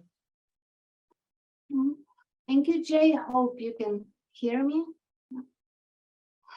Even though we draw on the lessons of disaster recovery, the question when to start the reconstruction has the least explicit link to these lessons. Unlike a natural disaster that can be over, there is no clear understanding what it might mean for this war to end. 1 year on, the hostilities are ongoing, and the new damages are up daily. Russian objectives also remain unclear. Russian leadership modified them several times, coming back to the idea of so-called demilitarization of entire Ukraine, despite military failures. At the same time, the rebuilding itself became a subject of Russian propaganda. State-sponsored media in Russia emphasized that so-called special military operation was designed and needed to bring normalcy to people who suffered from the conflict already. They argued that while Ukraine is going around begging for money, and while the West decides how to rebuild Ukraine in such a way to exploit its resources, Russia, allegedly, actively works on rebuilding the occupied territories. Since Ukraine's existence as a state, its culture and way of life have been targeted from the very beginning, restoring what is damaged is essential for Ukraine's morale. Ukrainians demonstrated resilience to withstand physical difficulty, but rapid recovery is perceived as an integral part of victory in the war on Ukraine's existence and way of life. Slide, please.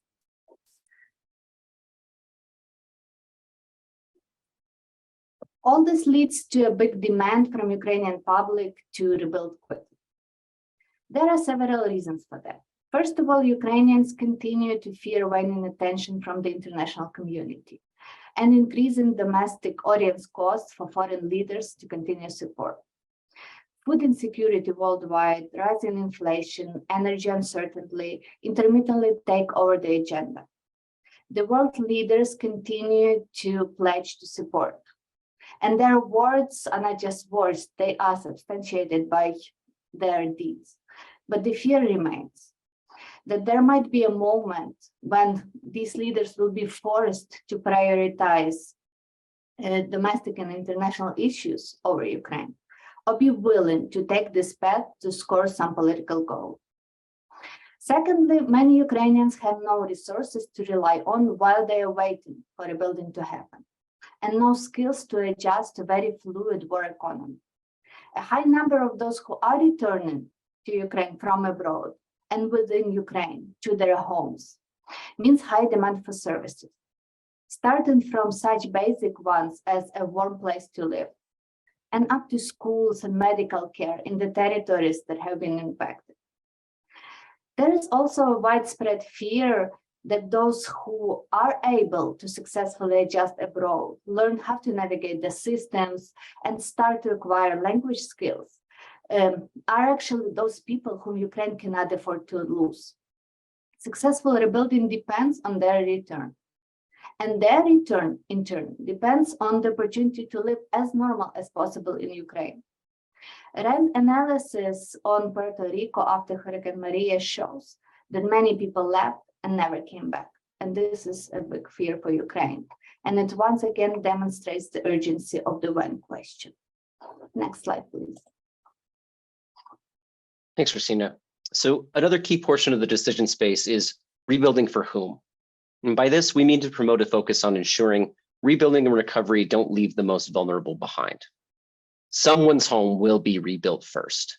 Some region of the country will host the most displaced people. Some amount of industrial activity will permanently relocate. Even the largest of recovery efforts must make choices about who gets assistance and how much.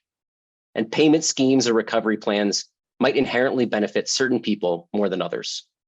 At its core, this quadrant of the decision space is about ensuring a focus on equity.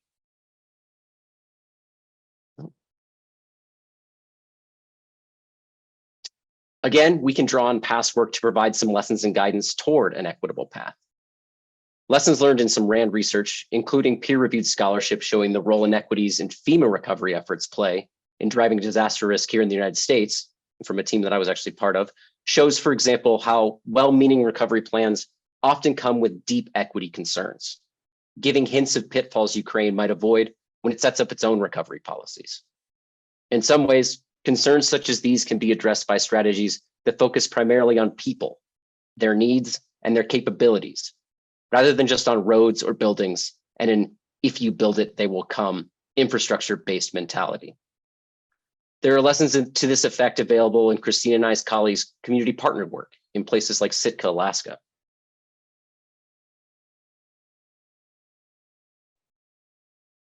The decisions on what, where, and how to rebuild first will carry significant uncertainty about the duration of the war and the country's future shape.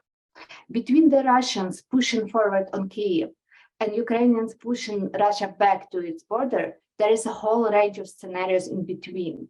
They change the calculus and risks of the reconstruction.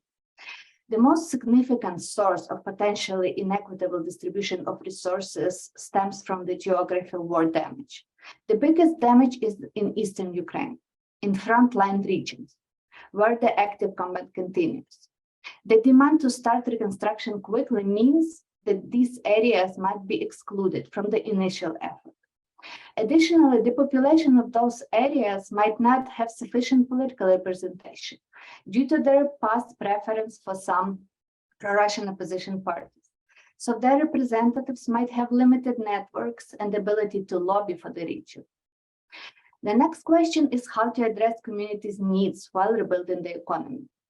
Residential buildings, utility infrastructure, healthcare, and educational facilities are needed to bring people back and avoid the disaster cascade. However, people also need economic opportunities, and those remain uncertain. For example, should Ukraine invest primarily in railroads and roads? And should the ports then be prioritized? Should Ukraine focus on clearing mines from arable land to restore agriculture? Or should Ukraine focus on rebuilding factories? Should these factories be moved to safer Western Ukraine? Or should they recreate economic opportunities exactly where they previously existed? Or maybe Ukraine should invest more in digital economy, which is less location bound. We already see the relocation of factories. However, in long term, it might produce a rust belt in eastern Ukraine. Finally, should Ukraine rebuild infrastructure as fast and cheaply as possible? Or should it use the reconstruction as an opportunity to increase energy efficiency, reduce energy imports, and improve the flexibility and resilience of infrastructure, even if this latter option takes more time and more financial resources? Next slide, please.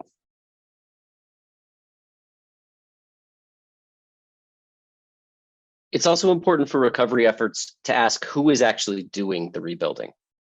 Just as the war is about sovereignty, disaster management and recovery are acts of state building and diplomacy. Decisions about who guides rebuilding plans are questions of sovereignty.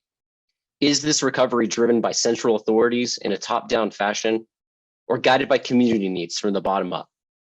Turning again to research from our colleagues, work alongside community partners can show the benefits of bottom-up models. Research that includes reports focused on developing recovery options for Puerto Rico, following Hurricane Mariya, and community resilience work that stretches back years. Funding for recovery will also come from somewhere, and costs or funders can themselves drive decision-making. Rebuilding Ukraine will take a lot of money. Drawing lessons from work on forecasting rebuilding costs, for example, a report estimating recovery expenditures, again, in Puerto Rico following Hurricane Mariya, can help make sure the clearest picture possible is painted before money is sought. And finally, that same work or other work on Hurricane Katrina holds lessons for trends like privatization, not itself a bad thing and possibly the source of needed speed and efficiency, but a hotly contested topic after many disasters because of its role in advancing what folks like Naomi Klein call disaster capitalism, or the mortgaging of public good for private gain under the guise of quick recovery from a crisis.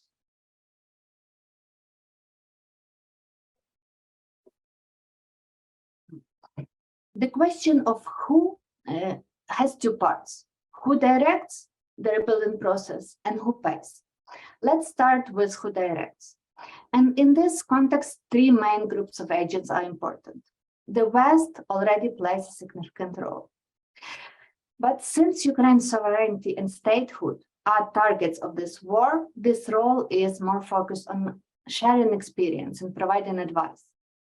There still might be risks would be dragged into serving as an arbiter between competing interests. So this risk has to be mitigated. Local government has more public trust and better understanding of local needs. But the decentralization reform in Ukraine that empowered the local communities for the first time started only a few years ago. For decades, communities lived in reality of highly centralized authority. Although they are quickly learning how to adopt the policymaking mindset and they remain highly motivated, very few local governments have experience in such high-stakes projects. There is a big push for as much oversight from the civil society as possible.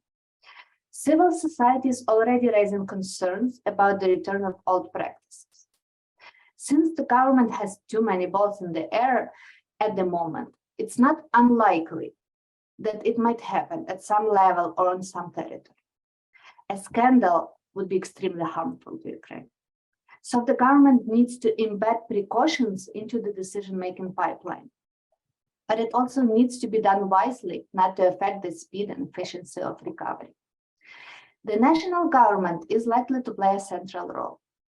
Just before the war, a major infrastructure project, so-called the Great Construction, was implemented with thousands of roads and square meters of residential other buildings constructed nationwide. The government developed a pipeline for selecting and executing projects. This experience might be very beneficial. There are several major problems with this as well, though. First and foremost, corruption is often mentioned as the main threat to Ukraine rebuilding. The government would need to navigate between effectiveness, which was likely to favor large established businesses, but also avoiding directing money to oligarchs who own many such businesses. And secondly, there is an issue of ownership of rebuilding from a political standpoint. Political parties and individuals playing a role in rebuilding will likely receive political benefits. The competition might be fierce. On one hand, it can actually increase transparency and oversight. But on the other hand, it's very important to avoid the spiral of politicization of efforts, when the political rivalry might slow the progress, and the delay will be again used in further political fights. Next slide, please. The question who pays for the reconstruction is closely connected to who directs the reconstruction. Ukrainian public believes that Russia should pay. The EU should help, as Ukraine fights to preserve the liberal international order. Russia obviously will not pay willingly. Using these seized financial resources might be legally difficult. Discussions on funding the reconstruction in Ukraine often mention the Marshall Plan. It consisted primarily of grants, and there are expectations from Ukrainian government that grants will comprise a majority of support this time as well. Borrowing from international financial institutions is also considered. It would increase already high external debt. However, the institutions providing loans like the IMF might provide an oversight that would increase Ukraine's credibility in the eyes of private investors. And finally, bringing private investors can speed the process up, but it requires a stricter rule of law and also builds on the problem of sovereignty. Next slide, please. So to summarize and conclude, the dilemmas we talked about throughout this presentation, the existing research shows that Ukrainian people and their government will have to decide when to start the reconstruction, who will direct it, whom and what to prioritize, and who will pay for it. The first question has to respond to public demand while accounting for the uncertainty of war. The second question is a trade-off between sovereignty, capacity, and the risk of corruption. Who, how, and where to focus on will have to deal with the risk of inequitable access to resources while building resilient communities with the economy prepared for future challenges. And finally, the who pays question is a trade-off between the speed, sovereignty, and long-term effects of the reconstruction. And that's what we've got. So hopefully there's some time for a little bit of discussion now. I'm sorry. Thanks very much, Jay and Khrystyna. That was a very interesting presentation. We do have one question that's already come in. I'll remind others who are watching that you can also submit questions in the Q&A. So the first question is, how politically feasible might recovering Ukraine's integration into China's Belt and Road Initiative possibly be a factor in negotiating a durable ceasefire? So thinking about, I think, Chinese proposals for ceasefire and whether participation in Belt and Road might factor into those decisions. Yeah, I mean, Khrystyna, you might have a better answer here than me. I'm mostly going to punt, but I think that that's you probably have some scholars who are speaking earlier today and later today that are going to be able to speak much more directly to that. I don't think either of us are experts in China or in diplomacy involving China or the Belt and Road Initiative, though we do have colleagues at RAND that are. It's totally possible from a disaster recovery standpoint. As far as its feasibility from a standpoint of international relations, to be honest with you, I don't know.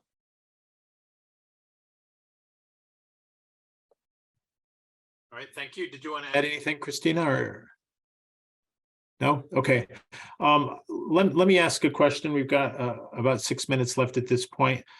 So one of the things that was mentioned on the last slide was the sort of trade-off between speed and resilience and energy efficiency. And I wonder if there are lessons out there in thinking about reconstruction, about climate change adaptability, the types of cities that we want to build for the 21st century, the sources of energy, the types of energy infrastructure, those sorts of things.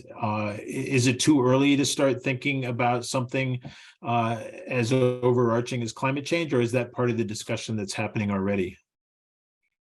Well, it's definitely not too early. It's definitely part of the discussion that's happening already, and absolutely the kind of thing that we're pointing out needs to be part of the discussion in the deepest possible of ways. That's the kind of future hazard, the sort of disaster that might have already begun in Ukraine that we're talking about. Climate change is among those things. And I know that we've pointed to it repeatedly, but the work on Hurricane Mariya in Puerto Rico offers some real insight into the ways that electrical grid generation, power generation can be factored into those discussions. Some projects on microgrid development in Puerto Rico, while not necessarily the greatest of success stories across the island, do offer some small insights into ways that you can rebuild after disaster in a way that is meant to be more resilient in the face of future hazard and more green in the face of sort of the everyday carbon emissions that come from and drive climate change. And if I may add, yes, these conversations are happening. Not to get into too many details, Ukraine was not a very energy efficient country prior to the war.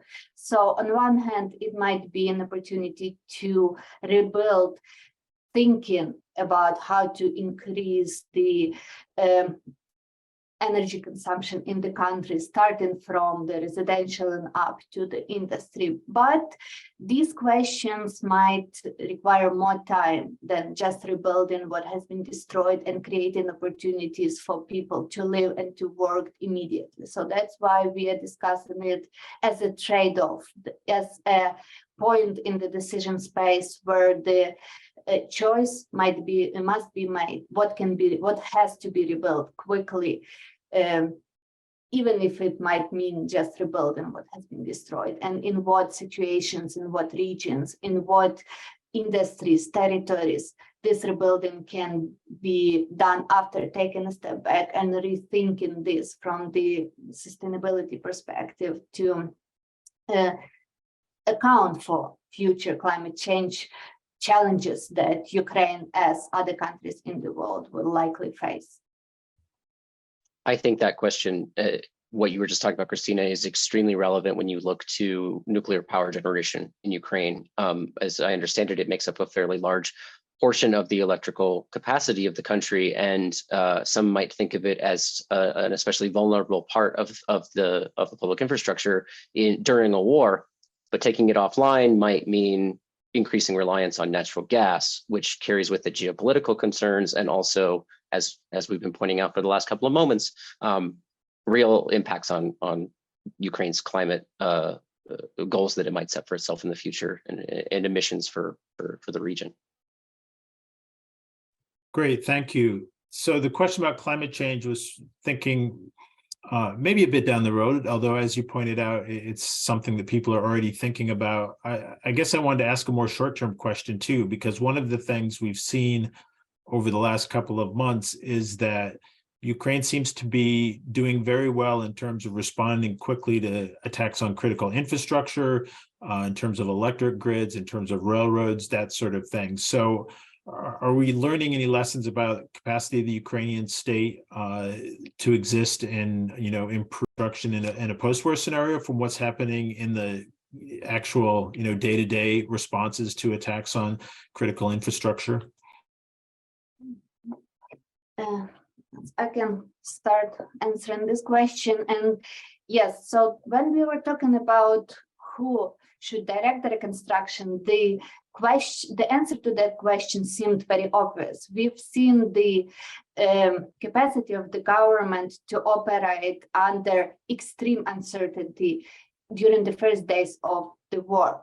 The situation is uncertain at the moment as well, but during those first weeks, so many things could have gone in a different way, but the government was trying to bring as much normalcy as possible. There are so many examples of that, of services being provided, social security payments paid to people, and other things that might have seemed unthinkable in first days of this full-scale invasion. So this was a demonstration of government capability to react quickly, adjust, and do what is needed at the moment.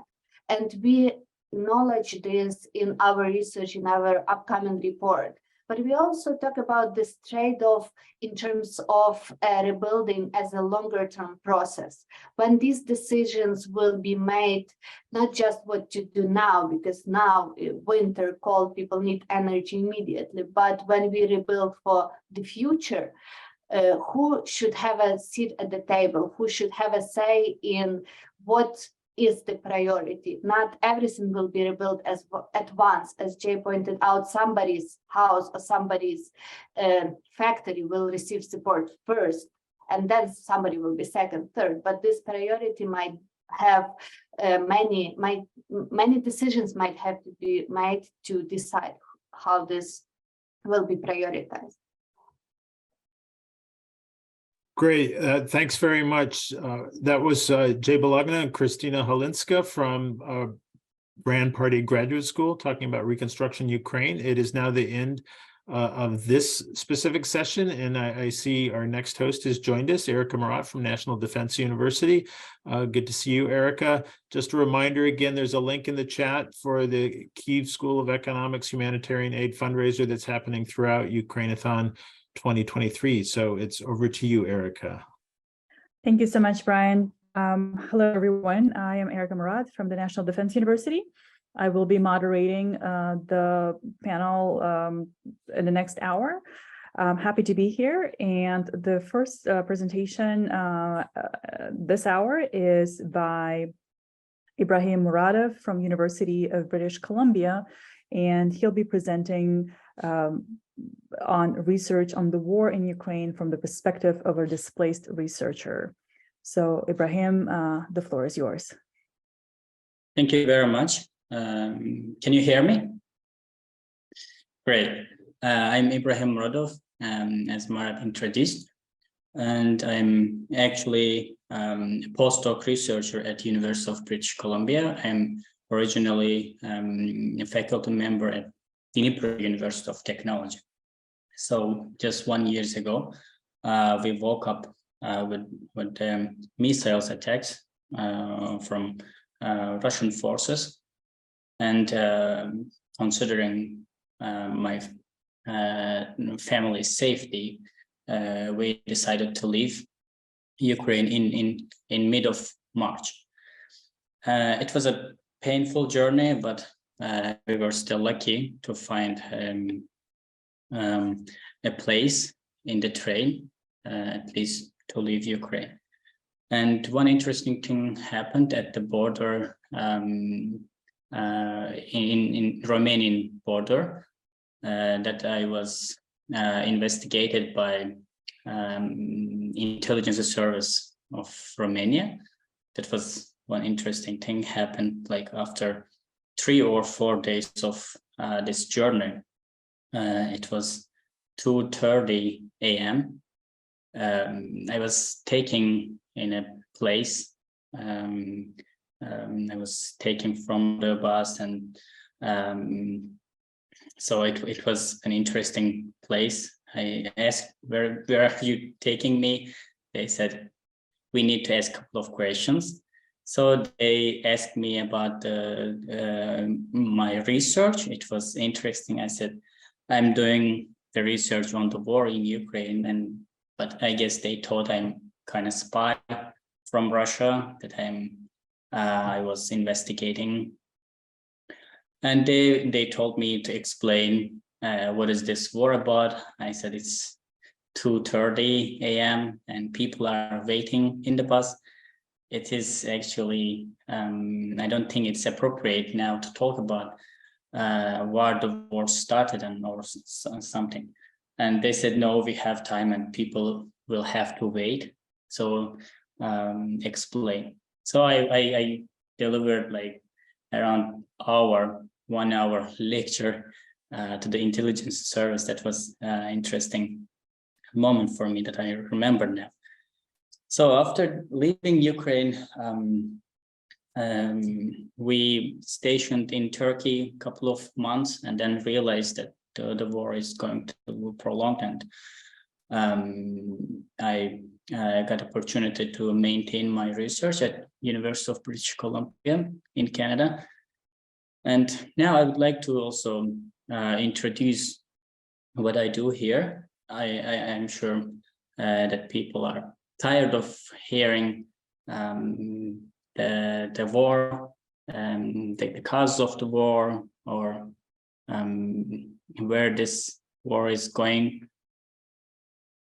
But I would like to hear your feedback if I can. Now I will share. So this is actually very long PowerPoint slides, but I will try to just summarize. Now I'm working here with Professor Lisa Sundström.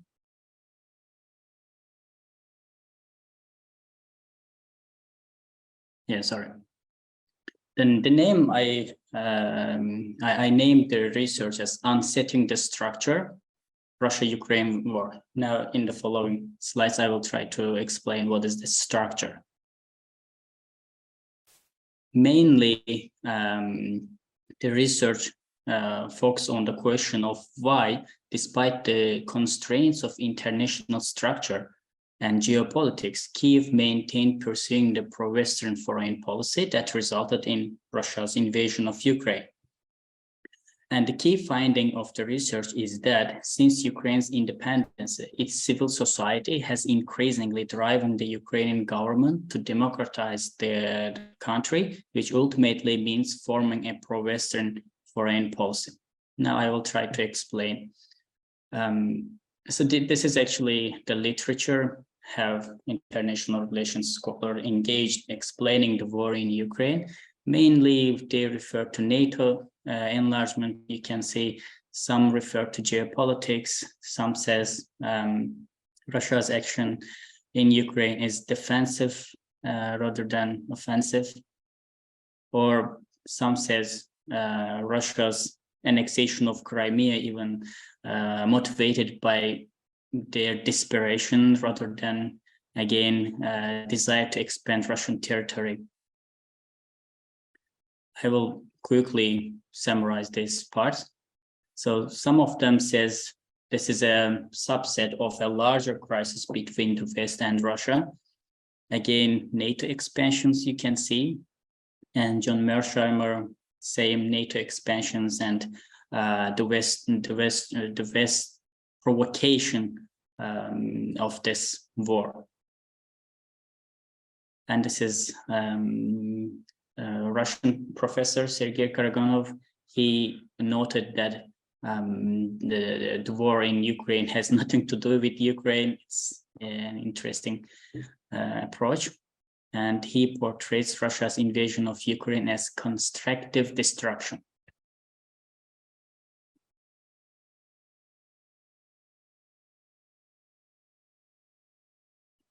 But actually, the adaptation of the deductive reasoning is the unifying factor of the structural or geopolitical explanation of this war. So they have one common element. However, this research questions that logic and argues that this understanding should be reversed by accounting for the agency of Ukraine.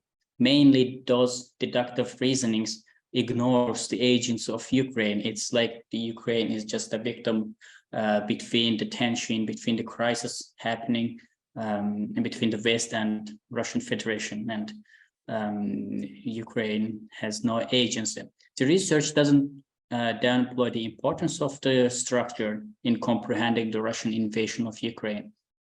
This research claims, on the other hand, that any research that ignores Ukraine's will, the will which is shaped by the interaction of the state-society complex, falls short of explaining the war in Ukraine.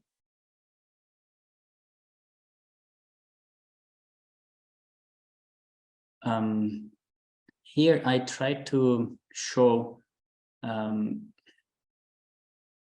Ukraine was perceived from the Western side.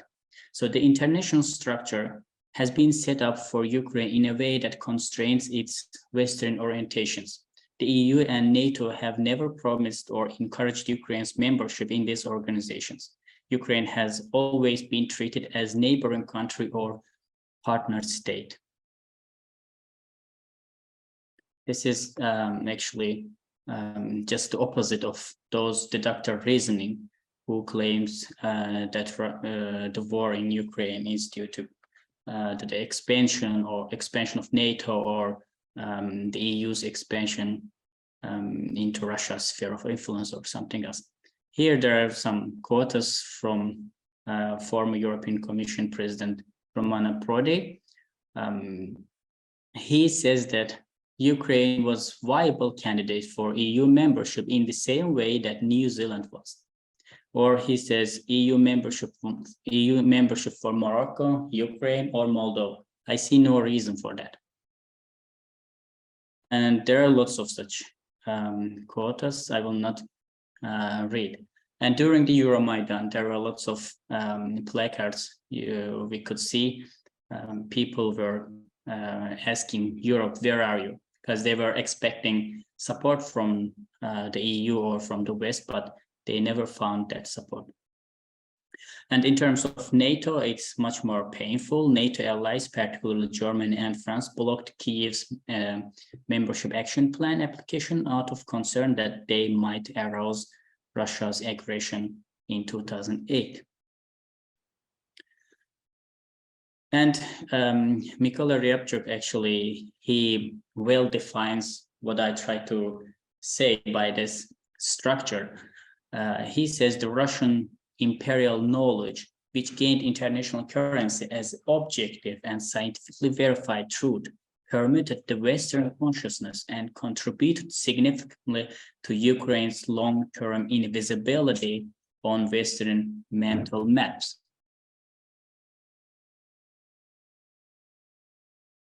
And so if that's the case, if the West actually recognized Ukraine as Russia's sphere of influence, and obviously Russia never recognized, never intended to fully recognize Ukraine's independence.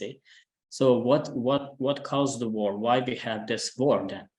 To understand that, I focused on the internal politics of Ukraine, and I tried to identify the primary driving force behind Kyiv's pro-Western tendency.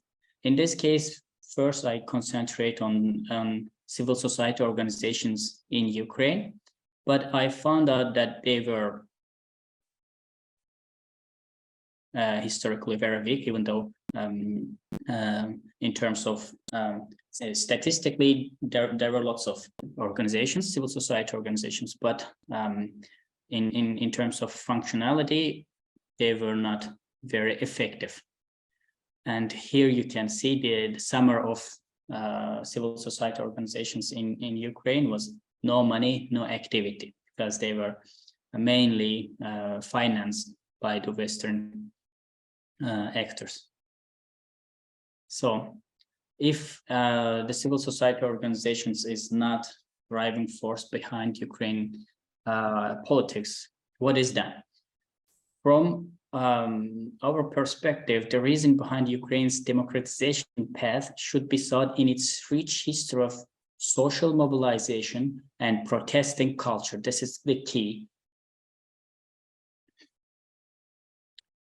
And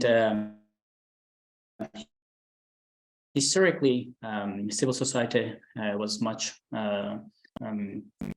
more stronger in the western part of Ukraine because of the relative liberal history under Austrian-Hungarian Empire. But on the other side, in the eastern part of Ukraine, they were suppressed by the Tsarist Empire.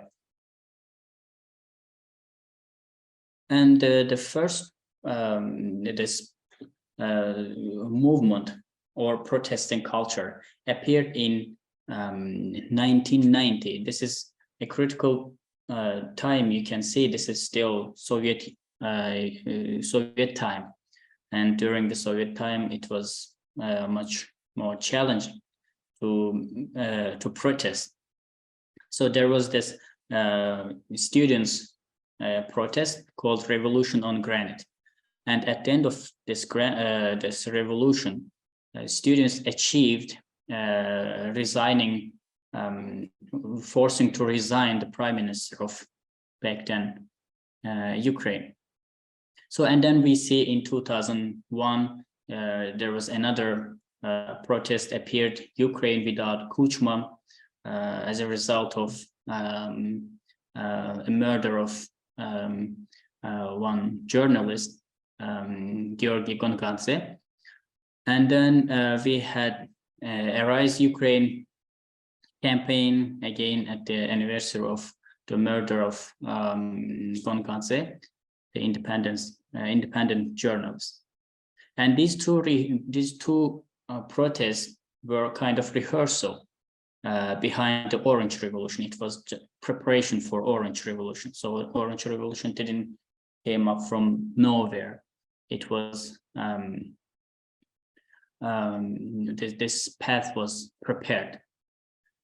But we know during this Ukraine without Kuchma protest didn't lead any change, but it was just rehearsal. But during the Orange Revolution, people achieved their goal, and they blocked corrupt candidate Viktor Yanukovych presidency. But at the end, we know very well that Orange coalition didn't work well, and then Yanukovych came to power. But at the end of 3 years of Yanukovych's presidency, he created this blackmail state through surveillance, corruption, and selective application of the law for the following 3 years. So people in Ukraine, the main concern of people were always, they were struggling for social justice, human dignity, and just normal life.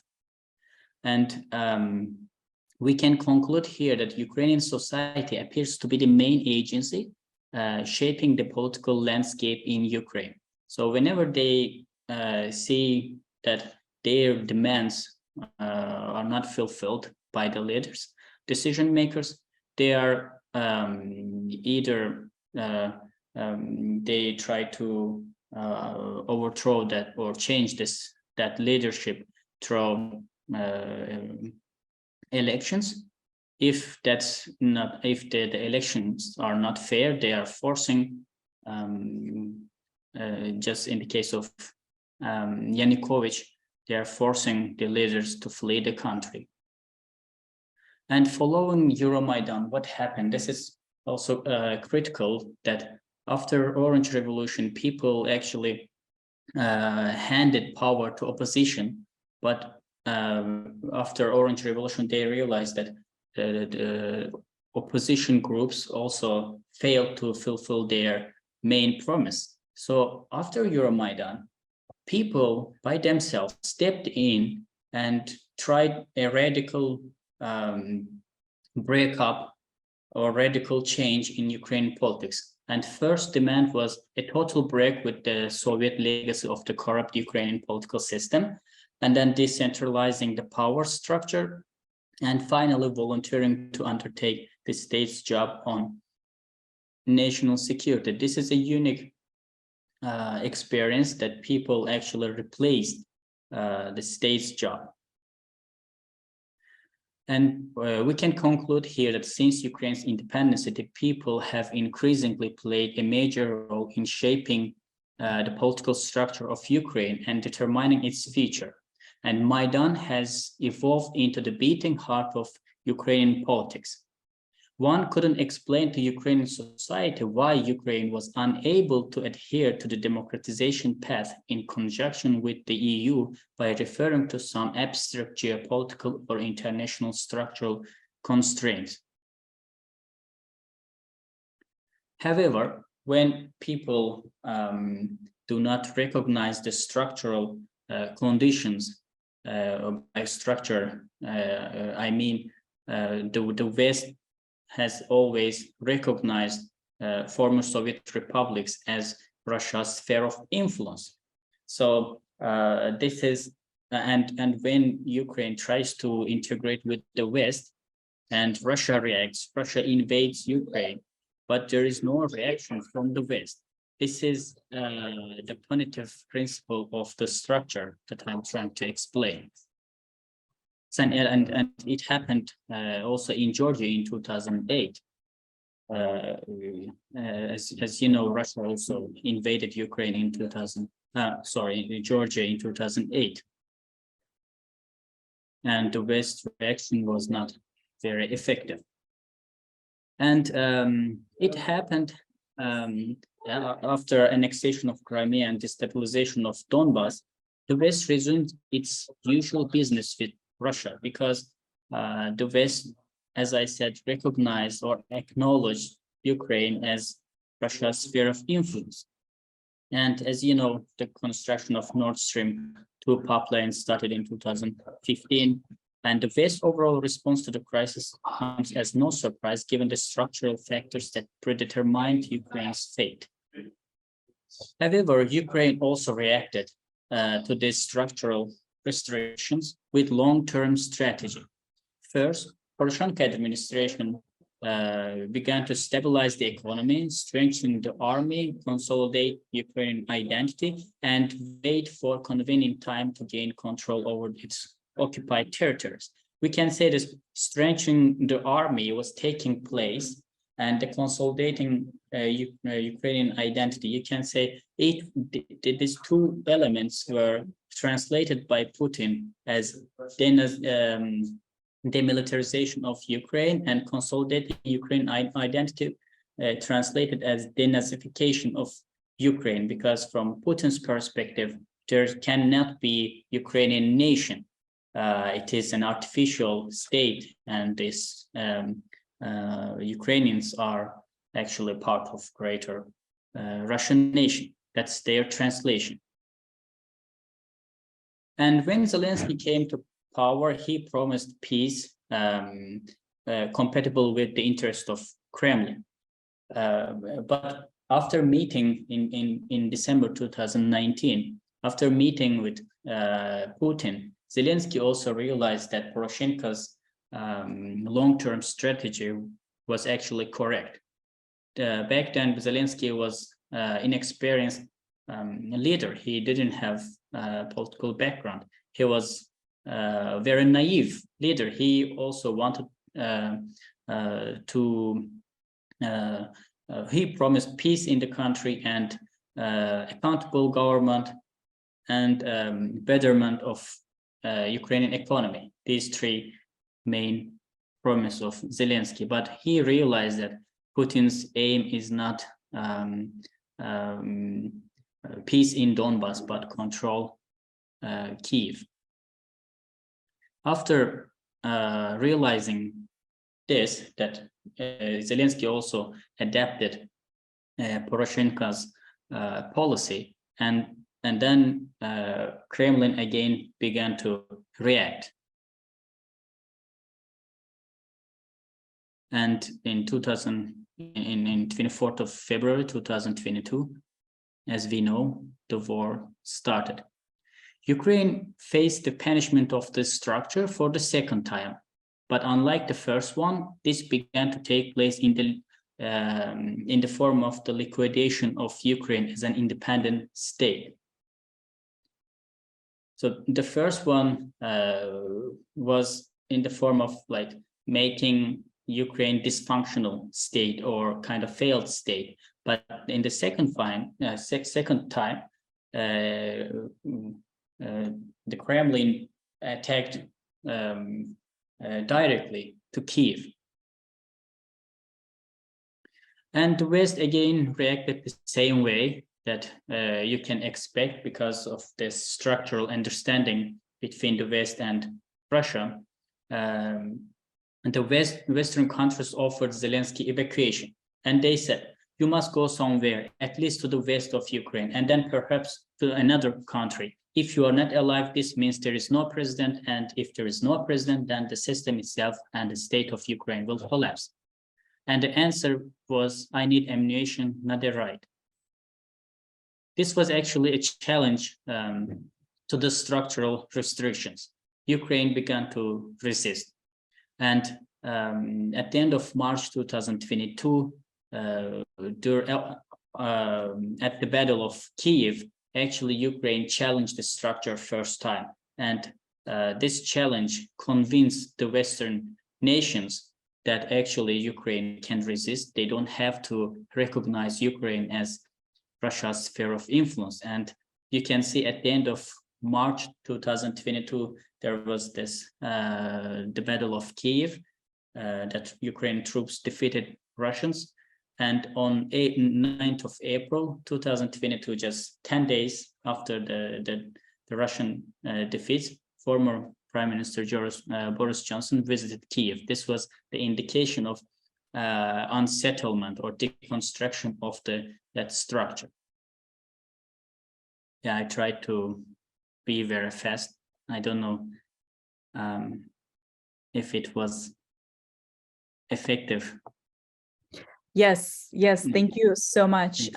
And let's see, we have a question from Ben Dominique says, apologies if I mispronounced your name. So the question is, did the public participation of U.S. Department Secretary of State Victoria Nuland, EU Representative Catherine Ashton, and U.S. Senator John McCain in the Euromaidan demonstrations significantly reinforced Ukraine agency? And we have 4 minutes to answer questions. Yes, if this is about 2014, if this is about Euromaidan, yes. I don't think so, because people were already dead. Actually, people were outside not because of signing association agreement in the first place. They were demanding reforms, a better life. They never concerned specifically with the European integration. They concerned about their corrupt system. So I don't think that people were motivated by those participation. Thank you so much. We only have 3 minutes left, and I do have a question to you, and if you can briefly respond. So now, as a displaced researcher and was along with many displaced researchers from Ukraine, do you feel like, in addition to being a scholar, you are also part of international civil society that you've been describing, but mostly in the context of localized in Ukraine? Can you explain a bit more? Yes, sorry, it's very vague, but that you also contribute to protest movements, to political discussions, to efforts to rebuild and help communities that, in addition to being a scholar, you find yourself to be also part of civil society. Yeah, obviously, I'm teaching at the University of British Columbia here. I'm teaching the War 2 course. At the same time, I'm teaching in Ukraine. It's a bit challenging because of time difference, but still it's nothing comparing people suffering in Ukraine. So yes, I'm trying to enlighten people as much as I can. At the same time, I have to keep myself, I have to think not emotionally while doing the research. That's why I put this structural perspective. So yeah, it's challenging. Sometimes you may confuse your feelings, your wish, your desires with the expected results. But still, we have to do that. I mean, Yes, thank you so much. This is really interesting. And to remind, we encourage everyone who joined us today and who will watch this discussion later, please consider donating to the Kyiv School of Economics Humanitarian Aid Campaign for Ukraine. The link will be posted, it is posted in the discussion. So now I am happy to introduce Dr. Yoshiko Herrera from University of Wisconsin-Madison, and she will present on ideas for teaching about the Russian war on Ukraine.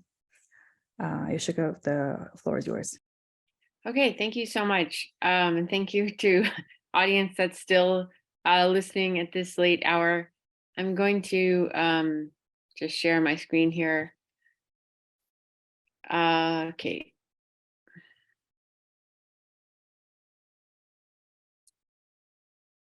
Okay, so I had the idea that given the number of presentations that we had so far, maybe another talk on the causes of the war or what's happening wouldn't be as interesting.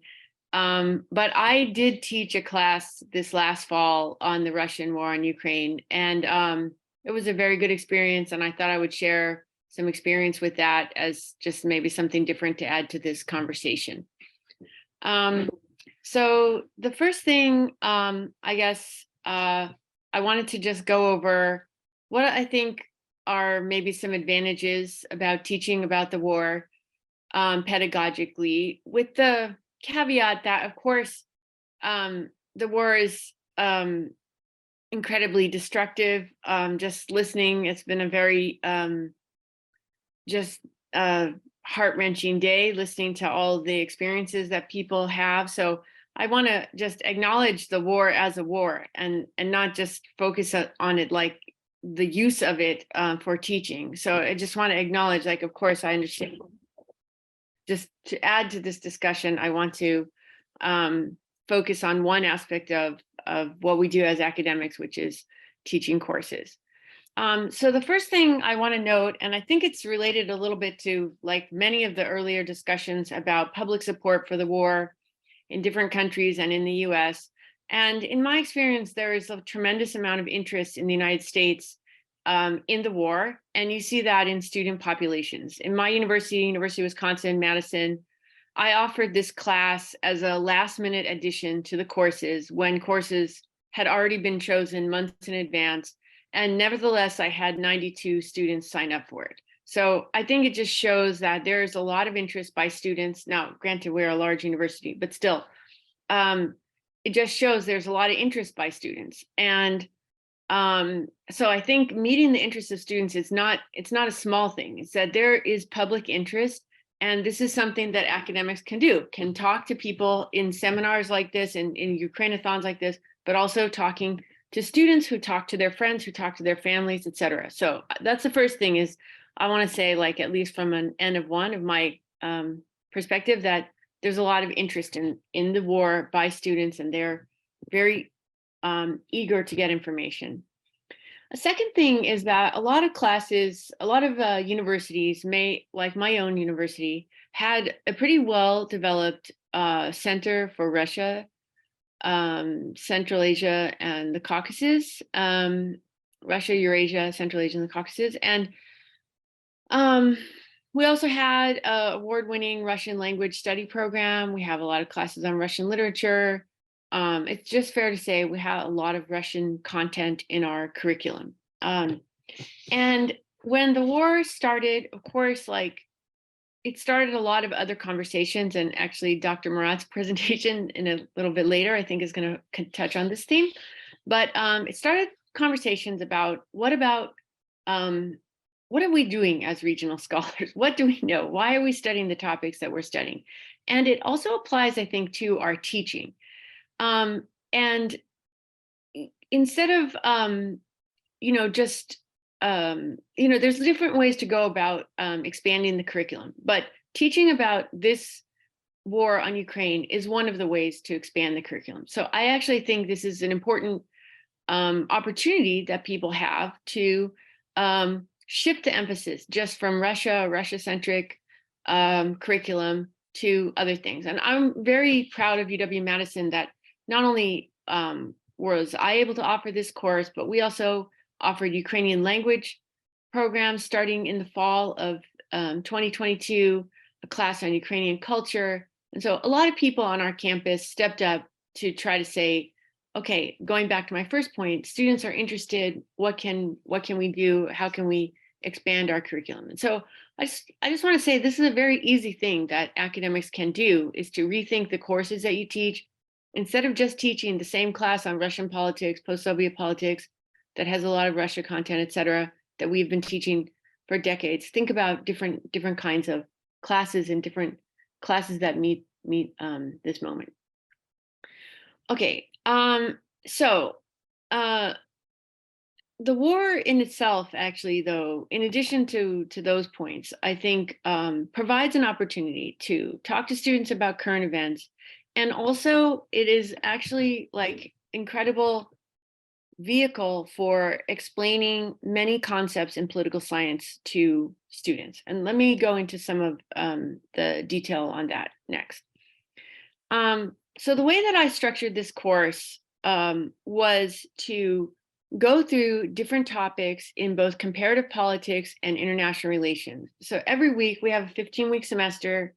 Each week we had a concept, and I chose readings that were one kind of theoretical reading related to concept. So for example, international institutions and norms, what is an international institution? What are norms? And then readings related to the war, both from a Ukraine perspective and not necessarily perspective, but a reading that focused on what was happening in Ukraine and a reading that focused on Russia. And some cases were more relevant to one or the other. So for example, the sanctions, it's more relevant to focus on sanctions against Russia. For international institutions, focused on NATO as an international institution or the EU as an international institution. And so by going through these topics, students learn about a particular concept in political science, and then they have case study related to Ukraine, or the war in Ukraine, the Russian war on Ukraine. And then some of the content is either focused on Russia or Ukraine as it works. Now, I divided the class into topics in international relations and topics in comparative politics. Some, if you look at the list, like some of these I'm much more knowledgeable about than others, but I also invited some of my colleagues in political science who are also interested in these topics to come as guest lecturers on some of the topics, like on nuclear weapons policy or international political economy, sanctions, and things like that. So I think that actually this was a nice experience for them too, because they're also interested in this, in talking to students about the effects of the war. And so the covering a wide range of topics allowed for a lot of actually participation from others. Because I organized it sort of late, I didn't have time to do what I wanted to, which was to invite scholars to participate remotely from the region. But in the future, that's what I plan to do with more notice to be able to do that. Because actually, that's another thing that students are just extremely interested to hear from people in the region in one way or another. If they happen to be visiting the campus, or if they're just available by Zoom. That's like students are extremely interested, and that's another way to decenter the discourse, to bring in different kinds of voices, to have guest lectures. Of course, you have to be careful about that because you're not wanting to like put work onto other people, but you know, appropriate kinds of invitations sometimes for people to speak about their expertise, I think in the right circumstances are welcome.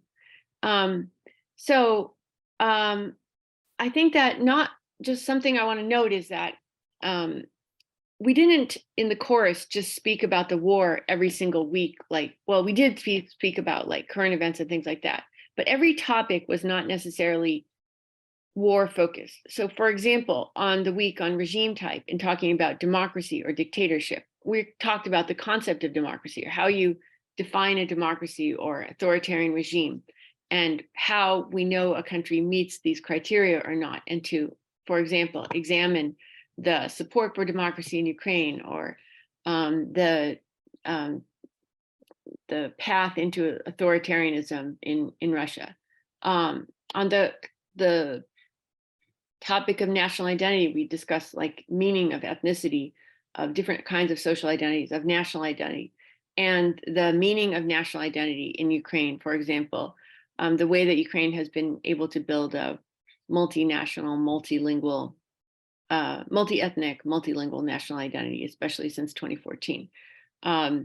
So these topics are related to understanding the war, but they're not necessarily always about the war per se. So that's something I think that allows the topic allows you to delve into some of these concepts, to provide students with basis for understanding the war, which is not always just saying what's happening today in the war, but like larger, theoretical and social scientific discussions around some of these topics. Okay, so just in the interest of time, I want to move on. So I think that you can use the war as a focal point to introduce different kinds of concepts. And, you know, this is, I think, makes the class, a kind of class like this, appropriate for different levels. It can be introductory, or you can also like focus on one of these topics more in depth, and then it would be maybe a more specialized or higher division class. Okay, the next thing I want to talk about is digital sources, because the war, this maybe sounds like a little bit of a pivot, but this is like part of the discussion of teaching, in the sense that obviously for a lot of people, travel to Russia is out of the question. Travel to Ukraine is limited for many people, and travel to other regions of Eurasia, you know, may or may not be limited depending on person's situation. But one of the issues that the war has brought up is ways to access data without necessarily being in the field, and what kind of creative ways people can go about learning about a country. Also, I would say in the case of Russia, the intensive censorship and crackdown on civil society and on independent thinking, et cetera, has made a lot of traditional sources like public opinion polls, et cetera, like rather suspect. So I encourage students to focus on ways, focus on creativity and ways to get data from the region in different ways. And students, of course, like these days love social media, so they're generally open to these kinds of things. But I think that on the one hand, there are different kinds of publicly available kind of open access sources, social media, conversations, et cetera, that can be very interesting for students if they have the language skills for those. So for some students, this kind of asynchronous text, audio, or visual publications are interesting. You're now able to see on YouTube a lot of videos of speeches, et cetera, translated. So even for students in different language environments, there's a lot more available digital sources. And as I mentioned before, including regional scholars to classes, I think is just something we should try to take advantage of more and more. I mean, this format itself of the Ukrainathon is an example of making use of online technology.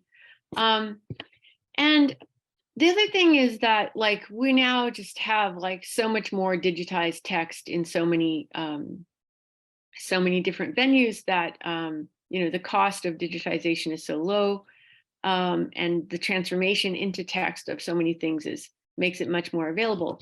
But at the same time, I think that there are certain challenges with using digital sources, and that's the other thing that I just emphasize to students, that you have to, as I say, like you can be a fly on the wall listening to, you know, somebody's Twitter conversation, let's say, but you have to know what you're doing, who people are, what the context is. That kind of like blind just counting of words or things that people say, etc. I mean, I've done a lot of content analysis in my life, but I try to encourage students to say, like, let's think about context of every source. It's actually, the digitization of sources just kind of re-emphasizes older debates about selection bias, going back to, you know, when I was a student, looking at subaltern studies and Foucault and all these things. I mean, these are the same kind of questions that come up of who is doing the archiving, who's putting out what.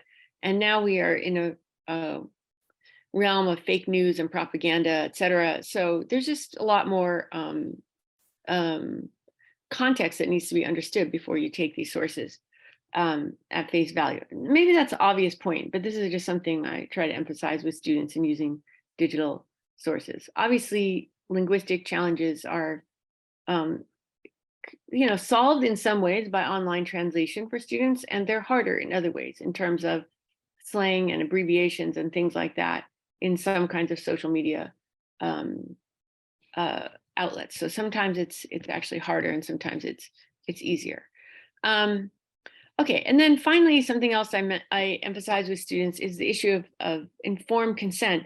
Obviously, if you're doing interviews, this is a whole nother topic that we could have, of the difficulty of interviewing people in difficult situations. But even if you're not interviewing, even if you're just taking information that's been posted online, people may be seemingly consenting to post something online, but maybe they don't really understand the consequences of that. And so as a researcher, you still have to exercise judgment and caution before repeating something that somebody says. You know, obviously, if you see videos of prisoners of war, you shouldn't just circulate them. You see videos of vulnerable people crying, like, ask yourself, why would I circulate this? What is the reason for this? So I try to, as much as I emphasize, like, here's this new source that undergraduates and graduate students as well can take advantage of, like, you have to still, you know, use your ethical mind to think about what you're doing and why and how to deal with it. So I think that for teaching related to the war, there's a lot of information, there's a lot of things available, but we still have to be, you know, reasonably careful. Okay, so just to allow more time, hold on one second, somehow else. Yeah, I want to just conclude here, which is that I think that for me, the discussion of the war in the classroom is important to provide information and counter a lot of fake news and propaganda that we see. This is like an important part that we play as educators. I also think, and there was, I mean, a lot of discussion of this on this Ukrainathon today about what is the sense of support in the US, and how strong is the Western alliance in support of Ukraine. And I'll just say, from my experience as somebody teaching in America for the last 24 years now, that I have never seen any foreign policy issue ever that had the level of average American public support that this war has. I live in Wisconsin, and for various reasons, I travel around to smaller towns in Wisconsin. And like other people have said, you see flags, you see homemade signs, you see light displays. I mean, in our Dane County airport, the light display on the walkways in the airport are all blue and yellow. You see companies there's a lighting company in my town, a theatrical lighting company that has had blue and yellow lights up now for a year on its building all night long. So I think okay, this is maybe anecdotal, but I would say I never have seen another foreign policy issue that has captured attention of people in this way. Moreover, I think that there's tremendous bipartisan US support in Congress. And there is also, an entire military industrial complex in the country that is extremely excited about providing more weaponry, having more contracts, et cetera. There's huge economic incentive for them. And not to mention just the culture of militarism that has grown up in the United States since 9/11, which is 100% pro-weaponry, pro-gun. So this militaristic attitude that's like a background attitude is entirely in line with supporting Ukraine, not against it. And so that's why I think it's a very unusual issue in terms of the bipartisan support. I mean, there's the normal moral arguments for supporting a nation and a state that is being threatened by the neighbor, the norms of sovereignty, et cetera. But I just think there's lots of other background factors in America that lead this to be a very unusual situation of strong public support. Nevertheless, I think as educators, it's our responsibility to keep these conversations going in order to maintain that support so that people know what's going on, that they know about what does a ceasefire mean? What does it mean for Ukraine to give up territory? And how can you have that conversation if people don't know about atrocities and war crimes that have occurred in Russian occupied territory? So I think that's kind of a third point about holding Russia accountable for war crimes and reparations. It means that we need to have had conversations about what happened during the war. So I think there's many important reasons for continued public discourse about the war. And I think teaching is one of those areas. And I think, as I mentioned earlier in the presentation, I think there's other advantages to teaching, but like overall, I just think teaching courses on the war is one way to keep these informed conversations going. So I'll leave it at that, and maybe we'll have some questions. Thank you so much. We have time for questions, so please use this opportunity to ask questions. I have questions because, like many others on Twitter who follow you, we're so curious about your syllabus when you posted it and wanted to be a fly on the wall in the classroom because you really selected such rich material, diverse material for the course. And I wonder, what kind of debates and discussions did you have in the classroom? Because for many of us, many of the parts of the conflict are really black and white, right? There is no other side. Like, it's not really about NATO, but it's mostly about what Russia thinks about Ukraine. I'm sorry for my cat in the background. But what kind of discussions did you have? If were they political in nature, or did you debate around concepts and so on? And then we have a question from the audience as well. But yeah, I think that, okay, I'll answer the question like in a couple different ways. One is that basically in the 1 year since this war started, I have had one single experience with a caller on a radio show that has expressed support for Russia. Okay, like I've given dozens of talks. I taught this class with all these students. No one ever says like, oh, I think it's great that Russia invaded and like I'm for Russia. Okay, basically nobody says that in my interactions with people. But when it comes to a concept like genocide, okay, it's actually not like so easy for students to understand. Like, what is all this legal definition of genocide? What does it mean? So this is the kind of thing you have debate around of like, okay, you have a definition of genocide and you ask like, is this a genocide? Okay, this is not, I guess, like so black and white. Like people would argue like, well, it could be war crimes, it could be crimes against humanity, maybe it is genocide, maybe not. the issue of the role of NATO expansion. You know, on the one hand, like you can make a case of all the reasons why this is not about NATO, okay? But then, you know, people would say, well, like what if we imagine a totally different world, okay? Like what if, for example, Yeltsin did not start the first war in Chechnya, and then Boris Nemtsov would not have been on the outs because he opposed that war. And then Yeltsin might have picked Nemtsov instead of Putin to become president. And what if there was no 9/11 and the US didn't give authoritarianism in Russia a pass? And so, you know, like you can have these kind of counterfactual debates about like, what if there was like 10 other things that didn't happen, not just like one, like there wasn't a 2008 agreement on NATO. So I think actually for students, some of these things are interesting to talk about. But you know, I think maybe it made it a little bit easier in the conversation that there is, as I was saying, this bipartisan support right now in the US. I mean, maybe it would be different in Europe when you have some, perhaps like more strident people who are in favor of a ceasefire or some kind of like ending the war or something like that. But because we have like kind of agreement on support for Ukraine, maybe it made it easier to discuss like some of the nuances of some of these topics. So that's, I mean, I think the like the nuclear weapons question of like, what is the, like, here's a good question. Like, is it right for the US and NATO to have been kind of slow in arming Ukraine because of this concern about nuclear escalation? Now, some people would say they were obviously wrong. They shouldn't have, it turned out it was fine. And so they should have given the weapons earlier.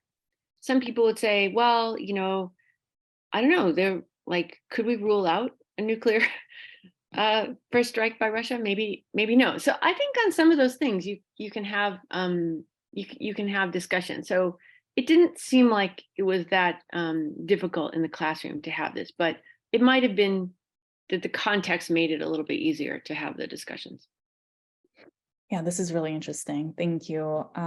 Related to this, a question from the audience is, how would this course address the Fox News commentary that the students are encountering regarding the war? Yeah, so, okay, well, one of the topics in the class is on media. So we discuss Russian propaganda directly in the class, and the attempts by Russia to influence public opinion in other countries and things like that. So that's like one thing, is that we do cover academic literature on the way on politicized media and the way that propaganda works. So that's one thing. Second thing is I try to pay attention to a lot of the channels and, you know, see what they're up to. And I actually think on Fox, like on most of the shows, not Tucker Carlson or Hannity so much, but on most of the other shows, they have the usual critique of the Biden administration, okay? But they're not actually critiquing support for Ukraine. So they're saying we support Ukraine, but the Biden administration is doing a terrible job and like we would do a much better job. So that's kind of interesting because this is kind of normal politics. But as I said, like earlier, I think there's like quite a lot of support. So in terms of like the overall Fox thing, I think there's a little bit distinction between a lot of the Fox News and which is anti-Biden, but not necessarily anti-Ukraine, and Tucker Carlson, who is essentially like, you can see Russian propaganda directly actually on his show. So I guess you could use it as an example there. And when he shows up on Russian TV too, then you or his guests, etc., you can see the connection. Yeah, that's fascinating. And I really appreciated your handling of images of violence, be that against Ukrainians or POWs, because that's something I grapple with as well when I teach courses on organized crime, violent organized crime. How do you, is talking about and reading, is it enough? Or should we also see it? Yeah, I actually assigned, also, I try to assign articles from different sources like the New Yorker, or foreign affairs or some things that are easier. But, you know, the New Yorker had some really graphic descriptions of war crimes. And I struggled with, should I have the students read this or not? Ultimately, I decided to do it, to do it. But, you know, this is always a kind of choice that, like, you have to ask, like, what's the reason for this? And I think in this case, like, it was merited because it's a serious situation and people need to understand what's actually happening. Yeah, that's very interesting. With that, I'd like to remind our audience to please consider donating to Kyiv School of Economics humanitarian aid campaign for Ukraine. We do have a couple of minutes left, but I'm happy to hand it now back to you, Dr. Herrera, to moderate the next hour. Okay, thank you. Yeah, thank you very much. And I guess, like, I will start by directing people to the chat where you can see this fundraiser that is going on for Kyiv School of Economics. And if you were, the sessions are being recorded, and so there was some very excellent commentary earlier by Timofey Milovanov and others from Kyiv School of Economics. So I recommend that, and many of the other sessions as well earlier. But okay, without further ado, I want to introduce our next guest, Aaron Erlich of McGill University. And I see that Professor Erlich is ready. Okay, so I will mute myself and take it away. Hi, can you hear me okay? Yes, all good. Okay, great. Thanks so much for having me, and I'm really glad to be able to support this fundraising activity. And I'm just going to talk for a few minutes, and then maybe we can have a conversation because it's late at night, and late at night is good for having a conversation.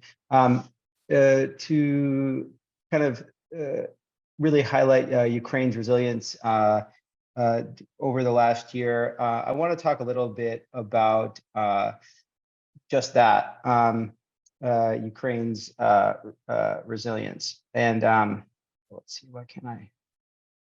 And this is just some survey data that I collected with Matthew Light and Anne-Marie Singh, both here in Canada. We asked people about their volunteering activities after the first month of Russia's 2022 invasion. And this is pooled data. We actually did the survey both over the phone and using online panels because of interest in kind of how these different modes affected response rate. But just to give folks an understanding, these are kind of population level estimates of the percent of the adult population that engage in these various different activities. So, I mean, this is just really a societal wide mobilization that shows immense resilience in face of extreme hardship, where the average Ukrainian citizen was doing between 3 and 4 of these 15 listed activities in the month after Russia's invasion. And some of these are pretty heavy lifts of activities. Some of them may involve a little bit less work, but society came together in a way that I think people outside of Ukraine just really underestimate. 42% of the population saying they're supplying the Ukrainian armed forces with some form of support that isn't weapons. 6% of the population even saying that they're making or delivering weapons to the armed forces. But everybody engaging in a wide variety of activities that they can do. And so I just think that's an immense demonstration of Ukraine's resilience, and want to highlight that research is supporting that resilience.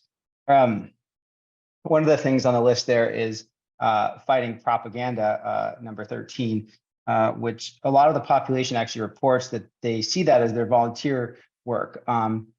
I've done some other work that was highlighted in the monkey cage, where we actually asked Ukrainians how much they were contacting their relatives in Russia. But I think Ukrainians have come to see it in some ways as part of their duty to try to not allow pro-Kremlin disinformation to really infiltrate society, and see it as their duty to actually combat that. And so I think we can also, in the spirit of kind of decolonializing kind of post-Soviet studies and learning from different cases, I think, the rest of the world has a lot to learn from Ukraine in fighting propaganda, actually. I think a lot of people in Western institutions in Western Europe and the US kind of underestimated Ukrainians, both unwilling, didn't necessarily fully believe that the vast majority of Ukrainians did not want closer ties to Russia. And interestingly, we're probably over worried about Ukrainians being affected by pro-Kremlin disinformation. I've worked on several studies before 2022 where we showed that Ukrainians were actually pretty good on average in detecting pro-Kremlin disinformation if shown it, and we're pretty good at detecting true stories if shown them too. So to compare true and false stories, they were able to do pretty well. So again, I think that was to Ukraine's great and Ukrainians' great advantage. So where does this ability to detect disinformation, and what is it related to, and what can we learn from that? I think I'll spend the next 5 to 6 minutes talking about, and then you can open it up to have a conversation. I think we have to think about kind of 3 sources of this disability. One is certainly, and then there was the level before the 2014, which for the most part is unobserved. We actually don't know what Ukraine's ability to detect pro-Kremlin disinformation was before 2014, but the assumption there is it's gotten better over time. So I'll say that. But one reason that it's gotten better is, I'm sure as many other commentators have discussed, is that Ukraine was really galvanized in 2014 in ways that I think a lot of people also underestimated. And it really forced a lot of Ukrainians to really rethink the way they thought about the world, and probably increased critical thinking skills a lot.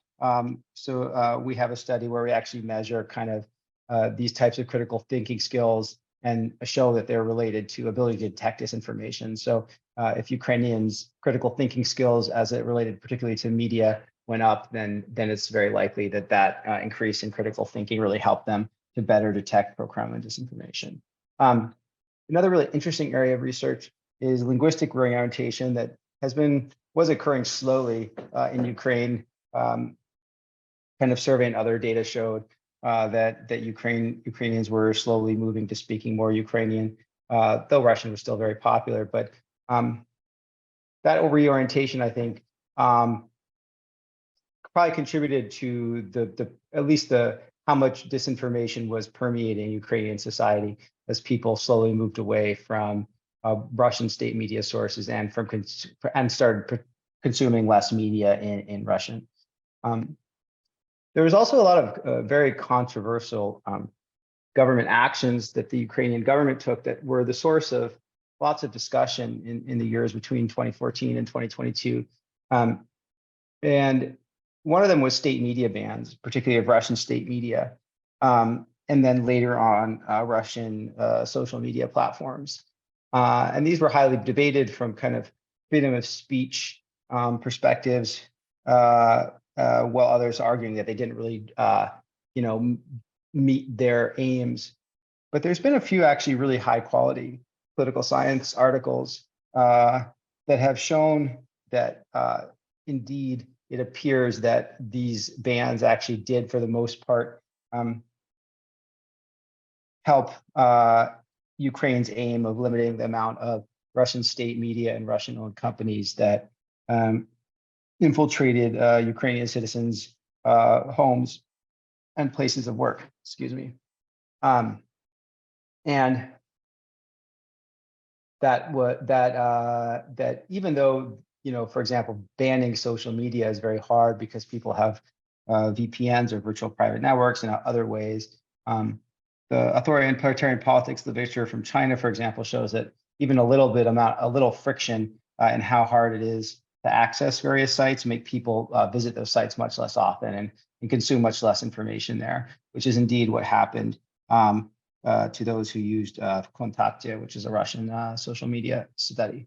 So I think it's a really interesting, what we can learn from those bans is a little bit hard to say, but I think, it certainly is fruit for discussion about when and how those types of bans on media and social media are appropriate, and what's the legal reasoning for doing so. I mean, they're kind of deep normative and ethical questions there, but I think they're worth debating. Ukraine also allowed and the government supported a wide variety of media literacy initiatives and promoted media literacy courses at the university level to try to help citizens, better be able to consume and think about the media that they were consuming. IREX, which ties into the next point, funded a very large initiative to support that. And within the Ministry of Culture, there's also now a special disinformation entity. So I think the kind of experimentation that went on there in terms of figuring out how to design institutions that can help a society in such a time is really important, and actually should be studied more than it has been. There's actually a paucity of social science literature worldwide, but in Ukraine as well, that has come out about kind of rigorously evaluating those initiatives. They're hard to evaluate, but I think would well worthwhile because they're so interesting, and Ukraine has tried a wide variety of things there. Then also, I think it's very hard to measure, but Ukraine has shown a really wide variety of very interesting fact-checking and debunking and other type of platforms like Texty and StopFake, just to name a couple, who have really, been very ambitious and also, willing to experiment and try different types of techniques to try to meet citizens where they are and to help them better navigate the kind of challenging new landscape, informational landscape that now exists. And I think Ukrainians are also very well placed to think about combating or working against pro-Kremlin propaganda in other countries and also potentially in Russia itself, because they understand the media markets and have really out of the box thinking about ways in which the people can be found or met. Advertising on sports betting websites, or putting banners on sports betting websites, or even as far as pornography websites, where people that you wouldn't necessarily always get to meet or get to interact with, you could potentially get ads that cross their eyeballs. So I just think there's been an immense amount of kind of innovation and an immense amount of kind of interesting and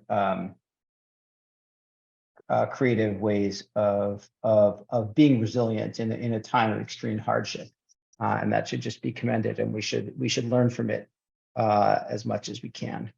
So I think I'll stop there because I just have 5 or 6 minutes left, and I would like to chat whoever would like to chat with me rather than listening to myself talk anymore. Okay, perfect. Thank you so much. Let's see. Let's see if we don't have a question right now in the Q&A, but I have a question for you. Sure. Which is, so I guess like this is very intriguing thought that Ukrainians became better at critical thinking. Yeah. And I guess I wonder to what extent you think their political commitments changed versus their ability to detect disinformation changed.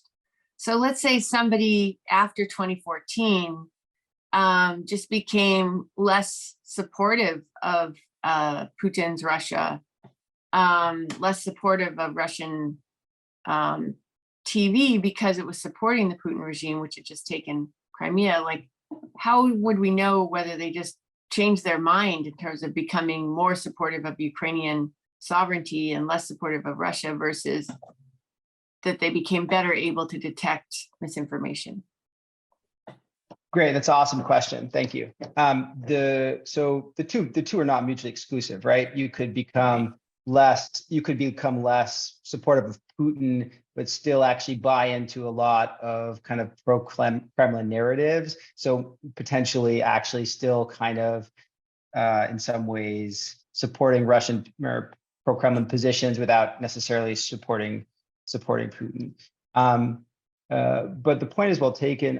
In the study we did, we tried to actually, I've done a few other studies to show that people in Ukraine, at least until before 2022, were pretty honest about expressing their pro-Russian sentiments if they had them. So it wasn't necessarily incorrect or wrong for people to publicly expect those positions. So with some measurement error, you can measure people's pro-Kremlin, pro-Putin sentiments, and then you can see if those people also if critical thinking is correlated with a better ability to detect disinformation even among those people, because one might think that it might actually operate kind of differently among those people, where there could be a very different mechanism at play with those people.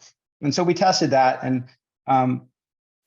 we see kind of parallel trends there among both people who are very against the Putin regime and who have pro-Kremlin or pro-Russian sentiments, that they actually, as their critical thinking skills go up, they're better able to detect pro-Kremlin disinformation, regardless of their kind of pro-Russianly oriented they were. That's not a word, but at 11:30, maybe you'll take it. So that's that. So I mean, that's not dispositive evidence, but it does seem to be that the critical thinking played a role across the kind of the dimension of kind of Russian orientation that existed more strongly in Ukraine pre-2022. Interesting, like very fascinating. Okay, so I guess another question, maybe you get this a lot, is you mentioned the three levels: the individual, the state, and international. And what do you think? I guess, like, what do you think can be done? Like more of, so how can other countries, including maybe America, replicate this experience of getting better at combating disinformation? Well, I mean, one thing that we should, in North America, both in the US and in Canada, I think we can take advantage of is that we have, everybody talks about the laboratory of federalism. I mean, Ukraine is one example, but there's many states and provinces here. And we, I think a lot of these initiatives in terms of like media literacy, how to detect disinformation, how to triangulate sources, stuff that was not part of my education growing up. It wasn't, when you were taught that, there were good news, there were reputable news sources, and you went to those news sources and you cited those in your, in your high school papers. I mean, I think a lot of this originated actually in the Baltics, and then Ukraine actually took it from the Baltics. So there's actually a lot of learning that occurred, in neighboring countries. But I think we can learn from those, and possibly very easily, add to that learning because there's so many different levels of government that implement these types of initiatives, and what's the right level, how much of this is in primary school versus secondary school, how much of this is kind of more university, how much of this, where do these kind of things take place. I think there's a lot that can be transferred over and experimented with further kind of globally, because it is a time of transition in the media landscape, and there's a lot of turmoil, and it's unclear how, I think, if we roll history forward, what exactly this period is going to be thought of as, and whether a new equilibrium is going to be reached or not. We're clearly in a period of disruption, but I think those things. I should also say, I mean, anecdotally, another anecdotal answer to your previous question is that if a lot of Ukrainian friends were saying about how every time they get something, they try, they ask 3 or 4 other friends. This kind of always questioning and triangulating, I think, is something that could be inculcated a little bit more, in terms of socially on a social level, right, on an individual level, in terms of peer groups and things like that. Now, how much of that comes from formal education versus much more informal kind of changing of norms is an interesting question. I also think that the targeting of it is. I have some other work on like corruption, kind of advertisement targeting. I think the same is true in medicine, is that we're learning so much that everything doesn't. These media these training effects are small, and so little effects, little change in how effective they are among different subpopulations may be super relevant. So what I mean by that is that the targeting of what kind of activities and what kind of NGO support should be very kind of specific to the problem at hand, rather than saying, oh, disinformation or Russian propaganda is just a problem generally. For example, in Ukraine, we found that while most types of pro-Kremlin disinformation weren't really believed, economic pro-Kremlin disinformation was much more believed, which makes sense given kind of Ukrainian economic, the historical weakness of the Ukrainian economy.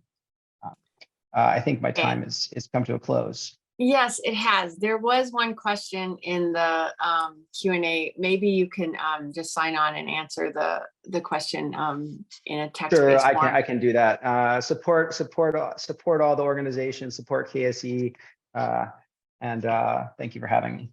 Yeah, thank you very much. Very interesting.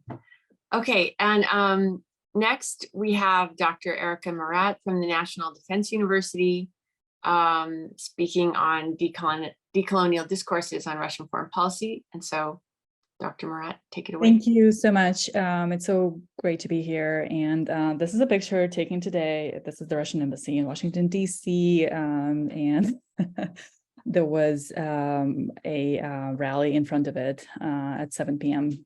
Today. So very much relates to what I'm going to be talking today. And I will be focusing mostly on Central Asia, because Central Asia for a long time, well, I am from Central Asia, but for a long time has been considered by scholars, policymakers, as this most pro-Russian region in the whole of Eurasia and for post-communist space. And of course, it is true that this sentiment among the population tends to be more approving of the Kremlin and Russian politics. At the same time, we do see big changes today, and I'm going to talk about those changes. What can happen? I think Central Asian region in general represents this interesting transition from being strictly pro-Russian to being more complicated than that. So the war in Ukraine, so Russia invaded Ukraine weeks after Russia reached the pinnacle of its influence in Central Asia when it sent CSTO troops to Kazakhstan after the request of the Kazakh leadership. And the discussion at that point in January 2022 was that that's it, Russia is reestablishing its influence. What can happen following this? Will Russia be always now intervening in domestic affairs? Will Central Asian leaders be relying on Russia to solve domestic issues with the help of Russian military. Well, of course, since then, many things have changed, and they changed on different levels. So on the government level and on society level. On the government level, Kazakhstan and Uzbekistan, so Kazakhstan, especially the leaders, have been mentioning and stating that in various forms, to various degree of bravery, that they respect territorial integrity of Ukraine, basically that they disagree with Russia's invasion of Ukraine. But sometimes the statements were made more carefully than that, but nevertheless, we did hear them throughout 2022. We also see some disengagement from regional security initiatives by Kyrgyzstan and Tajikistan with Russia, and sometimes Tajikistan leveraging Russia's weakening position in the region and globally against the West by also trying to milk more of Russian support, and Tajikistan use it for domestic purposes. So that's what has been happening. We can talk more about it on the state level. But to me, it's more interesting what is happening on the grassroots level, and that's where we really see big shifts. And I think Kares will talk more about the case of Kazakhstan. But I see generally three big trends on the grassroots level. The way now societies, the population in Central Asia perceives Russia. And if we conducted comprehensive polling of the views in Central Asia today, it would look really different from, let's say, even 2014. And the war in Ukraine, of course, influenced the change in attitudes, and many people who support Ukraine, they feel like Ukraine is fighting also for Central Asian countries, especially in Kazakhstan, for the territorial integrity of Kazakhstan. There are similar sentiments in Kyrgyzstan as well, that what if Russia one day decides to annex parts of their territory as well. But even though there is a close alignment with the narratives of resistance in Ukraine with Ukrainian activists and scholars, the process of distancing from Russia have been taking place even before the war in Ukraine. There are groups of scholars and activists who have been pushing for decolonial discussion of Russia, very often focused on historic tragedies. And in Kazakhstan, it's the Great Hunger, Sharshalak in 1930s, and in Kyrgyzstan, it's the exodus of masses of Kyrgyz in 1916, escaping from forced military recruitment by the Tsarist regime. And through those tragedies, through re-examining tragedies through personal histories and through archival research, both activists and scholars were pushing for re-examination of the meaning of the Soviet regime in Central Asia, because the dominant literature still today in the West, the Russian language literature, and even predominantly literature that has been to date published in Central Asia, is that Soviet Union was something good for Central Asia. In broad terms, that it's civilized, modernized, educated Central Asians, right? Those racist narratives continue to be still mainstream. And the grassroots pushback against it has been building up over the last decade. And this pushback was really marginal up until basically the war in Ukraine, and now it's really resonated and spilled into more mainstream. So through re-examining historic tragedies and suffering of the people who live in Kazakhstan and Kyrgyzstan, the Kazakhs and Kyrgyz. There is also the re-examination of what the Soviet Union meant for Central Asia and what is Russia doing in Ukraine. The tragedies of the Soviet regime and Russian atrocities today really resonate in those discussions. And there are so many discussions now, events happening all across Central Asia, predominantly in Kazakhstan and Kyrgyzstan, on reprocessing of the meaning of Soviet regime and the meaning of Russian influence and Russification of Central Asia in the last centuries. And it goes concurrently with trying to, very often it is accompanied with the notion that that the societies in Central Asia need to de-Russify, and by because what de-Russification means is finding own identity and rebuilding own identity as it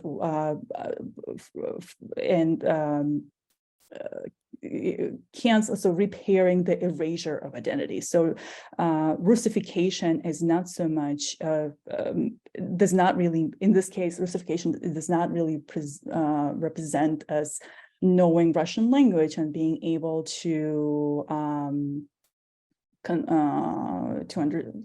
read Russian and to connect with Russian culture, but what it actually means is erasure of own history and identity and language.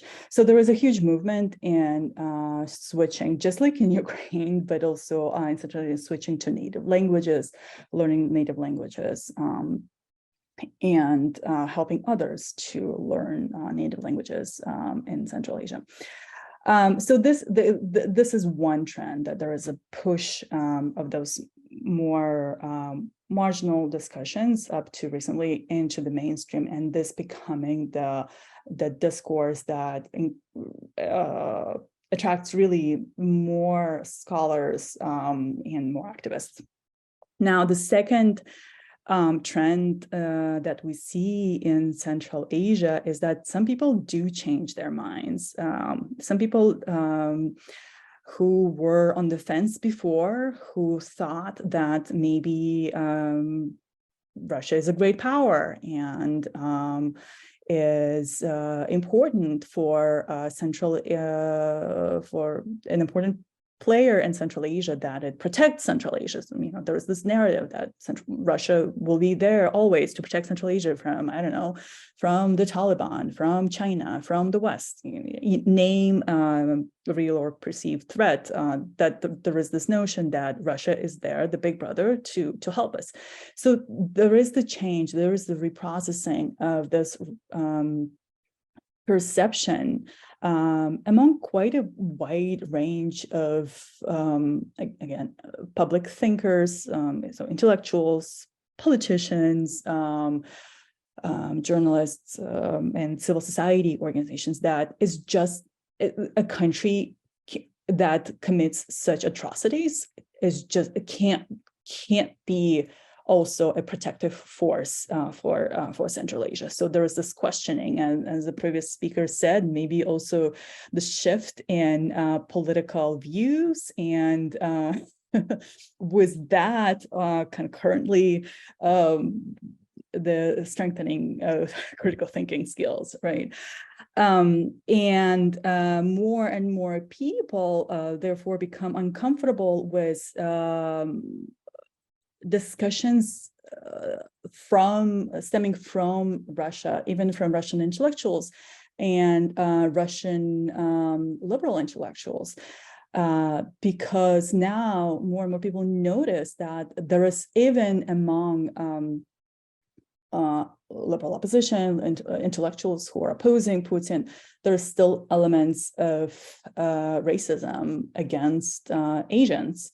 And they hear that from, let's say, how routinely intellectuals refer to backwardness in Russia as legacies of the Golden Horde, right? Or something that Russia inherited from its Asiatic heritage or geography, history, whatever, right? So more and more are becoming uncomfortable with this racialized and colonial imperial language, and therefore also changing their attitudes. And it's an interesting, I think it's an interesting trend of viewing Russia from that perspective, and that it's really the biggest shift that we see in societies in Central Asia. And then finally, of course, there are people who radicalized into Russian propaganda even more was the outbreak of Russia's invasion of Ukraine. And these tend to be the people who internalized the idea of the great Russian culture, call Russia as this benevolent empire who is helping against Central Asia, and is generous because it opens its doors to labor migrants from Central Asia and so on, right? I would say that, again, this is more anecdotal evidence than research, and hopefully more substantive research is coming about it. It tends to be more of older generations who tend to think in those terms, and they're likely also to be educated and Russian speakers. So independent of their ethnic belonging, they are quite Russified in their upbringing. And the divide between those three different categories, three different populations, is quite deep. They very often cuts across families, communities, classrooms, and it can be quite bitter at times. What's interesting, and I think that something can inform our discussions about public opinion in Russia, is that people who radicalize into Russian propaganda, they also reject all other sources of information. So it's not that media is more open in Central Asia, especially in Kazakhstan and Kyrgyzstan, but there is just outright rejection of alternative sources of information, and also really deep investment in conspiracy theories.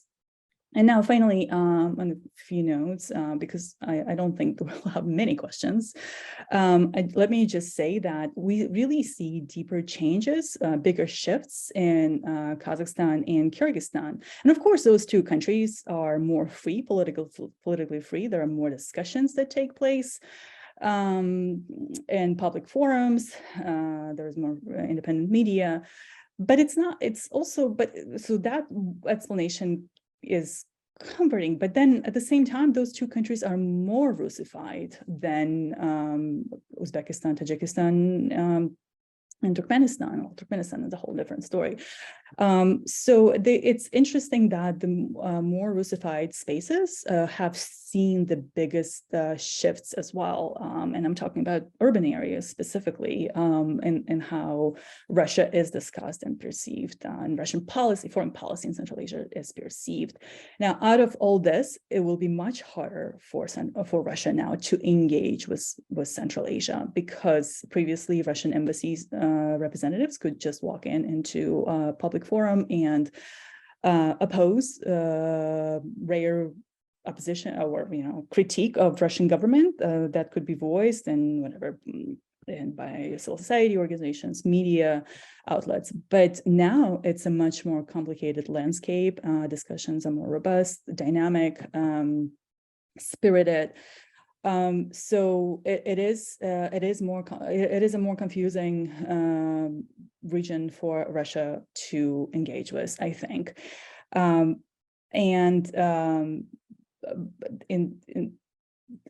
the end, what I can also add is that was this changing perception of Russia, of Russian influence and foreign policy in Central Asia.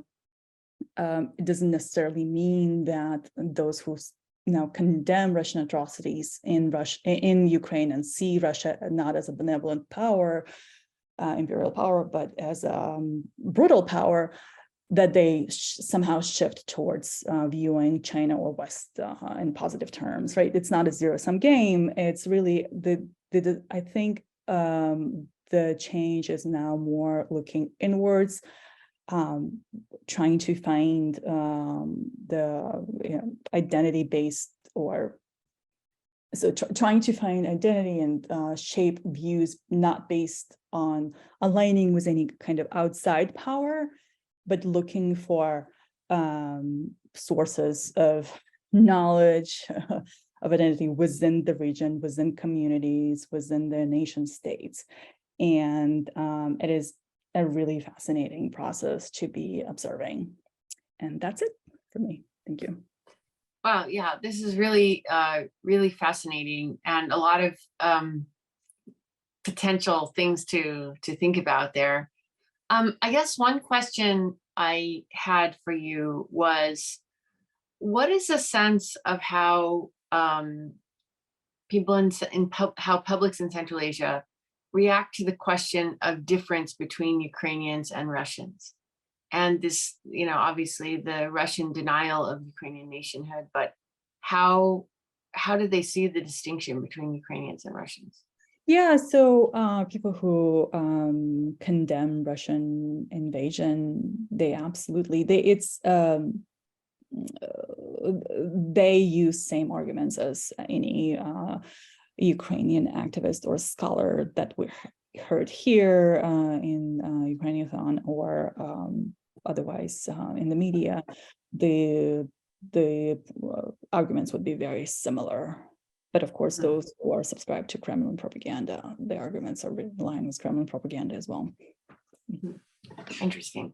Okay, well, I hate to cut off the conversation, but we're at time. Thank you so much for such very insightful points. And yeah, we'll have to just keep following the situation. Okay, so welcome everybody to the continuing Ukrainathon. It's great now to be able to introduce Professor Sarah Wilson-Soki of University of Colorado Boulder. And I just want to remind everybody that this is a fundraiser for Kyiv School of Economics, and you can find the link in the chat. If you are able to contribute, you're most welcome to do so. With that, Professor Soki, take it away. Great, thank you so much. And so I'll share my screen here. I do have some things that I think it would be useful to show. Really, what I'm going to make the case for is that it is useful for us to think about, even though the war is not over, essentially rebuilding Ukraine, but also sort of how we can best make use of all the foreign aid that is going into Ukraine. And so what I wanted to talk about is public goods provision across Ukraine. And I have just like a tiny bit of data to speak to this, but it's more a call for us to keep paying attention to this and to think about it as much as we can. And so I think that you can see this here, and I'll try to put this in the presenting mode there. So I'm going to skip over the map because some of this I think is, the people watching this, I don't know that you need to see the map of Ukraine right now. But the big thing that I want to make a call for us to study is how and why across the regions of Ukraine we see differences in how public goods, public services are provided.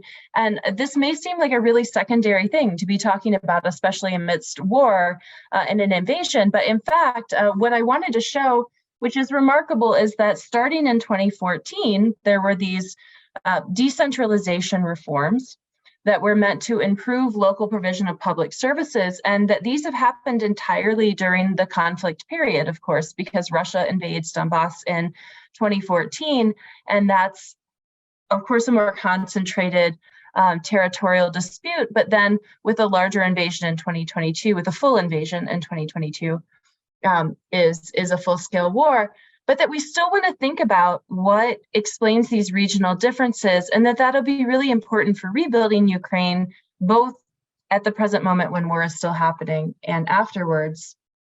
And so I have a quote here that I really wanted to emphasize from Jessica Pisano, who wrote very recently in the Journal of Democracy about why these decentralizing reforms, which took power from the central government in Ukraine and gave much more power to the regional or the oblast level, why they're so important for democracy in Ukraine, and I would argue are really important for rebuilding Ukraine and also for governance as well.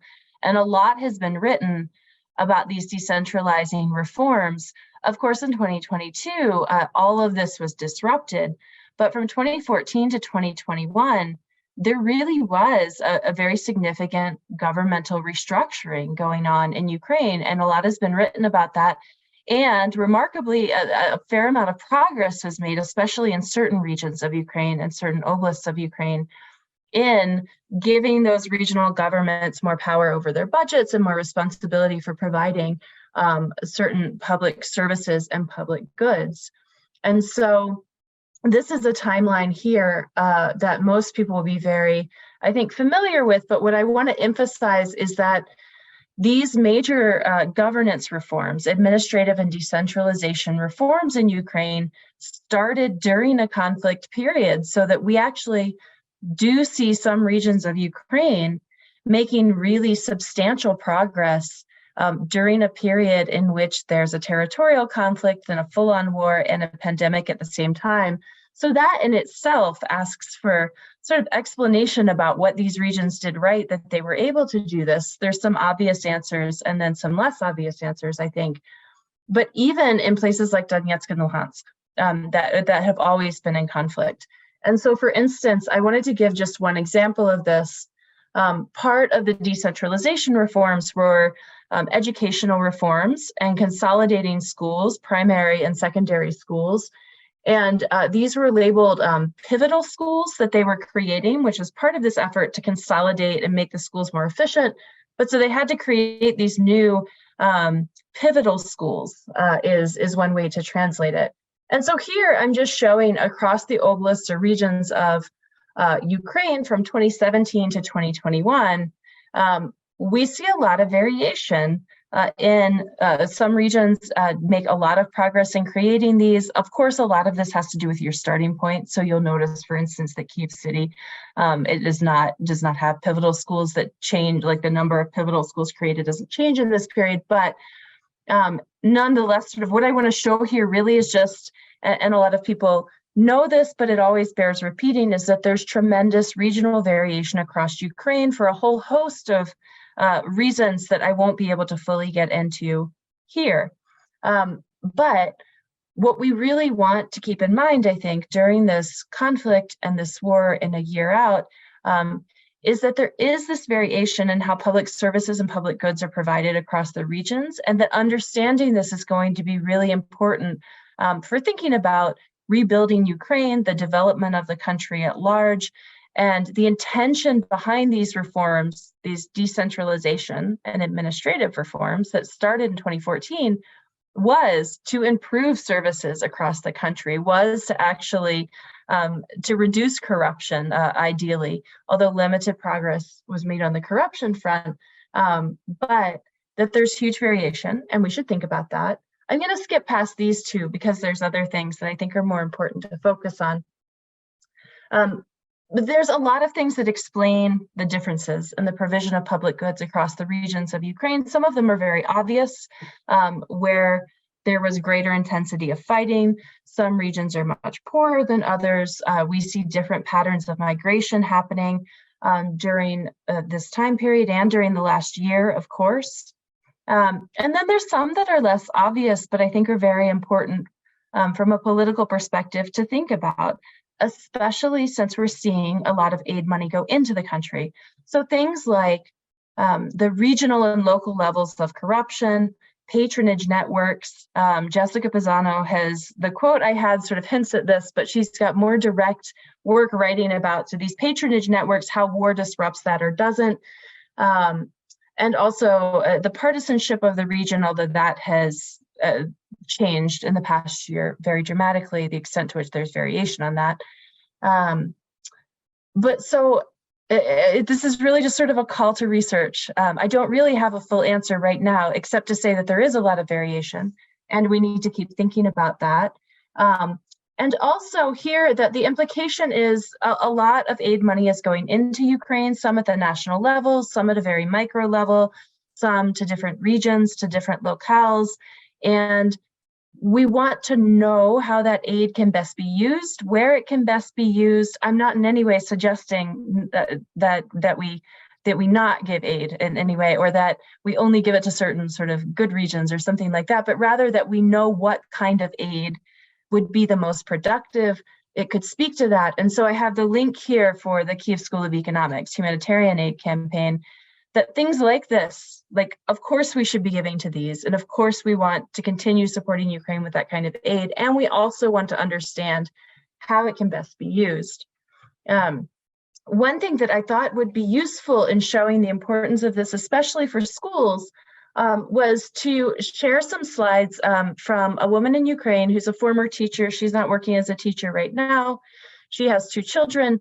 And so I thought that this would be a particularly important perspective, voice for me to amplify, given that I'm not Ukrainian myself and I'm not in the country. But just to emphasize the importance and the scale of what will need to be done to rebuild the country, and to do so at a regional level and local level. So these slides and pictures are from Irina Chechko. She lives in, I think you can probably see the mouse on the screen circling Chernihiv, Ukraine, which is northeast of Kyiv. And so she was highlighting the conditions of education right now for young children in Ukraine. And this is from a group I join every Monday of people in Ukraine, talking about their experiences there and how things are going.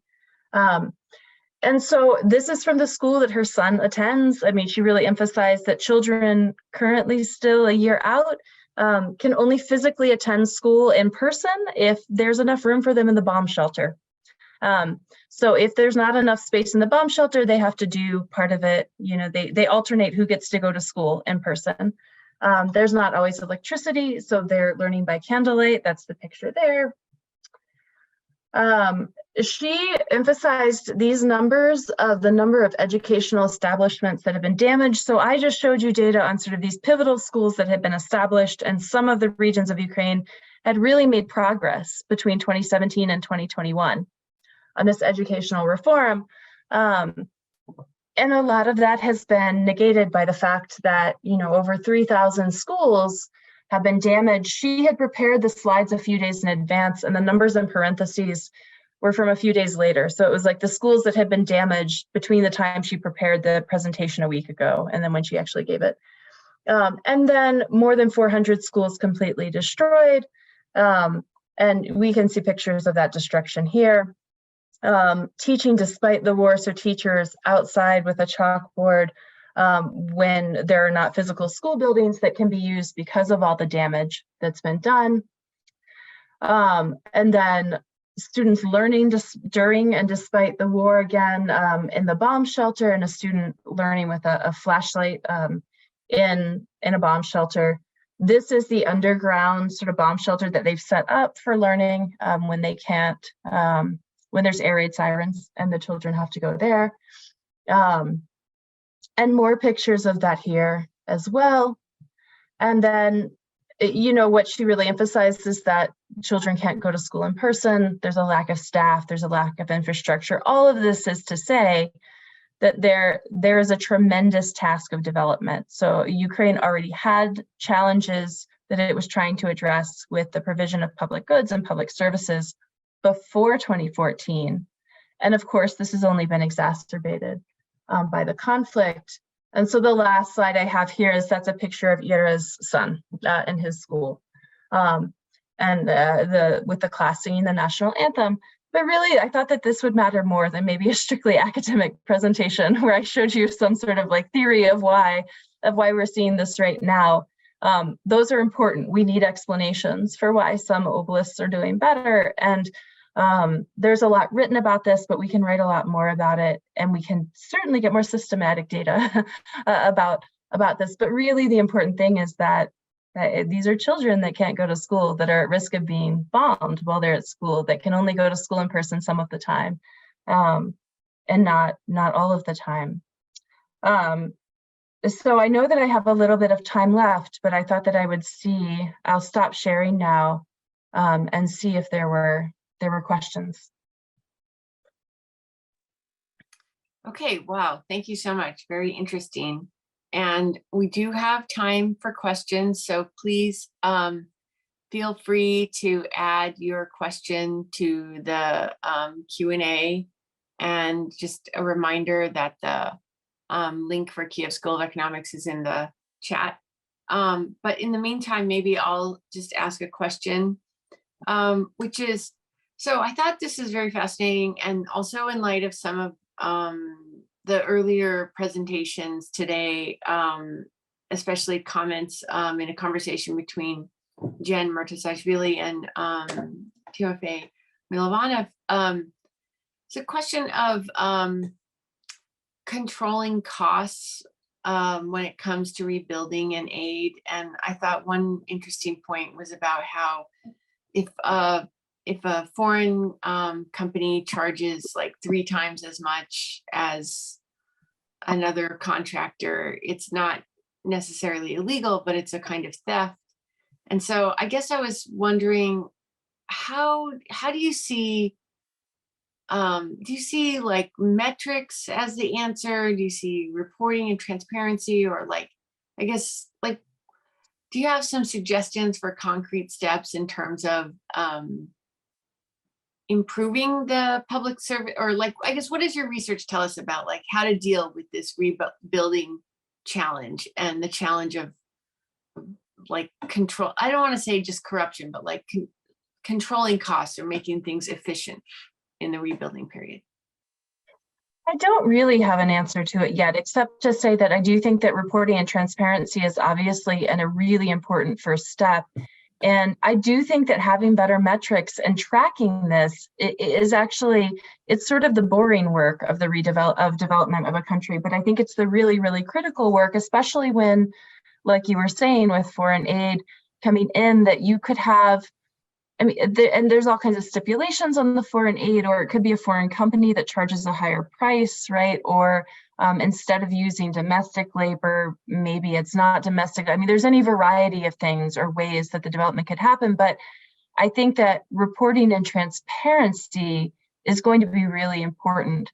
And understanding that reporting and transparency is almost certainly more likely to happen in some regions than it is in other regions, and that maybe it has to happen differently, or maybe you can have a centrally administered kind of reporting and transparency, that actually leaving it to the regions. I think that's what the recommendation I'll go with right now, that leaving it to the regions is going to mean that some of them can do that effectively and some of them can't. So even if there's this decentralization push, which makes sense in a lot of regards, to have local governments have more control over their budgets and to be making more decisions and held more accountable, that there has to be a national support and infrastructure and transparency and reporting is going to be really important, because we know that the reality is that there's tremendous variation across the regions, both in the kinds of challenges they face, but also the capacity, the state capacity of a local government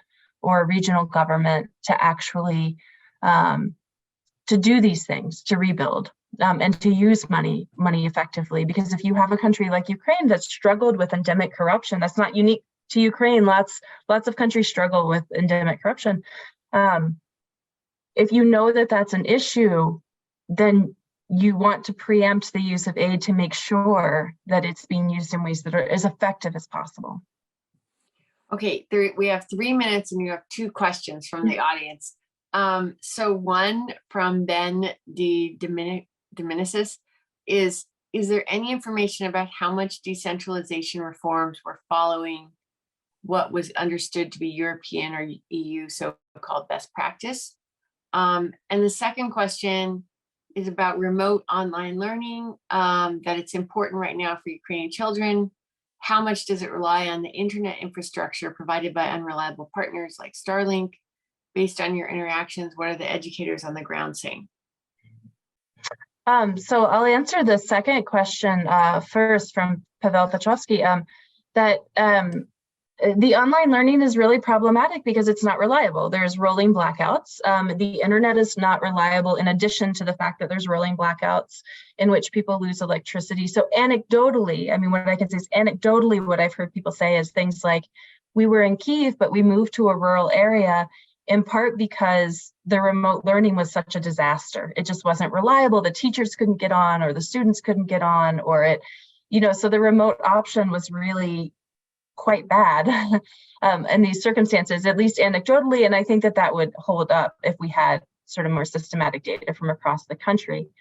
And then the other question about European best practices. So the decentralization reforms were very much modeled on EU suggestions about better governance, and there are varying opinions about the extent to which it was based on a Polish model of decentralization, but that the Ukrainian government was absolutely looking towards the European Union and towards European models to think about better ways to govern. All right, well, thank you so much, Professor Soki. We are just about out of time, and this is my main job as the moderator to keep us on track.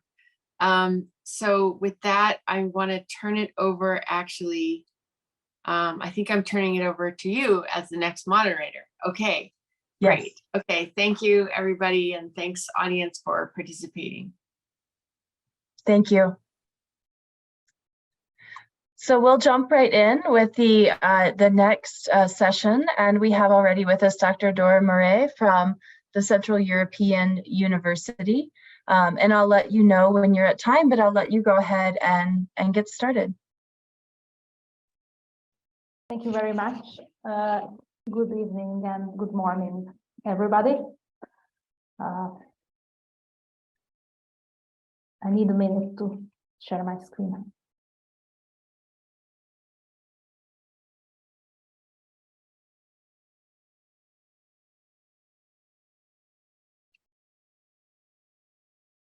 So you can see my PowerPoint now, right? Okay, thank you. I will talk about the cultural heritage in war today. Everyone's right to their heritage is a key element in international law on heritage in armed conflicts. International policy documents previously focused on looting or collateral damage on cultural property, including the Hague Convention for the Protection of Cultural Property in the event of armed conflict from 1954, which is still the primary regulatory instrument. However, UNESCO in 2003 officially recognized that heritage can be deliberately targeted in armed conflicts as an important component of the cultural identity of groups and individuals. And this intentional destruction may have adverse consequences on human dignity and human rights. This aspect is rightly emphasized by Ukraine, accusing Russia with deliberately attacking identities and memories by destroying cultural heritage. And on the other side, Russia accuses Ukraine of depriving their ethnic minorities from practicing their human rights in terms of culture, and provides this as a reason for the military invasion. Culture and heritage are used in this conflict because they are symbolic for national identities, power relations, and has the potential to produce and reproduce boundaries and mobilize masses in the service of political goals. But this is not the only way heritage in Ukraine has been reframed in the past few years. The cultural heritage of and the cultural heritage in Ukraine does not mean the same thing anymore for Ukrainians as before the war. Much is lost, New heritage is emerging, and the meanings attributed to the same objects and practices have been transformed. Heritage is used in this conflict to produce divisions, but it is also used to develop empathy, express solidarity, and help people cope with difficulties. A range of processes and actors shape what happens to heritage and how heritage is conceptualized. So in this paper, I would like to address these multiple processes through a selection of case studies, examples.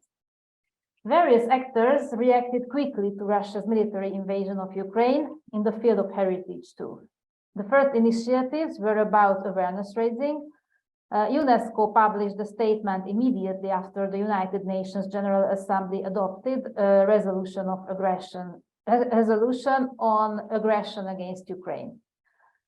They called for the protection of cultural heritage, World Heritage sites, and condemned any attacks against cultural property.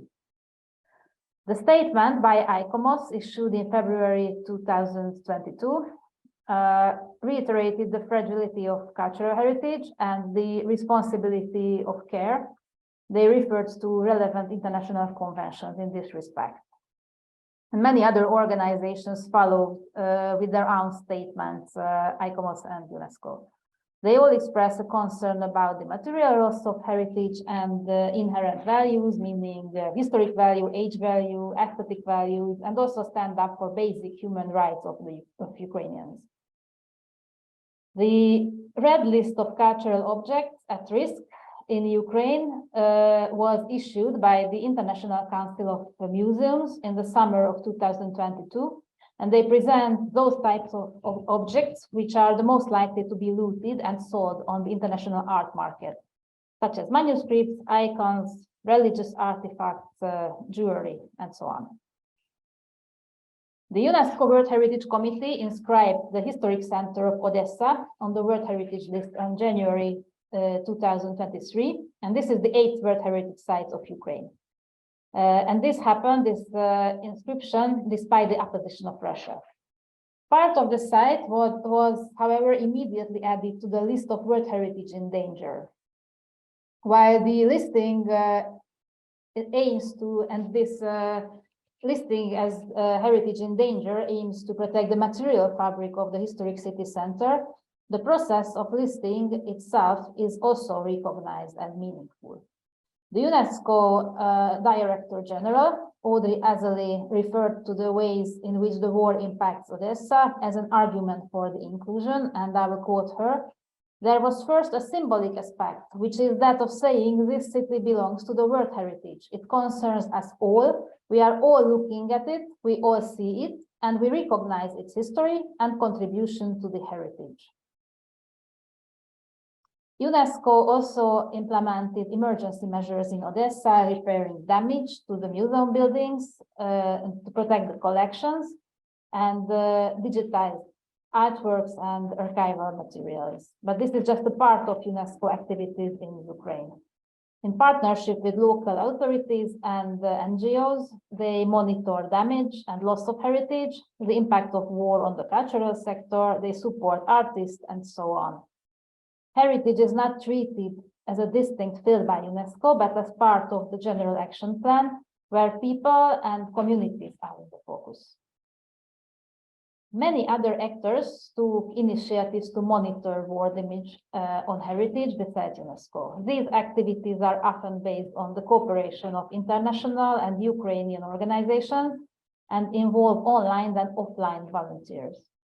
Since the destruction of heritage can be investigated as war crime by the International Criminal Court, this documentation activity also fits into the range of online crowdsourcing projects that generally address war crimes based on the principle of open source intelligence, and the most well-known such example is Balagna.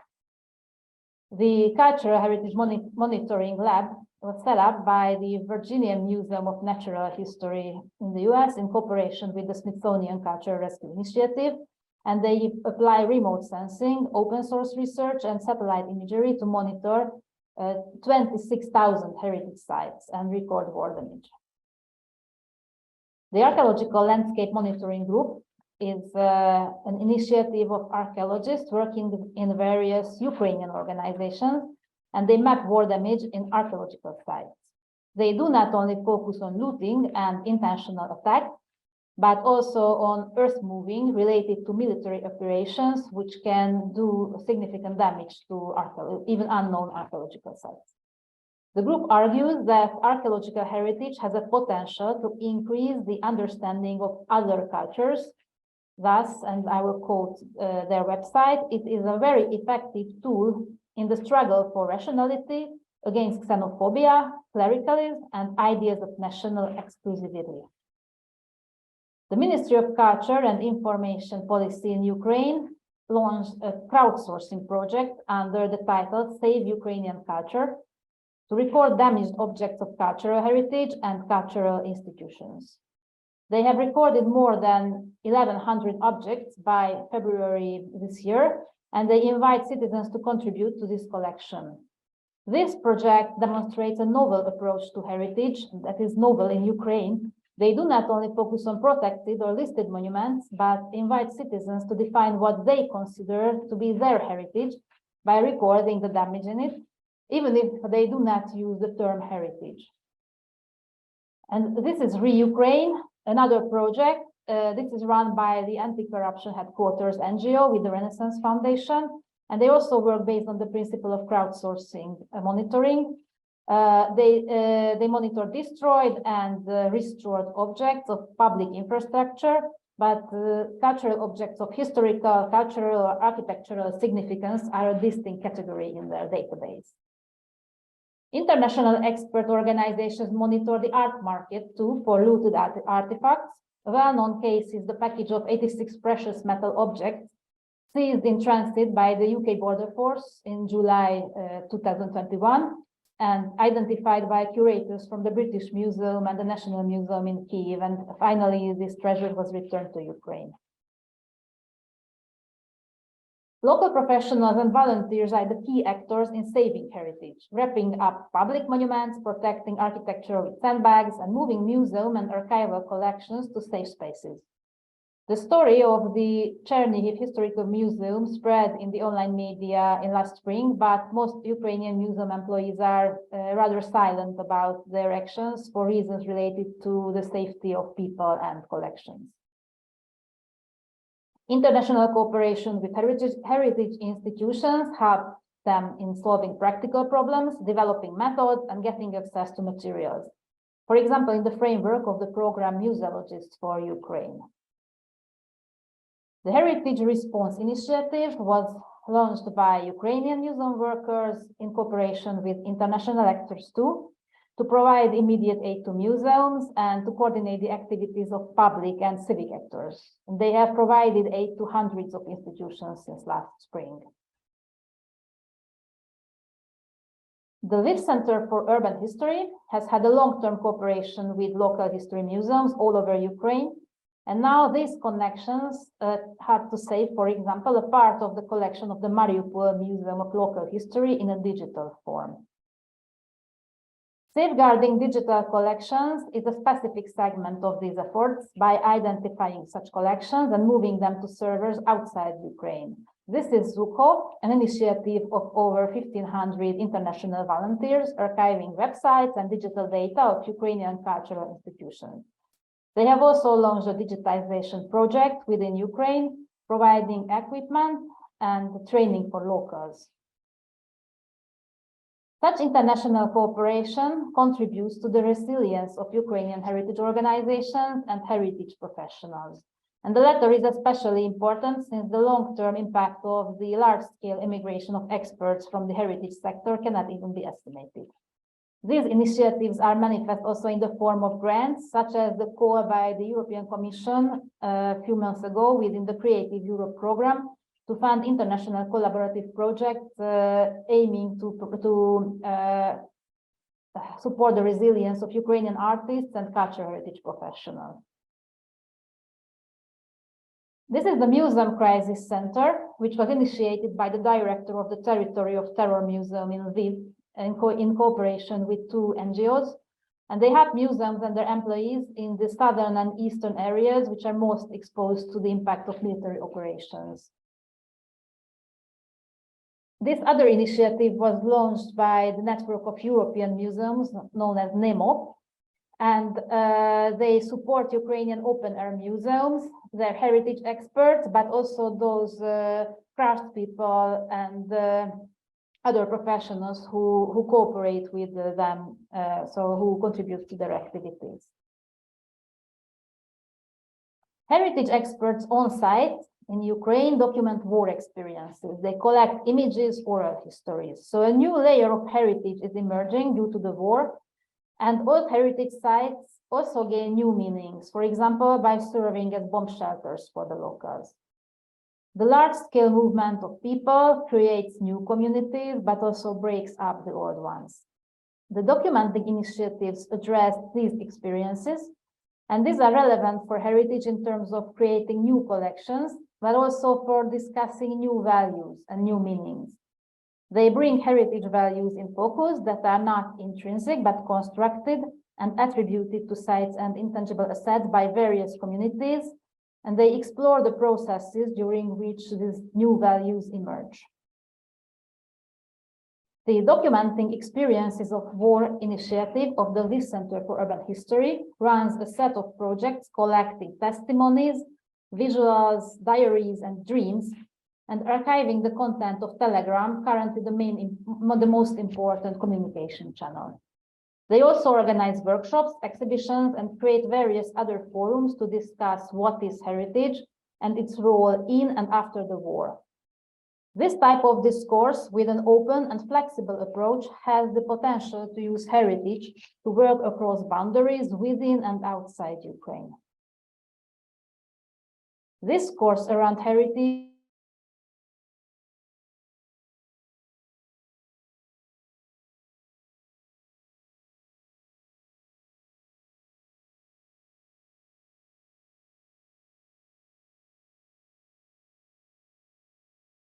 I'm wondering if other people can hear me or if it's just that Dr. Mariya is frozen. I think Dr. Mariya is frozen, but why don't we give her a second to Okay. back, and it's okay. Well, while we're waiting to see if she comes back, remember that you can in the Q&A, if you would like to enter questions there. Oh, it looks like we have her back. There you are, Dr. Mariya. Oh, you're muted still, but. Oh, you're still muted if you want to unmute. now? Yes, we can hear you now. Yes, you're back. So I don't know how much we lost, but I think we're about where you are there with the heritage discourse. You were just talking about diaries and memories from the war being collected. And so I don't think we missed very much. Okay. So the discourse around heritage in Ukraine is in transformation at the expert level too, because there is an increased mobility of professionals and as guests in various international organizations, and the visibility of Ukrainian scholars and Ukrainian heritage has increased. Institutions in Europe and the US organize international conferences, workshops, such as this recent example I am showing, which address heritage and integrate Ukrainian heritage in the international heritage discourse, but also in the discourses on public policy, human rights, and various other disciplines, such as this presence symposium. A new generation of experts is shaped with skills, knowledge, and new networks. Last but not least, though the end of the war is not in sight, various actors have already started to think about the future of Ukraine in terms of post-war reconstruction. And this is about which we heard also in your presentation just before. Large international funds have been designated for this purpose.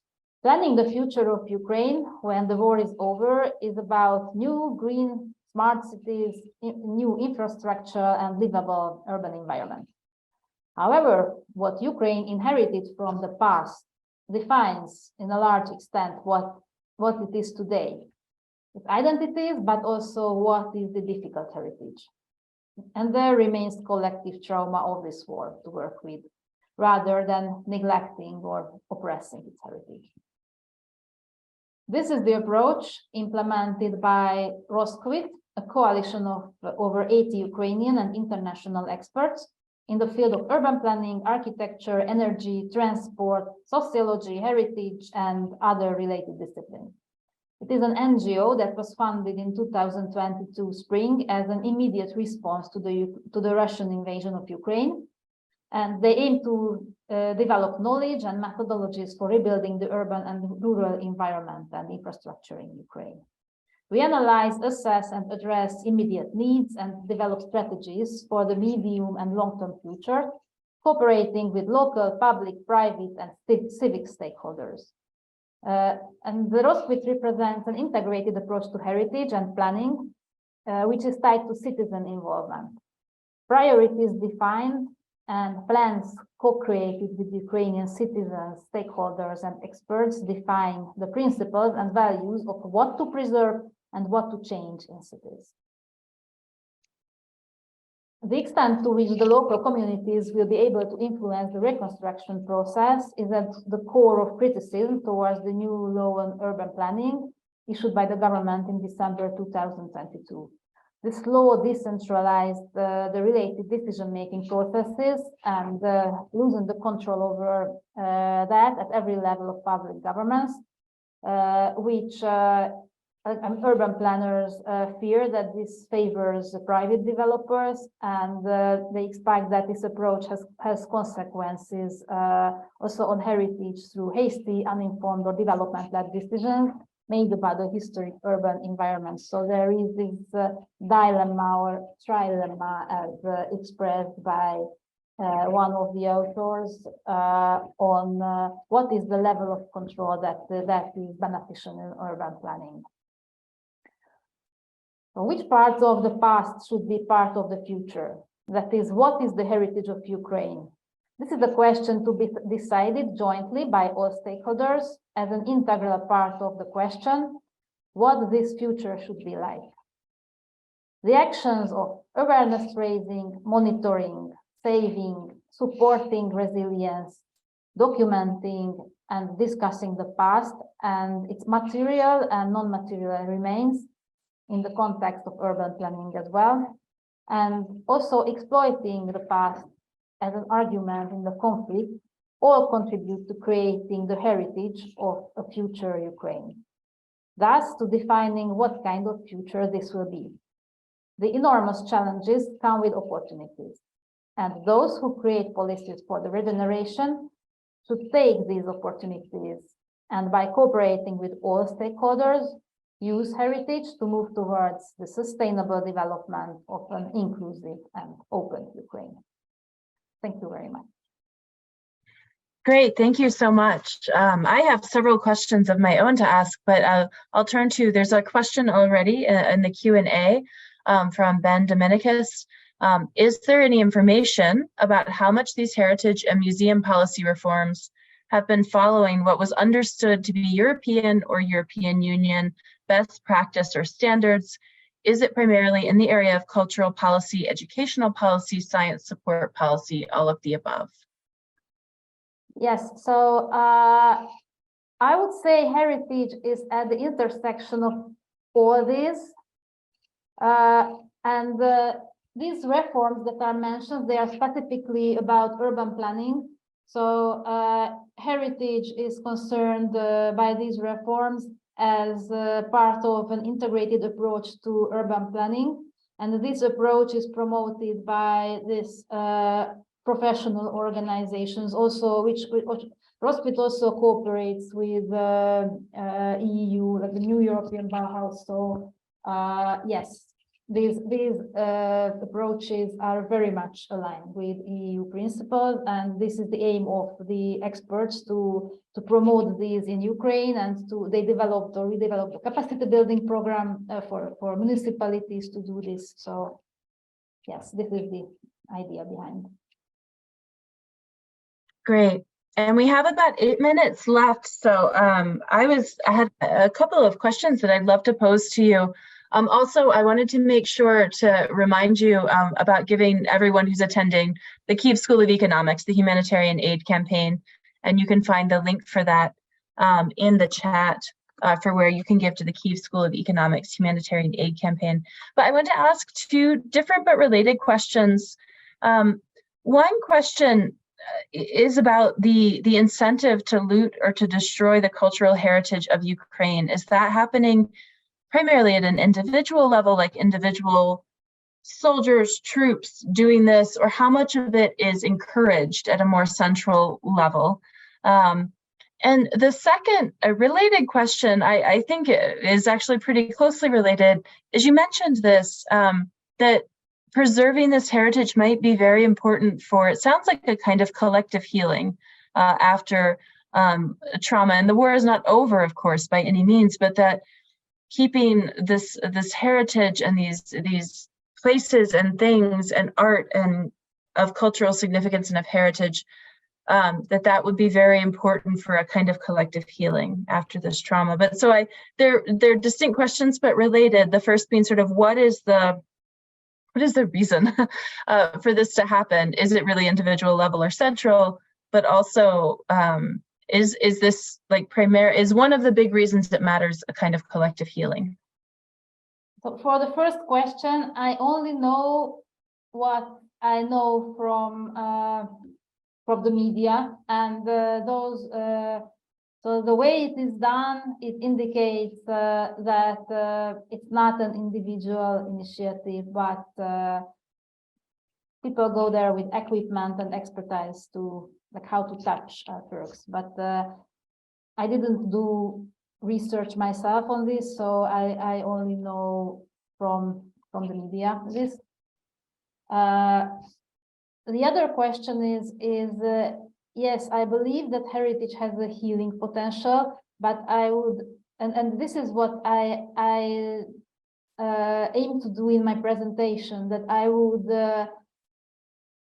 wouldn't stick to the terms preservation, but there are many different heritage processes when heritage is created, the new meanings are generated, there is interaction with heritage, and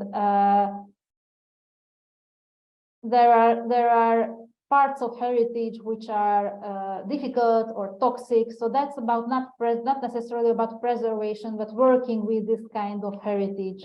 And I think there was a presentation in the first half of the day or afternoon on the de-Russification, the idea of de-Russification.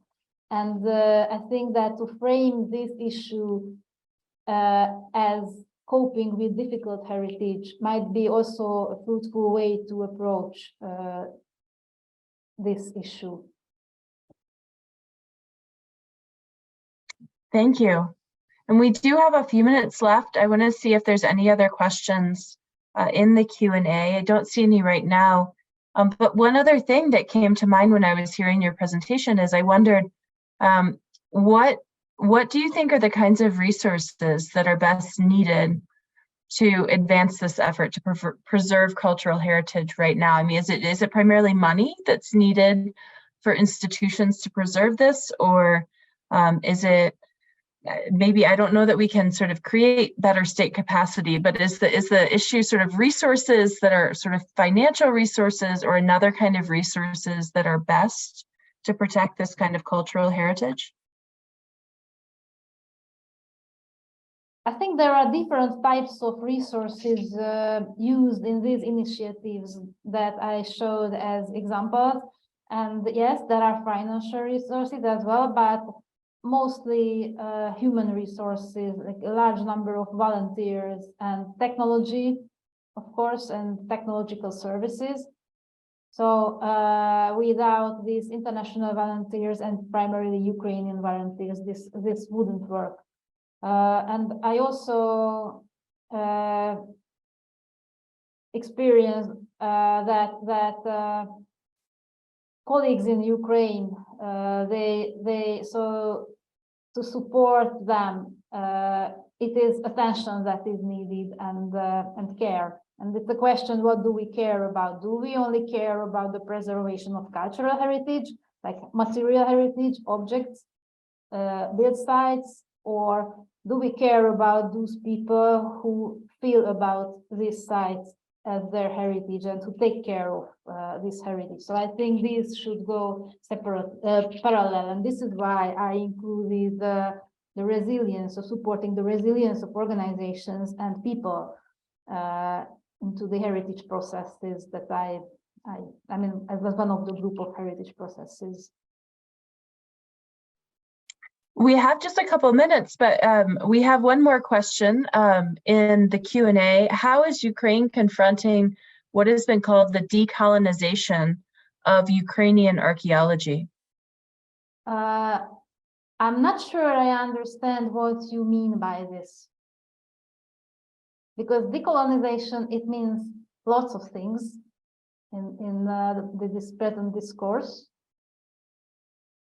Would you can clarify in the Q&A if you'd like to. We do have a couple minutes, so Ben Dominicus can maybe clarify in the Q&A. According to my understanding, decolonization can mean an institutional independence, switching from Russia-oriented professional networks to another direction of networking, and different types of intellectual frameworks of thinking. So he's saying in the Q&A that okay. he's referring to domination by Russian Soviet imperial thinking.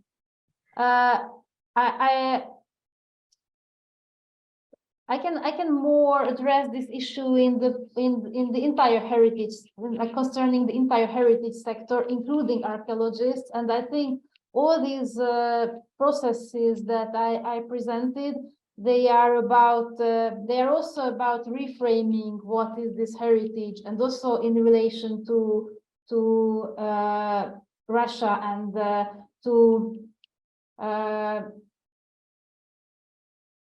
different types of different understandings of resources of knowledge and the knowledge structures. So I think it is happening.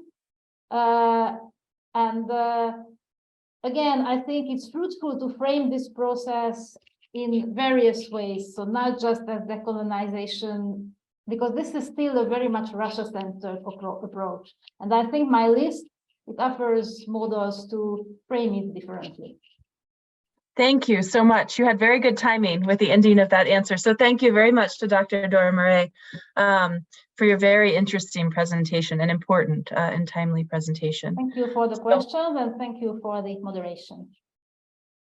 I'll hand it over now to Jordan Gans-Moors, to Professor Jordan Gans-Moors of Northwestern University, who will be moderating the next presentation. Thanks, Sarah.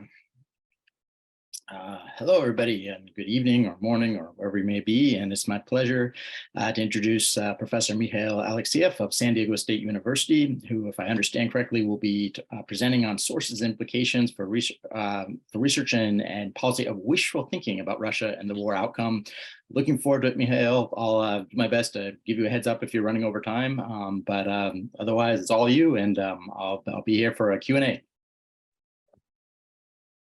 Thank you, Jordan, and thank you, everybody. Above all, I would like to thank our Ukrainian colleagues and the Ukrainian people for the fact that we are having Ukrainathon #2, and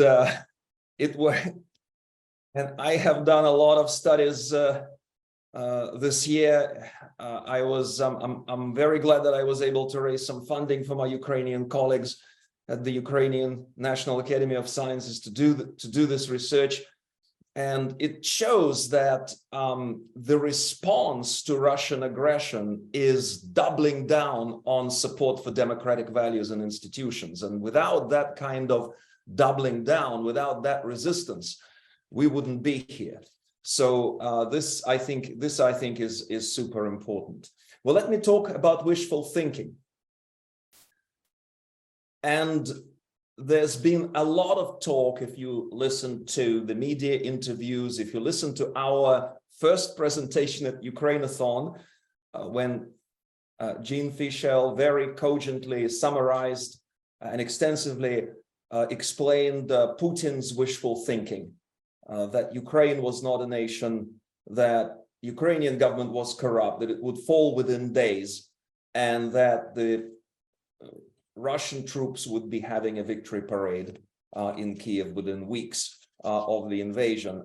We know how we talk a lot about how that wishful thinking fell apart at the bedrock of that societal resistance from Ukraine. But I also think it's important to analyze our own wishful thinking with respect to Ukraine, which explain why what happened and what may happen in the future.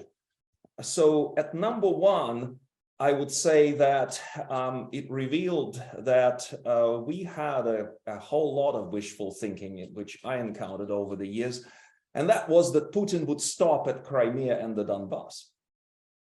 I had a hard time convincing my colleagues, I must say, in February or March 2014, that this is only the beginning, that Crimea would be followed by actual militarized intervention elsewhere in Ukraine.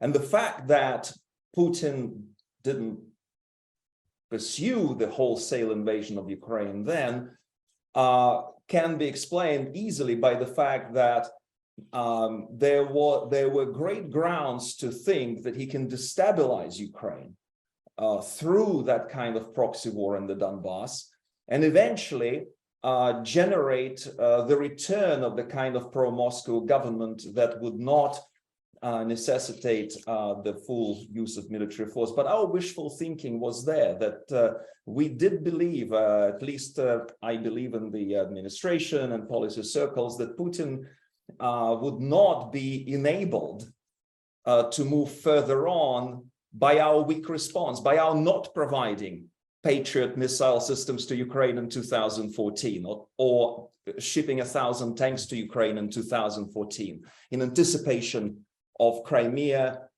translating into major invasion. The lesson there is that we may actually, in an attempt to avoid escalation, we may invite escalation through the position of weakness. Number two, second wishful thinking was that economic sanctions can deter military aggression. And again, we didn't actually learn from Crimea. We imposed massive sanctions on Russia. Well, we thought massive sanctions over Crimea. It didn't stop Russia's continuing military intervention and war fighting against Ukraine in the Donbass all the way to 2022. And by the way, I must say that that Russian militarized intervention in the Donbass cost 14,000 Ukrainian deaths, battle deaths. So that was a huge conflict already going. But economic sanctions, just to, and again, we see that, you know, if you remember a year ago, we were threatening Russia with unprecedented sanctions, sanctions not seen before. And yet Russia invaded. And right now, if you look at the economic analysis, the Russian GDP is projected to be down by only 2.2%, whereas when we impose sanctions, the economists estimated it would go down by 10+%. So in fact, for next year, the IMF projects Russia's economy growing by 0.3%, which is more than UK or German economy. Steel production did go down in Russia by 7%, but not by 15% as was projected. Oil and gas is being bought more actively by Turkey, India, and China. And overall higher energy gas prices enabled Russia to actually get more revenue from hydrocarbon sales than before. Another interesting thing that Russia did to adapt to sanctions was to basically take hostage of $350 billion of foreign investment, or raiding, in essence, $350 billion foreign investment by forcing, if a company withdrew from a country, by forcing it to sell it cheaply to Russian entities. A lot of Western companies actually stayed in Russia. Think of Ashan, a huge chain of grocery stores. And to give you an illustration of what kind of assistance that business gives to the Kremlin to wage war, we can look at what kind of taxes Ashan paid to the Russian government. They paid in 2020 167 million rubles in taxes, which would translate, according to some journalists' estimates, into 15 Sukhoi 25 planes or 222 caliber missiles. So the net result, as The Economist concluded, was that the Russian budget, which originally was believed due to sanctions would shrink to 23.7 trillion rubles in 2022, actually was probably closer to 31 trillion rubles. That's about a third higher than anticipated. And of course, that is the war chest in the end. We also saw high-tech intermediaries in Turkey, Kazakhstan, India, China, sending spare parts to Russia and various components that were otherwise banned by the sanctions. I noted, for example, a multi-fold increase in the import of washing machines into Armenia. And those machines happen to have the chips that could be used in missile technology. We also didn't see the liberals, so-called liberals in Russia, economic liberals like Kudrin and Nabiullina. They kind of indicated that it would be costly, but then they basically fell in line with Putin. And the oligarchs too, you know, the Deripaskas and the Abramoviches of the world are not undermining Russian war effort. If anything, they have become more adept at hiding their assets, and they continue funding Russia's brutal genocidal war. Also, in line with that, so in terms of sources of power in international relations, we have to rethink the whole theory, I guess, of complex interdependence and the way economic power affects outcomes in international relations. The idea that if you trade or if you have complex relationships, that reduces the likelihood of war is definitely falsified by these developments. And so is the idea that you can expose intent and therefore make the aggressor, the determined aggressor, unwilling to execute it. When we believed that by exposing our intelligence assessment that Russia was poised to invade Ukraine, somehow that would deter Russia from actually going forward with it. So number three, the third one, I would say that there was wishful thinking that Putin is a rational actor, that Putin is not Hitler. We fell for the same trap that was described by Kenneth Waltz in Man, State and War, when he talked about the 30s and how the leaders of Europe agreed that no matter how egregious Hitler was not Napoleon by any stretch of imagination. And I remember colleagues saying, well, whatever Putin does, Putin is not Hitler. Well, perhaps we need to think analytically that if aggressive challenges to international order are defeated, it doesn't mean that prospective aggressors are going to give up. The end of history perspective, saying that fascism and communist challenges defeated, now liberal democracy triumphs, clearly didn't take into account the possibility that challenges may emerge in different shape, that evil may mutate and may be even stronger and more devious in less egregiously looking forms, revealing itself in the future. And what we have also with this assessment that somehow you can, the scholarship on Putin, you know, here's Putin the operative, he operates according to some kind of code, you know, he balances those elites, his position may be shaky because you never know how these elites would line up. But that misses the point, that we're dealing in essence with a bloodthirsty, violence-immune dictator. We forget that he came to power by giving orders to exterminate tens of thousands of people, innocent civilians, in a place called Chechnya.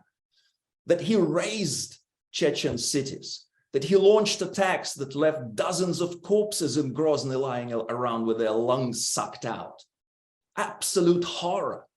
Yet somehow, our president after that looked Putin in the eye and saw his soul.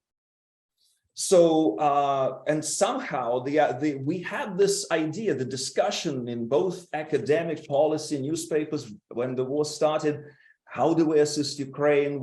Perhaps we should give some off-ramp to Putin. Well, yes, you can give an off-ramp to actors, you know, like Barack Obama or, you know, I don't know, Emmanuel Macron, but Putin is a different kind of actor. If he's intent on brutal conquest, the only way he would negotiate and bargain is how to twist you to his will and allow him to do what he intends to do. I think also part of it, I mean, this takes me back to my PhD dissertation when, you know, I analyzed aggressive challenges to the global leadership, international order, and you know, when you have those aggressive challenges, they don't look at the same way at the calculation of capabilities. They look more at intent and how to twist and play and split the opposition and achieve their goal. They're not stopped by, say, weakness in certain kinds of military capabilities that they may have. Number 4, wishful thinking, and I have 5, I don't know, yes, I still have some time. Yes, so number 4 is that whole discussion of the war causing splits within the elites or some kind of popular protest that would sweep Putin away from power, that new actors would emerge, whether Navalny triumphantly coming out of jail like Nelson Mandela, or even some ruthless oligarch, you know, upsetting the apple cart, taking over and disowning the war and ending it. That kind of thinking, perhaps there are some bits and pieces of information that may have given rise or continue to give rise to these assessments. But fundamentally, what we, and I didn't anticipate that myself at the beginning, was that how successfully Putin could reframe the war. So in terms of popular dissent, and in terms of the question whether public mood in Russia may change if more body bags, dead Russian soldiers return from the front, and that would kind of undermine public support from the war. Well, maybe at some point, if millions come back in body bags, that would become an issue. But I think right now what is happening, that's what I observe from interviews with ordinary Russians that come through from our foreign correspondents in Russia from time to time, is that I can clearly see it. They now believe in the common sacrifice for the defense of the motherland. Putin has successfully reframed it. And part of it was the declaration of recognition of sort of independence of DNR-LNR, and then admission of these regions, Donetsk, Luhansk, Zaporizhia, Kherson, into Russia, annexation in essence. So now any Ukrainian advance or even battling Russian forces there is framed as an attack on Mother Russia. Russian actions are framed as defense. Dead Russian soldiers coming back elicit the sense of common sacrifice. So the more of them come back dead, the more the sense of common sacrifice will be in Russian society and the stronger support for Putin. And it doesn't have to be sincere and ardent support for Putin. If, say, 80% support Putin and 40% genuinely, but 40% because everybody else supports Putin, it's still 80% support for Putin. And so, and that's actually, I think, how any kind of authoritarian system would function and sustain itself. And we also, I think, discount the resources that autocrats have to defend themselves and stay in power.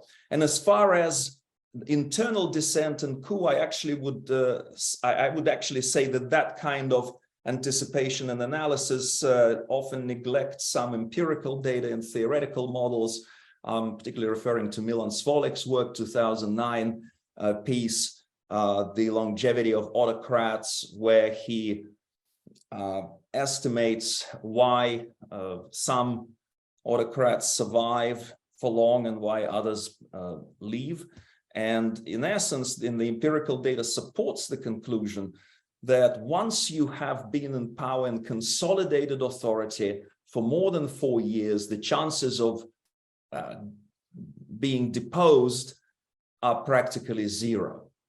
And most of the depositions of autocrats come through internal coups, but those coups are almost impossible to stage once the dictator has consolidated authority, because there's an enormous cost to being the first one to start the kind of coup plotting. So whoever starts coup plotting is going to be to risk exposure. And the idea is that either that exposure would not be risked, or there would always be somebody who would find it very advantageous to expose the coup and basically bust it. So I wouldn't expect internal dissent or popular uprising to make a difference in the situation. And finally, number 5, wishful thinking. And that is not necessarily all that obvious, but and maybe it's wishful thinking on my part that this is wishful thinking. But I would say that we kind of came to fear that escalation is more risky than a protracted war.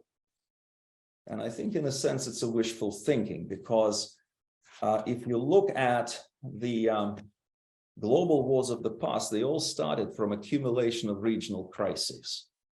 And as Napoleon said, once the first cannonball is fired, forget about all your plans. Throw them out of the window, but wars are unpredictable.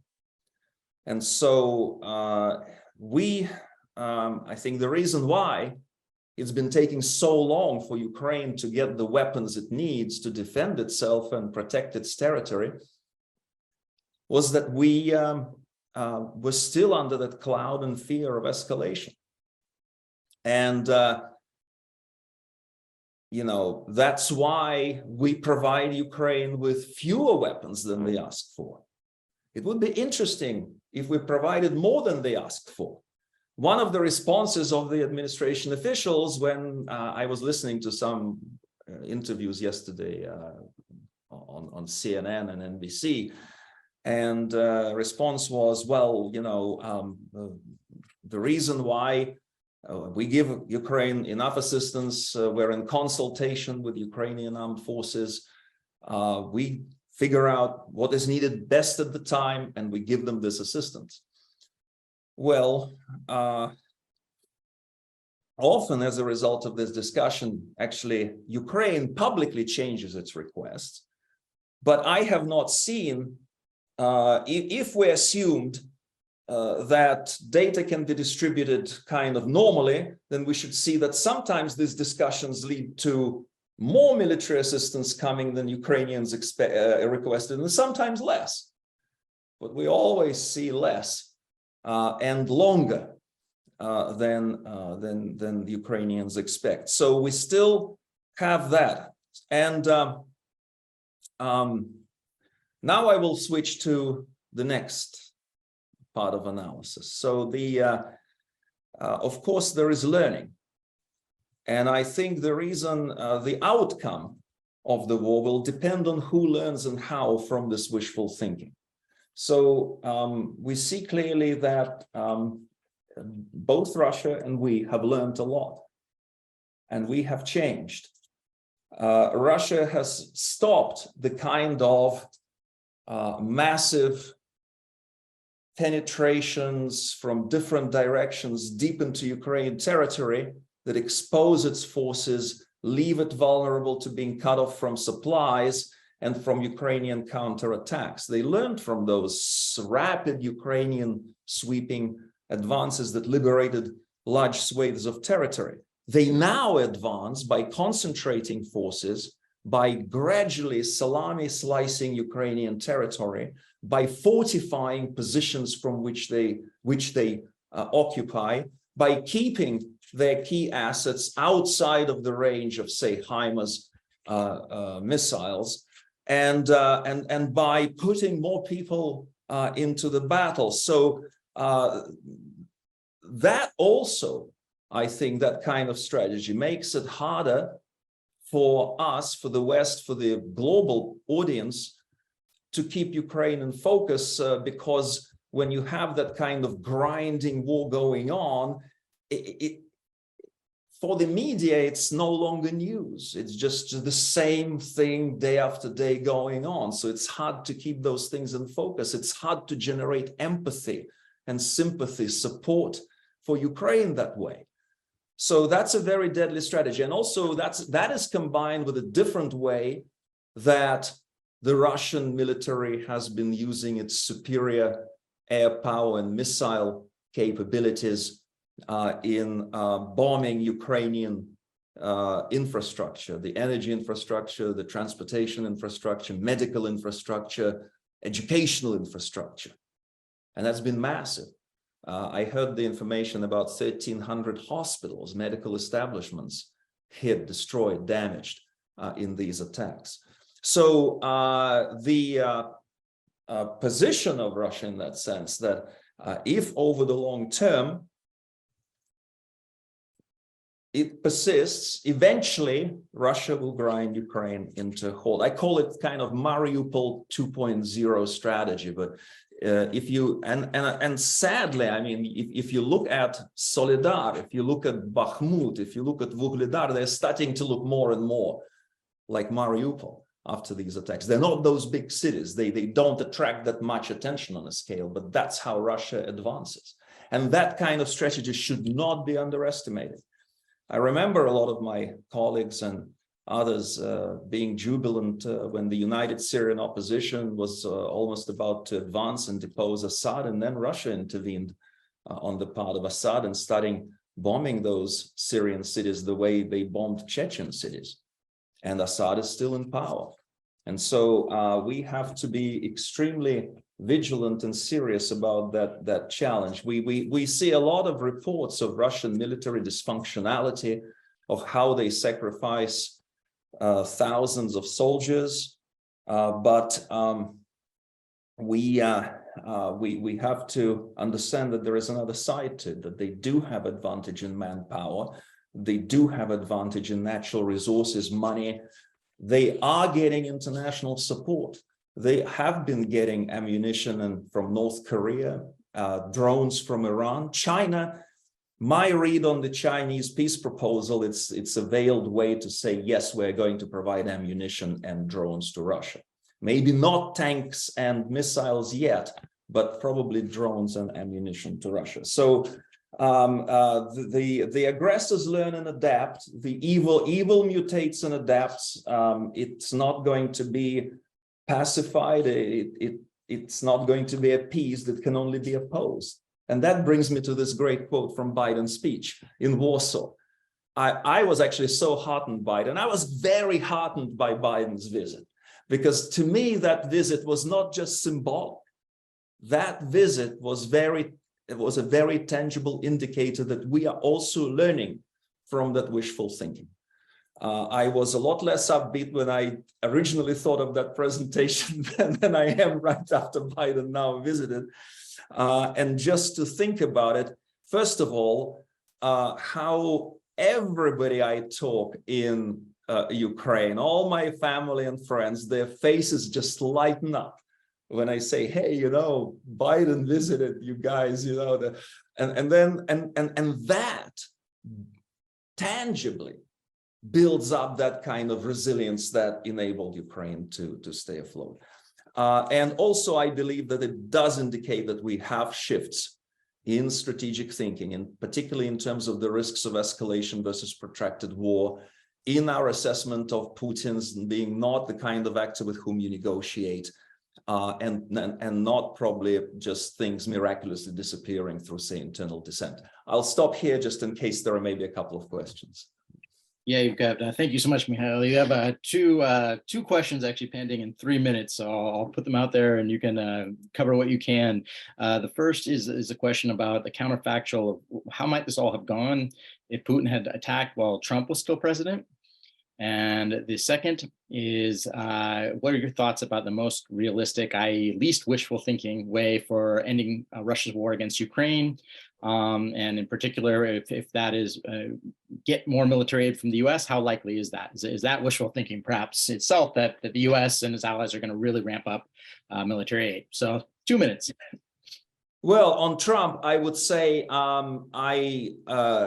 it's an interesting counterfactual, because to counteract that counterfactual, I think the reason why Russia did not invade during Trump was precisely because they thought that Trump was undermining NATO, that Trump was undermining the alliance, that Ukraine would basically have no support from the outside, that eventually the government inside would collapse and they won't need massive military invasion. But if they invaded, I mean, Ukrainian people would resist the same. And I would think actually that we would still be giving them military support, because the Congress did toughen sanctions on Russia after Crimea, precisely fearing that Trump may weaken that support. So there may not be as much change as you think, but I don't think Russia would have invaded during Trump. And secondly, on the realistic ways, as I say, I do see the hope. I think we are now providing, I think, a lot more military assistance is in the pipeline. I hope even the aircraft and longer range missiles are not off the table and will be coming through. I think also that this is the military industrial complex will get into higher gear. The production of ammunition will increase. So I do actually, I am quite hopeful on that sense. I just think the important question is the speed. And ultimately, this is important so that we don't make Ukrainians' overwhelming belief in victory, 95% of respondents in the surveys, be wishful thinking. Perfect ending and perfectly on time. And even it's always rare and wonderful when any sort of panel about Ukraine has a positive note instead of some, to end with instead of a cynical note. And I have an easy handoff in terms of moderators, because I think I'm passing the baton to you. So a pleasure to see you as always, and hope to see you in person soon. And I'll keep watching you guys for a while. Take care, Jordan, everybody. thank you very much. And thank you for your great analysis and all the work you've been doing on Ukraine. I know your heart and your mind, your brilliant mind were in it from day one. And so great to see you. We're all trying to do anything we can, So thank you. Thank you. Yes, like you said, thank you to Ukrainians. That's the one. That's who deserves it. But yes. And it's good to keep the spirit. А ми нашу славну Україну, hey, розвеселимо. Yeah, so that's. There you go. There you go. I think it's much earlier on your end than you're out in California, right? So. Yes. All right. Good night. Good to see you. All right. Take care, everybody. Okay, so we are moving on to our next presentation. I am now switching from my role as the presenter to the discussant.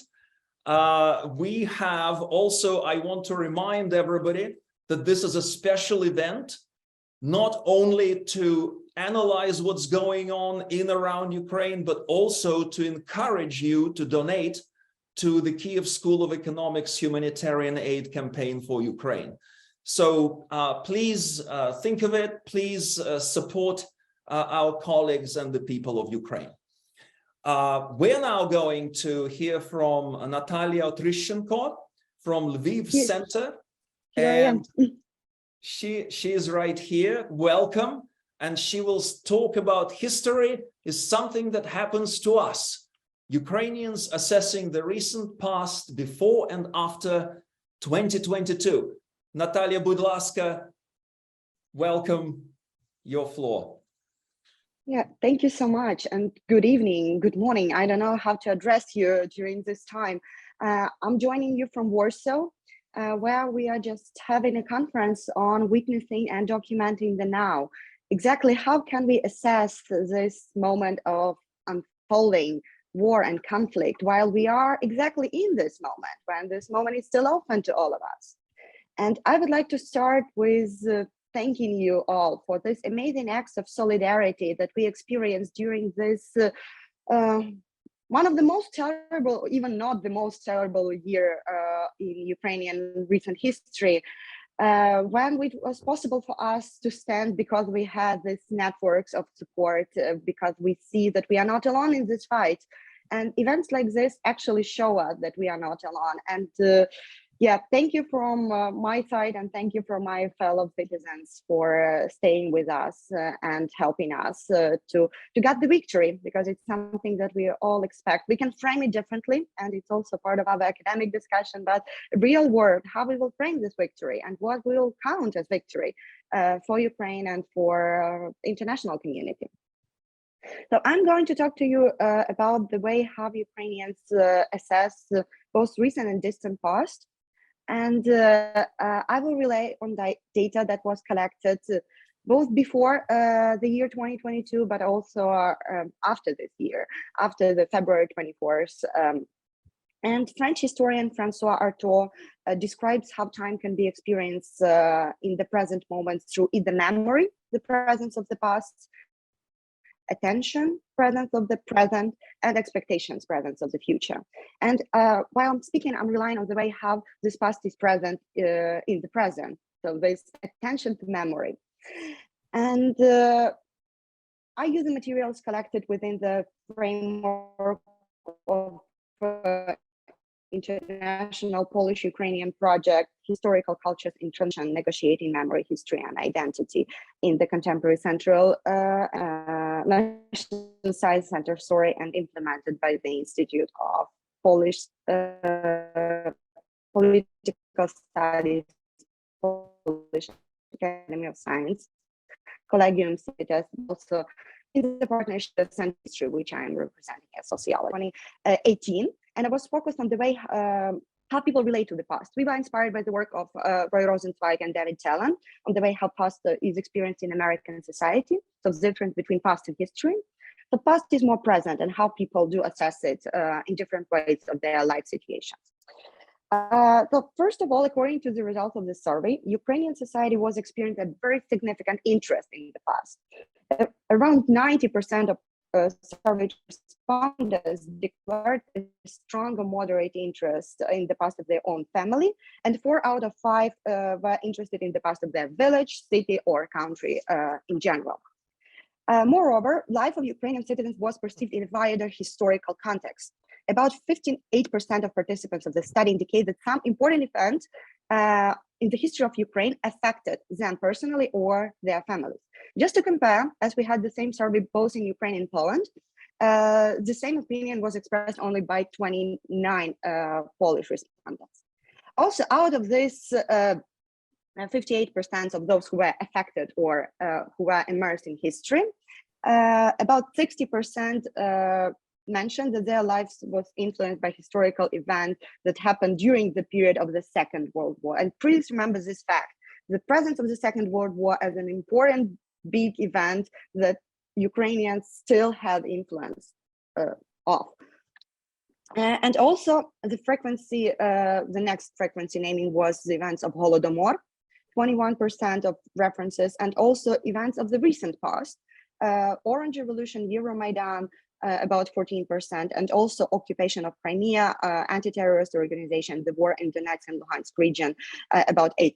So do remember that the survey happened in 2018, 4 years since the occupation of Crimea and 4 years since Russia started its aggression against independent Ukraine. So we see that people do rely on the memory, which is in literature called the communicative memory. So back to the generation that still might remember the Holodomor events, but also the huge presence of the Second World War as an important historical marker for Ukrainian society. Those who said that the history influenced their lives and the life of their family were more often eager to declare interest in different aspects of the past. And this mentioned data also indicate few trends. First of all, this personal life of respondents and their family is perceived as integrated into big history. So this historical event acquires some individual significance. And also this immersion of the past may be a result of internalization of the discussions that happen in media sphere. The way how historical past is constantly reassessed by the state and by different media. So if you also look at the results of the survey, Ukrainians do mention much more sources for information about the past than their Polish colleagues, because like we tend to look for different ways how the same event can be explained. So it also means some kind of doubt and insecurity about the way, what was actually this past? What was this history for us? Secondly, this outlines that some event as a historical one becomes an indicator of its importance for a particular social group, its recognition and appropriation. And this reflection also contains not only traumatic events of the 20th century, but also these recent events, the events of Euromaidan and the Revolution of Dignity and the events that followed the Russian aggression. So it means that this history started to be something that happened to us, and something that we already named these recent events and the ones that have historical significance.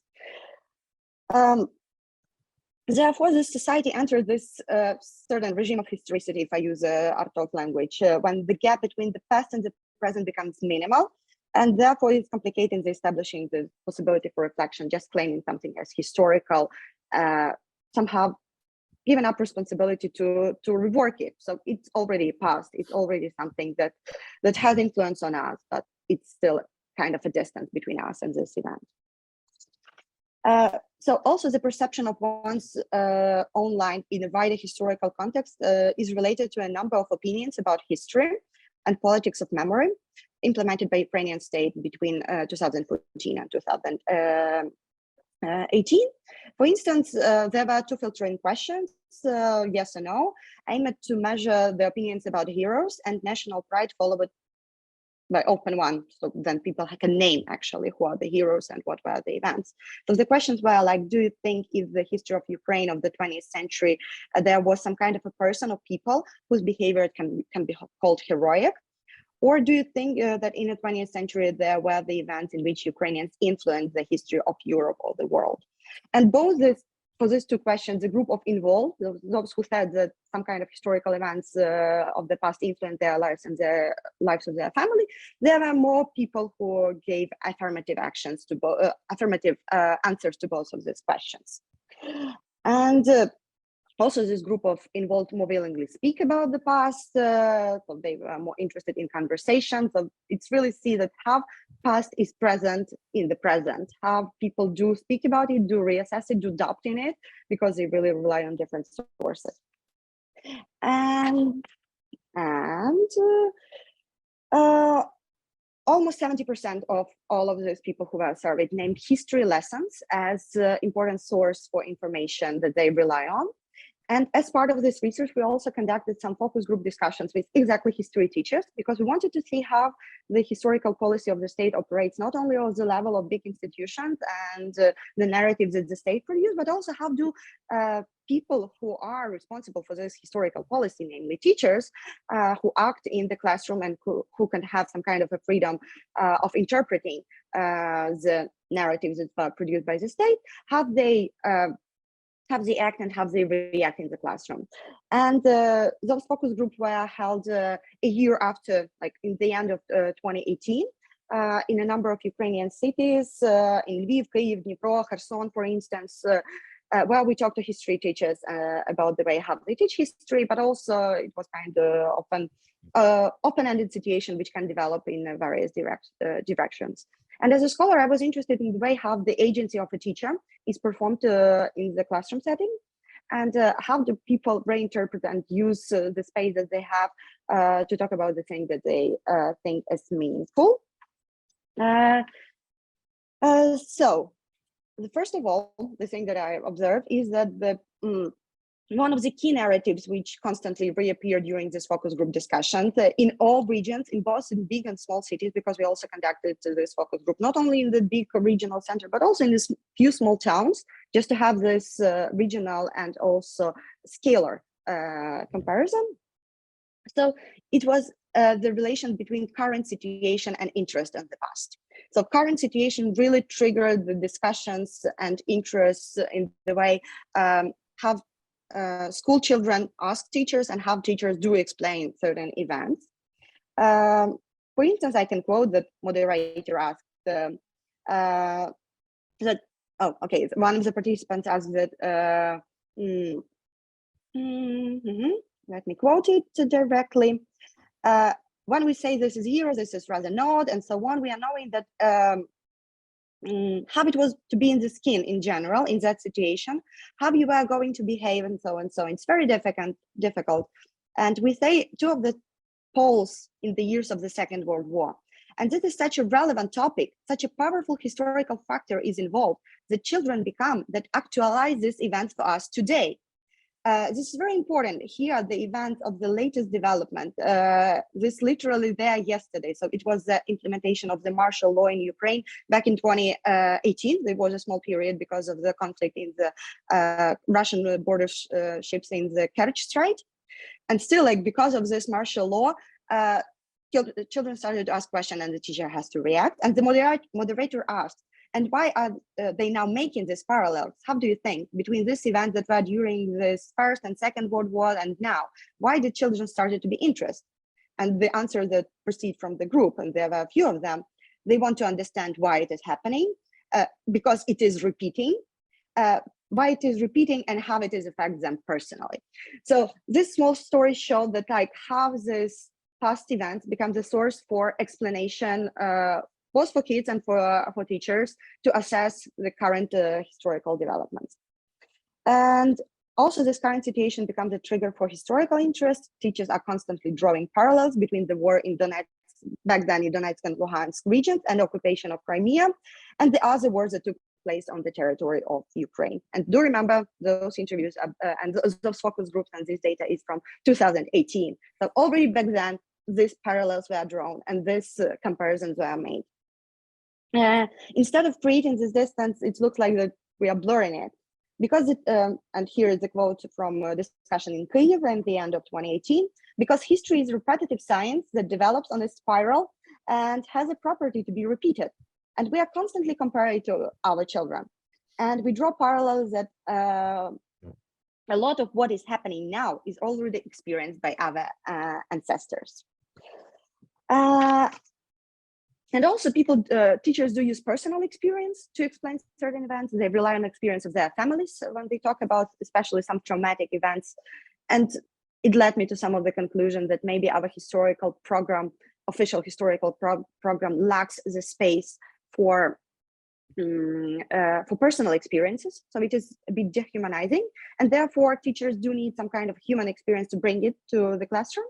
And therefore they use either their personal stories or the stories of their loved ones, especially in case of the Holodomor and the events of the Second World War and post-war repressions. And also people recall the experience of their relatives in the context of this, when the same event is mentioned during the survey, the Second World War and the Holodomor, and sometimes they also relied on the local mnemonic communities. For instance, I'm quoting, "We together with our class are going, for example, visiting the Holodomor survivors, recording their memories. This is too something that I can tell with, not touch them in the way when they talk to this grandmother." So it's also like using the oral history methodology in the classroom and also trying to have this firsthand experience, like talking to the witness and giving more scores of reliability to these experiences of the witnesses. And through this conversation, this past gains a human face, which is regularly emphasized in this oral history tradition.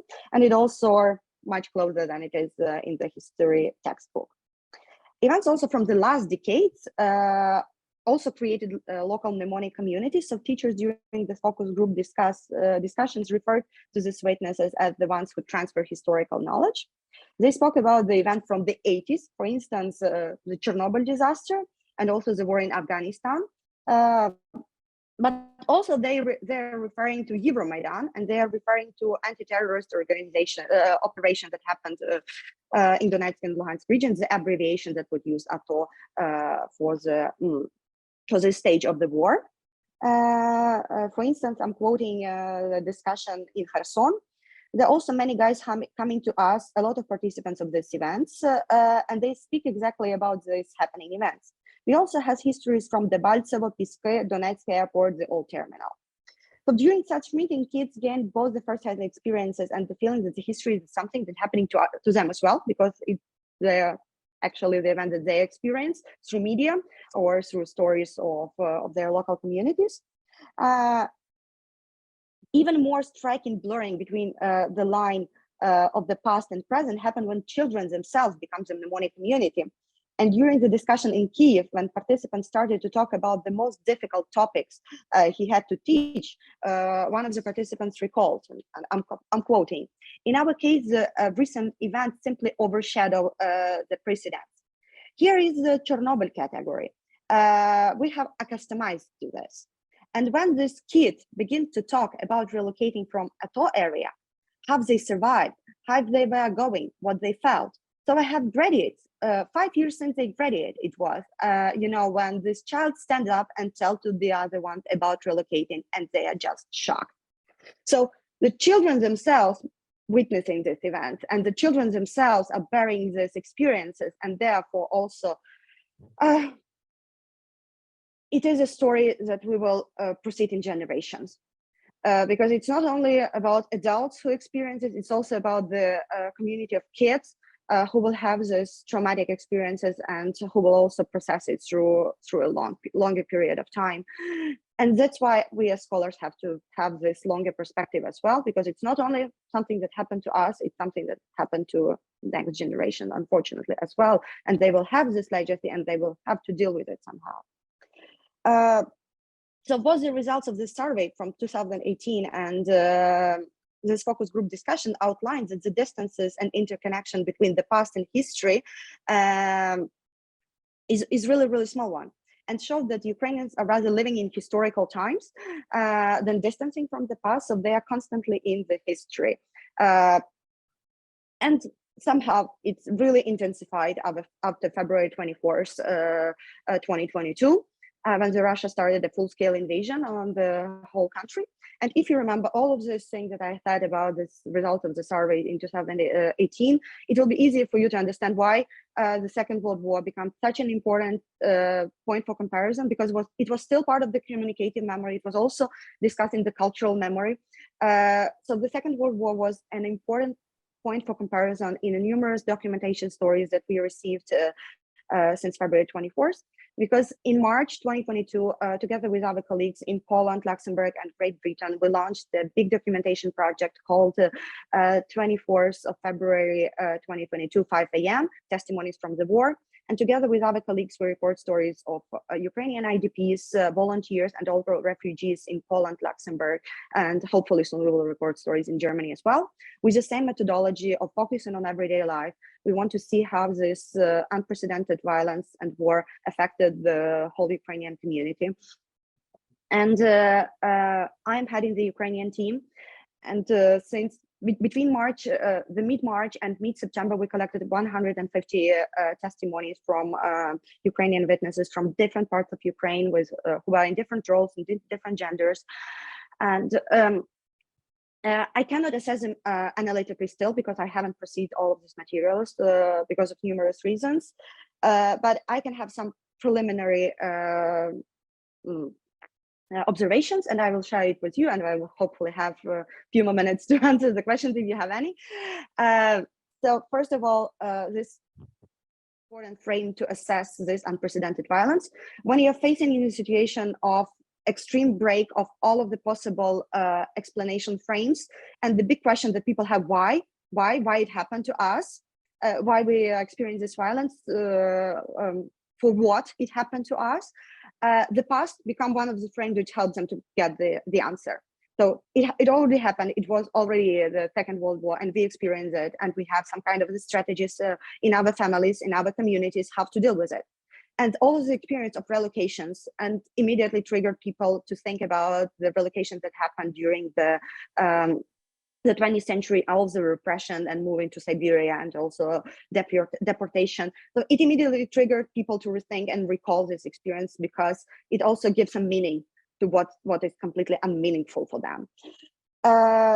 So it also worked on the level of communication memory, but also cultural memory, how the events were framed, and even the slips of tongue that people have in this interview, somehow naming Russians like Germans or Nazis, because they are the big enemy that happened to us. And also this historicizing of the present helps to give the meaning. I have a quote from the interview that I've conducted. One of the lady told that she has the experience of living on the pages of a history textbook. So living in historical time is really, really tough experience, because you know that like sometimes you are turned from your everydayness, from your routines, and you are in the extraordinary. We need some kind of explanation frames, and people do draw on different like cultural repertoires in order to explain this extraordinary everydayness. And also the motivation why people do share these stories. And I had experience of numerous oral history projects before the full-scale invasion. And this one is the only one when people do will to share this story so much, so I do not need to ask anyone. Like even I'm just describing the all pros and cons of giving a testimony. People do willingly want to share, because they see it as their contribution for a future assessment of this event, and they see their experience as important. They wanted this war be explained based on the human experience, probably because the previous war was so dehumanizing. And I think. Yeah, I will end with it. And we do need to tell the story of this war from a human perspective, because it's a huge human tragedy. It's also the experience of amazing solidarity and resilience of Ukrainian society. And we have to remember about that people do stay strong, but they do experience the terrible things in their lives, the terrible losses that happen every day. And we need to mobilize ourselves to make this war end and make Ukraine win as quickly as possible. Thank you. We have still a few minutes to discussion. Thank you, Dziękuję, Natalia. And I don't see any questions on chat, but I have at least 2 questions for you. Absolutely important to focus on history, and I'm glad that you were able to ask those good detailed questions on specific events and their perceptions regarding historical frames and how people view them in Ukraine. Putin clearly used history, a very perverted version, a kind of mixture of Soviet and imperial misrepresentation of Ukraine. I read somewhere that every Russian soldier has a little booklet with Putin's speech, so that when they have a spare moment, they would read why they're fighting, to return those historical, quote unquote, Russian lands back into the fold. So history, obvious, is absolutely vital. And I think also the reason why Putin was framing this conflict in terms from 2014, from those St. George's ribbons, framing it as the replay of World War II, the great patriotic war of Russia, I believe he was using it to divide Ukrainian society from within, and hoping that it would undermine. In your 2018 survey, did you see any indication that the Ukrainian society perhaps was systematically divided, or perhaps was prone to that kind of manipulation by Moscow? Yeah, there were numerous discussions about how we can assess certain events of the Second World War, for instance, the role of Stepan Bandera or the role of the Ukrainian insurgent army, or what their fight for independence or crimes against the civil population. So people do divide a bit on these topics. Somehow we the regional differences might be overestimated for sure, but in the way we should see a difference between this media landscape and how it is discussed and instrumentalized by certain political debates, and the way how events were experienced in the families. And this family history became an important and actualized a lot during this 2022 phase of the conflict, because it was experienced differently and retold differently in the families. So I guess this huge interest in the past is because of some kind of discrepancy between this family histories and this official narrative that happened. And people try to navigate between that, and therefore it was not so easy to manipulate with them, because I mentioned that Ukrainians do have so many different sources. They name different sources from where they learn about the past. And it is not one media. And I think it is the key difference between Ukrainian and Russian society. But in Russian society, I assume it is one dominating media through which people do learn about the past. So this official narrative, which is screaming on people from every possible hole. And in Ukraine, people do have these various channels from where they learn. They have some kind of political discussion, they have family history, they have local historical policies and local memorial sites, they have conversation in families and friends. So because of this multiple landscape, it was not so easy for them to manipulate and have one correct answer to the question, who was Stepan Bandera and what was the Ukrainian insurgent army. And therefore, I think it was also society is much more resilient because of this multiplicity of channels. Also less trust in all of them, more channels, but less trust, and therefore a secure position against manipulation. But yes, you're perfectly correct about how the Second World War experience was instrumentalized by Russian side and by Putin, who clearly staged this great patriotic war as a big comparison point, something that they wanted to repeat. Yes, and there are numerous scholarship already done on the explaining how this historical argument in Putin's speech were instrumentalized and used and also repeated in some kind of Western media and take it for granted. So lots of work to do for us. Well, thank you for reminding how pluralism can be the source of resilience. I also wanted to ask you in the 20 seconds that remaining, very quick question. You mentioned this fantastic project documenting war experiences. Are you planning to maybe digitize it and transcribe it so that scholars can get access to this wealth of data, especially now that we have all kinds of tools to analyze text? Yes, it is the main idea to have it as hi Vitaly. Welcome, Vitaly. 2 seconds. Just yes or no, Yes, we will have it as a digital archive, and the plan is to have it international archive. As I mentioned, the stories are collected not only in Ukraine, but also in Poland, in Germany, in Luxembourg. So we want to have it as one repository of stories from where we can learn about these events. And furthermore, we want to have a second meeting with every person. So we want to make it a continuous study. So please do follow this project, and I will be really happy to answer any questions that arouse you or can find my name in the program. Thank you. Дуже дякую. Дякую навзаєм. Thank you very much. We are now moving on. And before I introduce the next speaker, another reminder that this is also an event where we are hoping to help support our Ukrainian friends and scholars through donations to the Kyiv School of Economics humanitarian aid campaign for Ukraine. And with that, let me introduce Vitaly Dankevich from Polisia National University. And he will talk about the impact of Russia's war on global food security. Very big and important topic. Vitaly, welcome. Please go ahead. I will give you like a 5-minute signal if you're still talking at that time. Other than that, go ahead.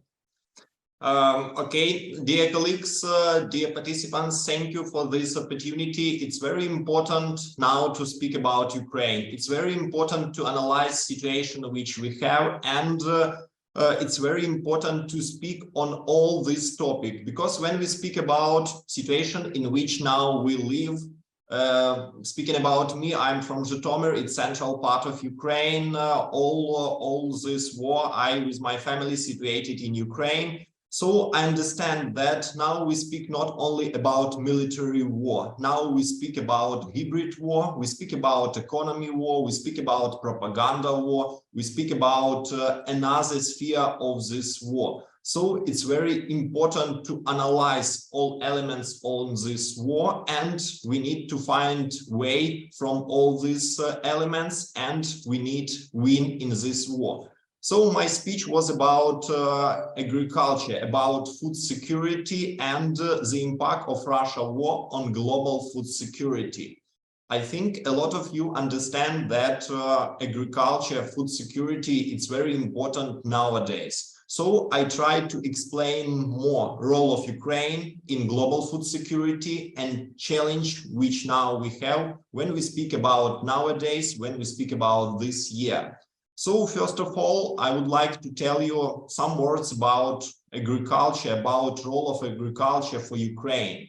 Speaking about Ukraine, a lot of people understand that Ukraine is a country which produces food. Ukraine is a country which gives this food to another country, and we have official calculation that Ukraine produces food for more than 400 million people in the world. It's a lot of people who need our food and from which we produce this food.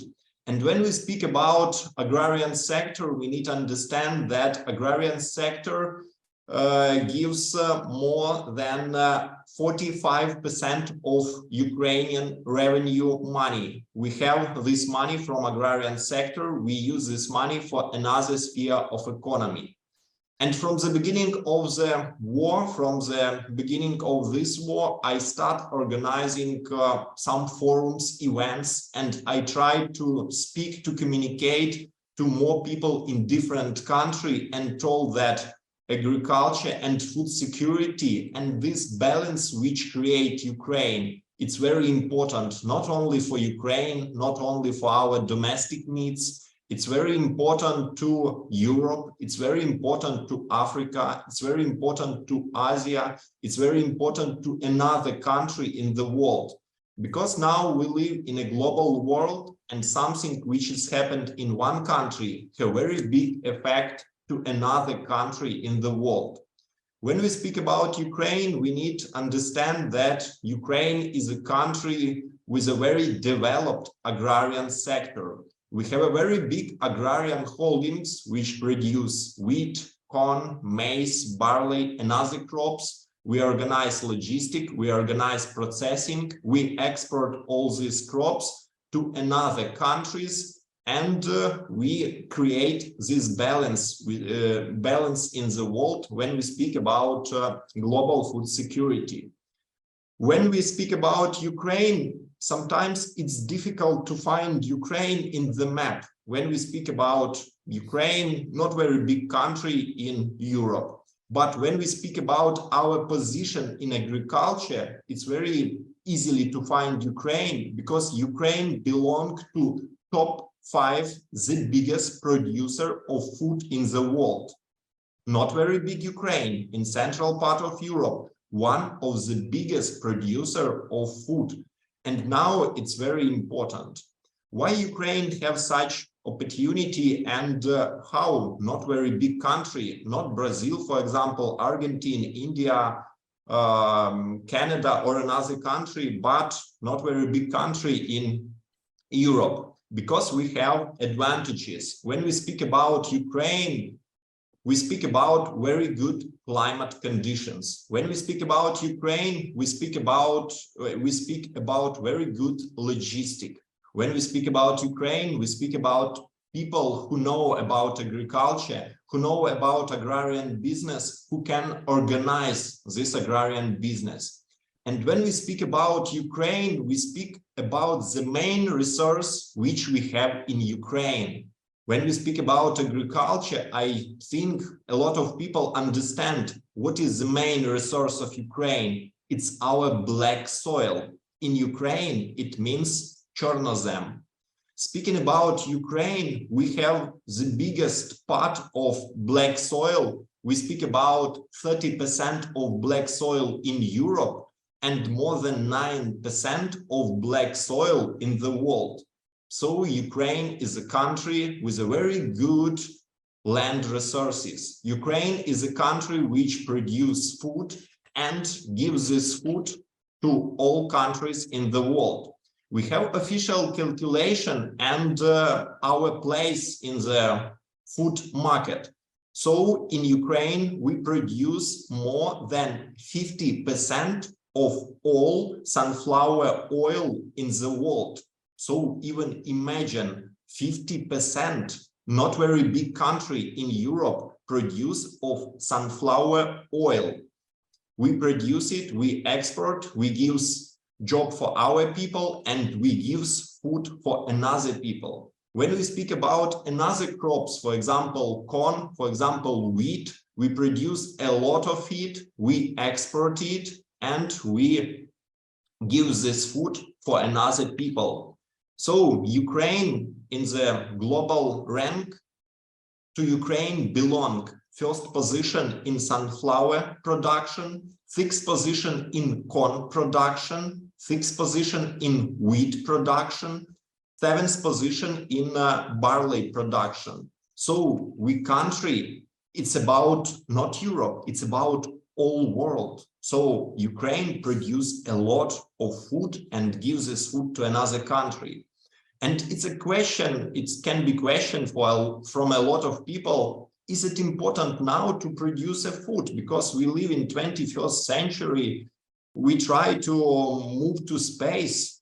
Is it food? It's very important. When we speak about bread or something else, isn't important, can ask some people. But we need to understand that we live in a very big world, and in this world, we have officially 81 countries.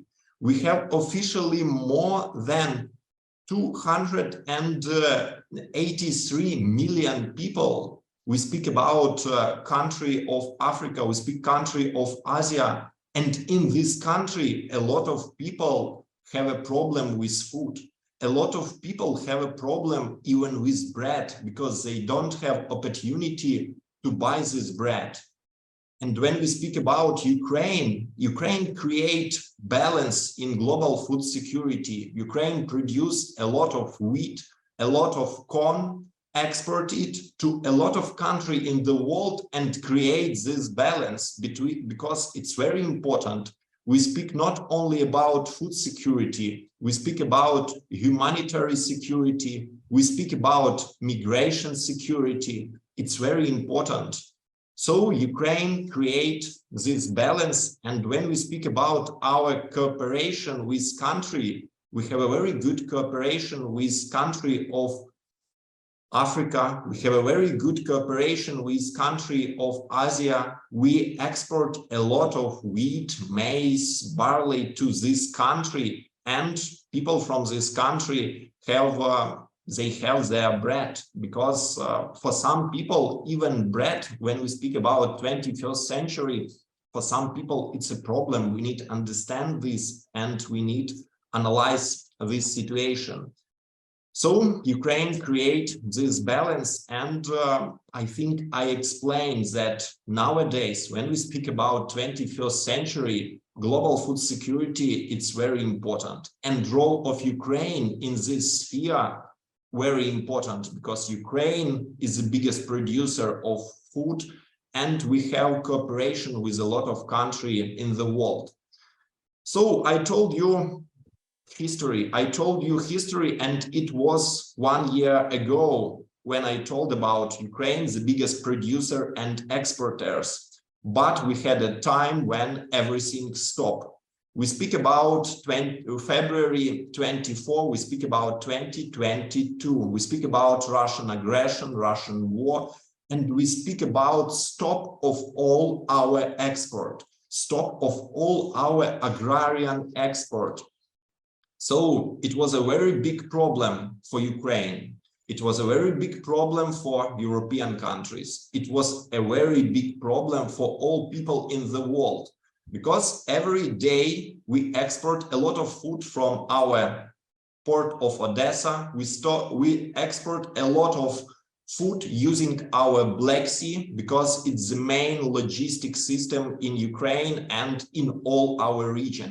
So in this period, everything stopped.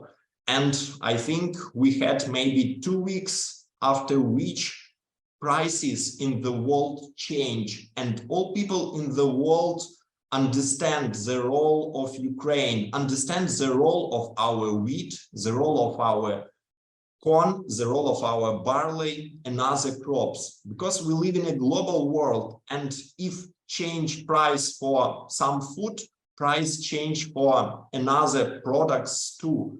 So it was very big problem, and even now I try to tell more about this, but we don't find good way from this problem, because now we have grain corridor, now we can export a lot of our food, but a lot of problem we have in these conditions.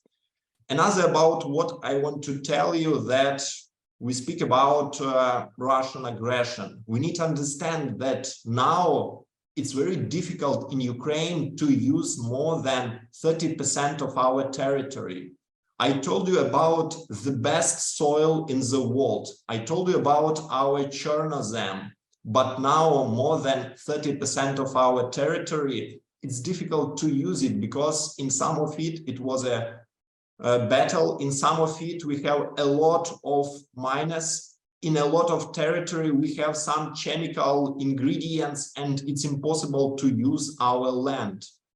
And now we speak not only about Ukraine like a land, but we speak about Ukraine like a biggest producer of food. And it's a question, who can produce this food?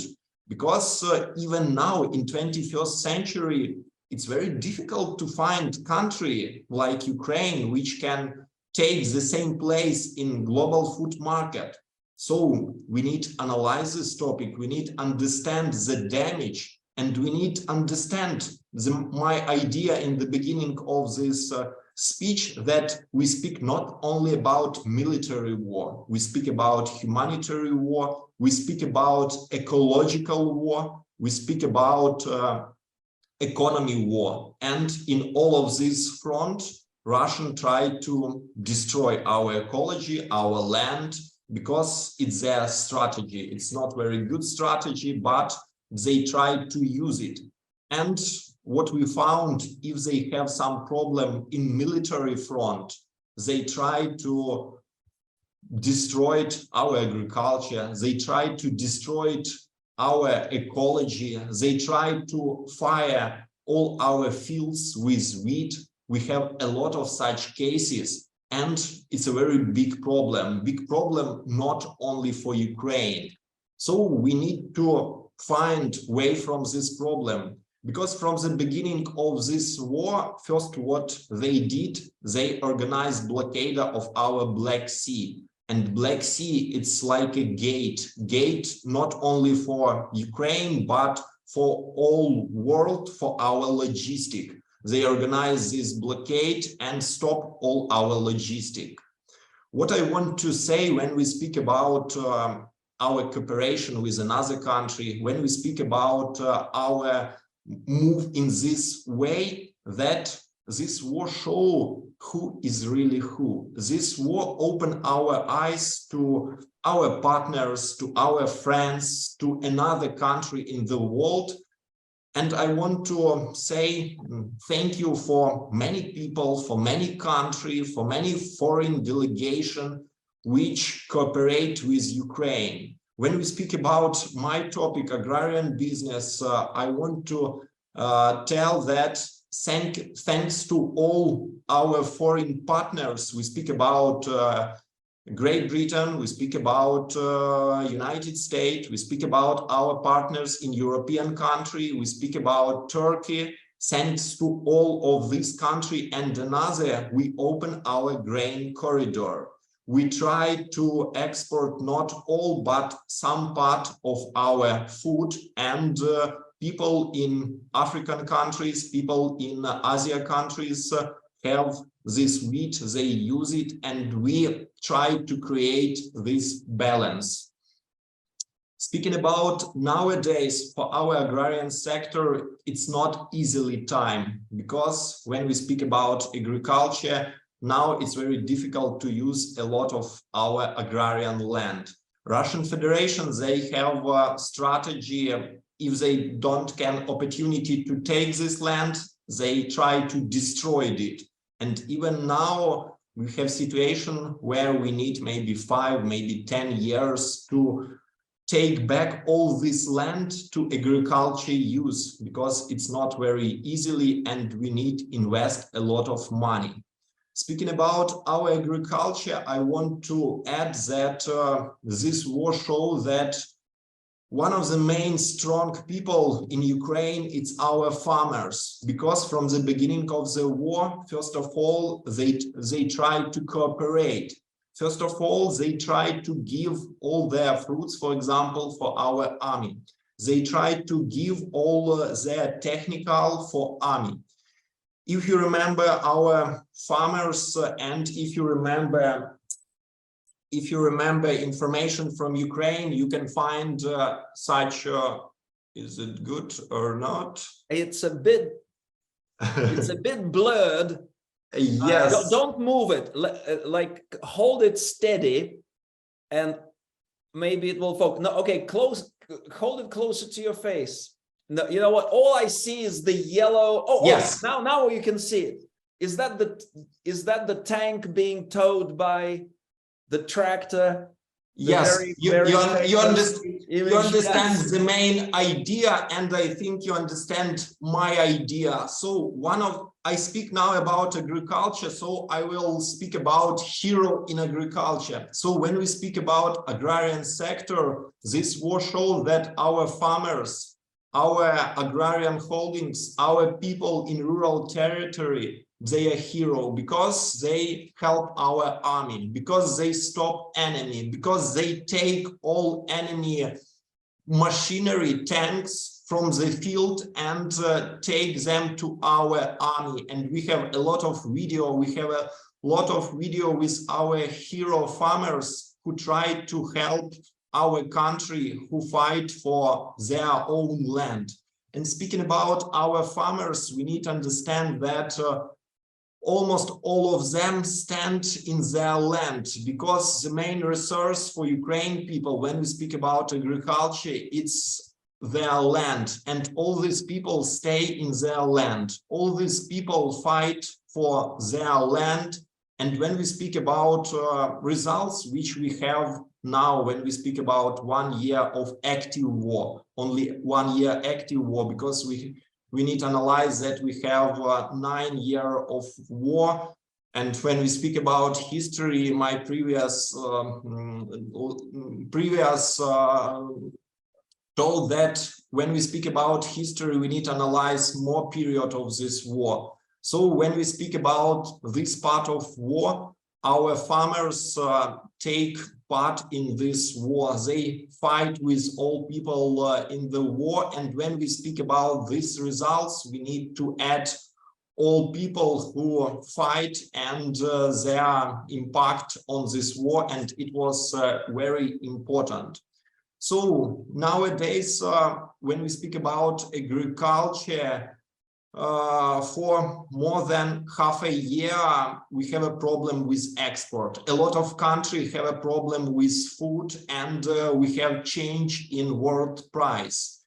Thanks to all our partners, we organize our grain corridor. Even now, we export a lot of food to another country, and we destroyed plan of Russian Federation to stop our export and to create very big humanitarian crises, because it was their idea, stop our export, create humanitarian crisis in Africa, Asia, and it was their idea. But we destroyed this idea. We produce wheat, we produce corn, we export it. And even now, in a condition of war, when we speak about our situation, that some of our farmers, even in such danger situation, they prepare their fields, they organize sowing company, because they believe in our army, they believe in our victory, and they believe that agriculture is very important for our economy, it's very important for our future. So we work in this front.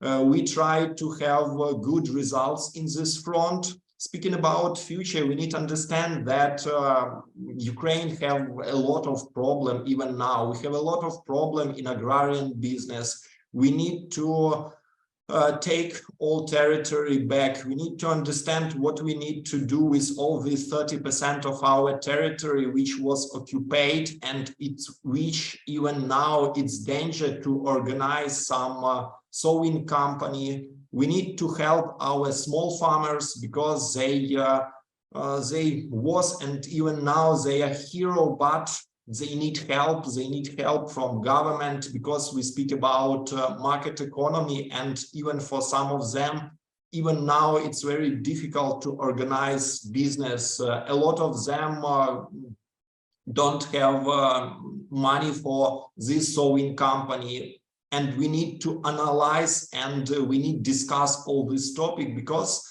as I told you, Ukraine is a country which produces food, and not only for domestic needs. Ukraine is a country which produces food for all countries in the world. So I try to make some conclusions and the main idea of my speech. What I want to say when I organize all forums and all speeches and make conclusions, I told only two sentences. First sentence, which we need to understand, and when we speak about Ukraine and global food security, Ukraine is among top 5 world exporters and producers of food. Not very big country in Europe. Top 5 exporters and producers of food. It's first idea. We need to understand this, and we need to understand all changes in the world after this war, and we need to think about our future. Another idea, about 400 million people depend on grain supply from Ukraine. So even now, when we speak about 2021, 2022, we speak about 400 million people. We produce food for all these people. And when we speak about Ukraine, we have opportunity to produce food for 1 billion people. So we have a very good potential. We can realize this potential. We try to do it, but we have such Russian Federation and we have this situation. So I think I tried to explain you about Ukraine, about agriculture, about situation which we have, and about our future. I believe in our future, I believe in our victory, and I thanks to all organizers for this event, because it's very important to speak about Ukraine, about agriculture, and about another situation which we have. Thank you very much. I'm open for questions, for discussion. It will be very good. Well, thank you, Vitaly. Absolutely important topic. We don't have any questions coming in the chat. I also want to say, however, that this is a very late night period in the United States, the East Coast, and even in the West Coast, it's getting closer to midnight. But the organizers also will have the recording of this event. And from my experience in Ukrainathon of the last year, I can tell you that a lot of people will watch, including, I'm sure, some of my students and my colleagues will watch the recordings. So we need to also greet those people who watch the recording. Thank you very much for joining us. And in the meantime, I will ask you a question. I thank you for drawing attention to the fact that Russia makes it impossible or very hard to farm, as you mentioned, almost 30% of territory in Ukraine. And I also, I understand about the grain corridor, super important, but I understand also that Russia continues to manipulate that. They continue to try to introduce problems, they threaten sometimes to block it, and that the future of that is not necessarily always certain. So what are some of the problems, and how do you see the prospect of that grain corridor continuing into this year? Speaking about this situation, first idea when we speak about our future, if we want to speak about a safe grain corridor, and when we speak how to organize it, we need to win in this war. We need to take back Crimea Republic. We need to move Russian Federation from Black Sea. Only in this situation we can guarantee our cooperation with another country, and we can export all our grain. So the main people who can guarantee it's our force, it's Ukraine military force. They can be the main guarantee in this field. It's the main idea. Another idea, when we speak about grain corridor, we need to understand that we need to think about future, because using Black Sea, we export more than 95% of our agriculture product, 95. We need to speak about diversification. It's very difficult because we need to invest a lot of money. We need to create new infrastructure, but we need to do it, and we start do it. We need to speak about European Union, about logistic with country of European Union. Now we try to export maybe 5, maybe 7% of our agriculture using our partners in European Union. We need to invest more money and export maybe 10%, maybe more agrarian products using our partner in European Union. So if we speak about future, only diversification of export, because it's dangerous if we have only one way for our export and Russian Federation uses and organize this blockade. So I think we will win in this war, and our army give us opportunity to export all our products using Black Sea, but from economy, we need to think about diversification and about more cooperation with our European partner. Thank you. Thank you, Vitaly. Переможемо. Обов'язково. I also want to those who will view us in the recording alive to remind that Vitaly comes from Zhytomyr, which to me is a very important city in Ukraine. I went there in 1989 to interview Alla Yaroshinska, who was one of the two big stories of the Soviet Union shedding its communist past and becoming potentially more democratic. She was up there with Boris Yeltsin, who defeated the communist incumbents in that first democratic elections opened by Gorbachev. Unfortunately, Moscow did not sustain that democratic tradition, but Ukraine did sustain the Zhytomyr tradition of beating the communist incumbents. And so with that, I pass the baton to Vitaly to continue moderating our wonderful Ukrainathon and introduce the next speaker. Thank you very much.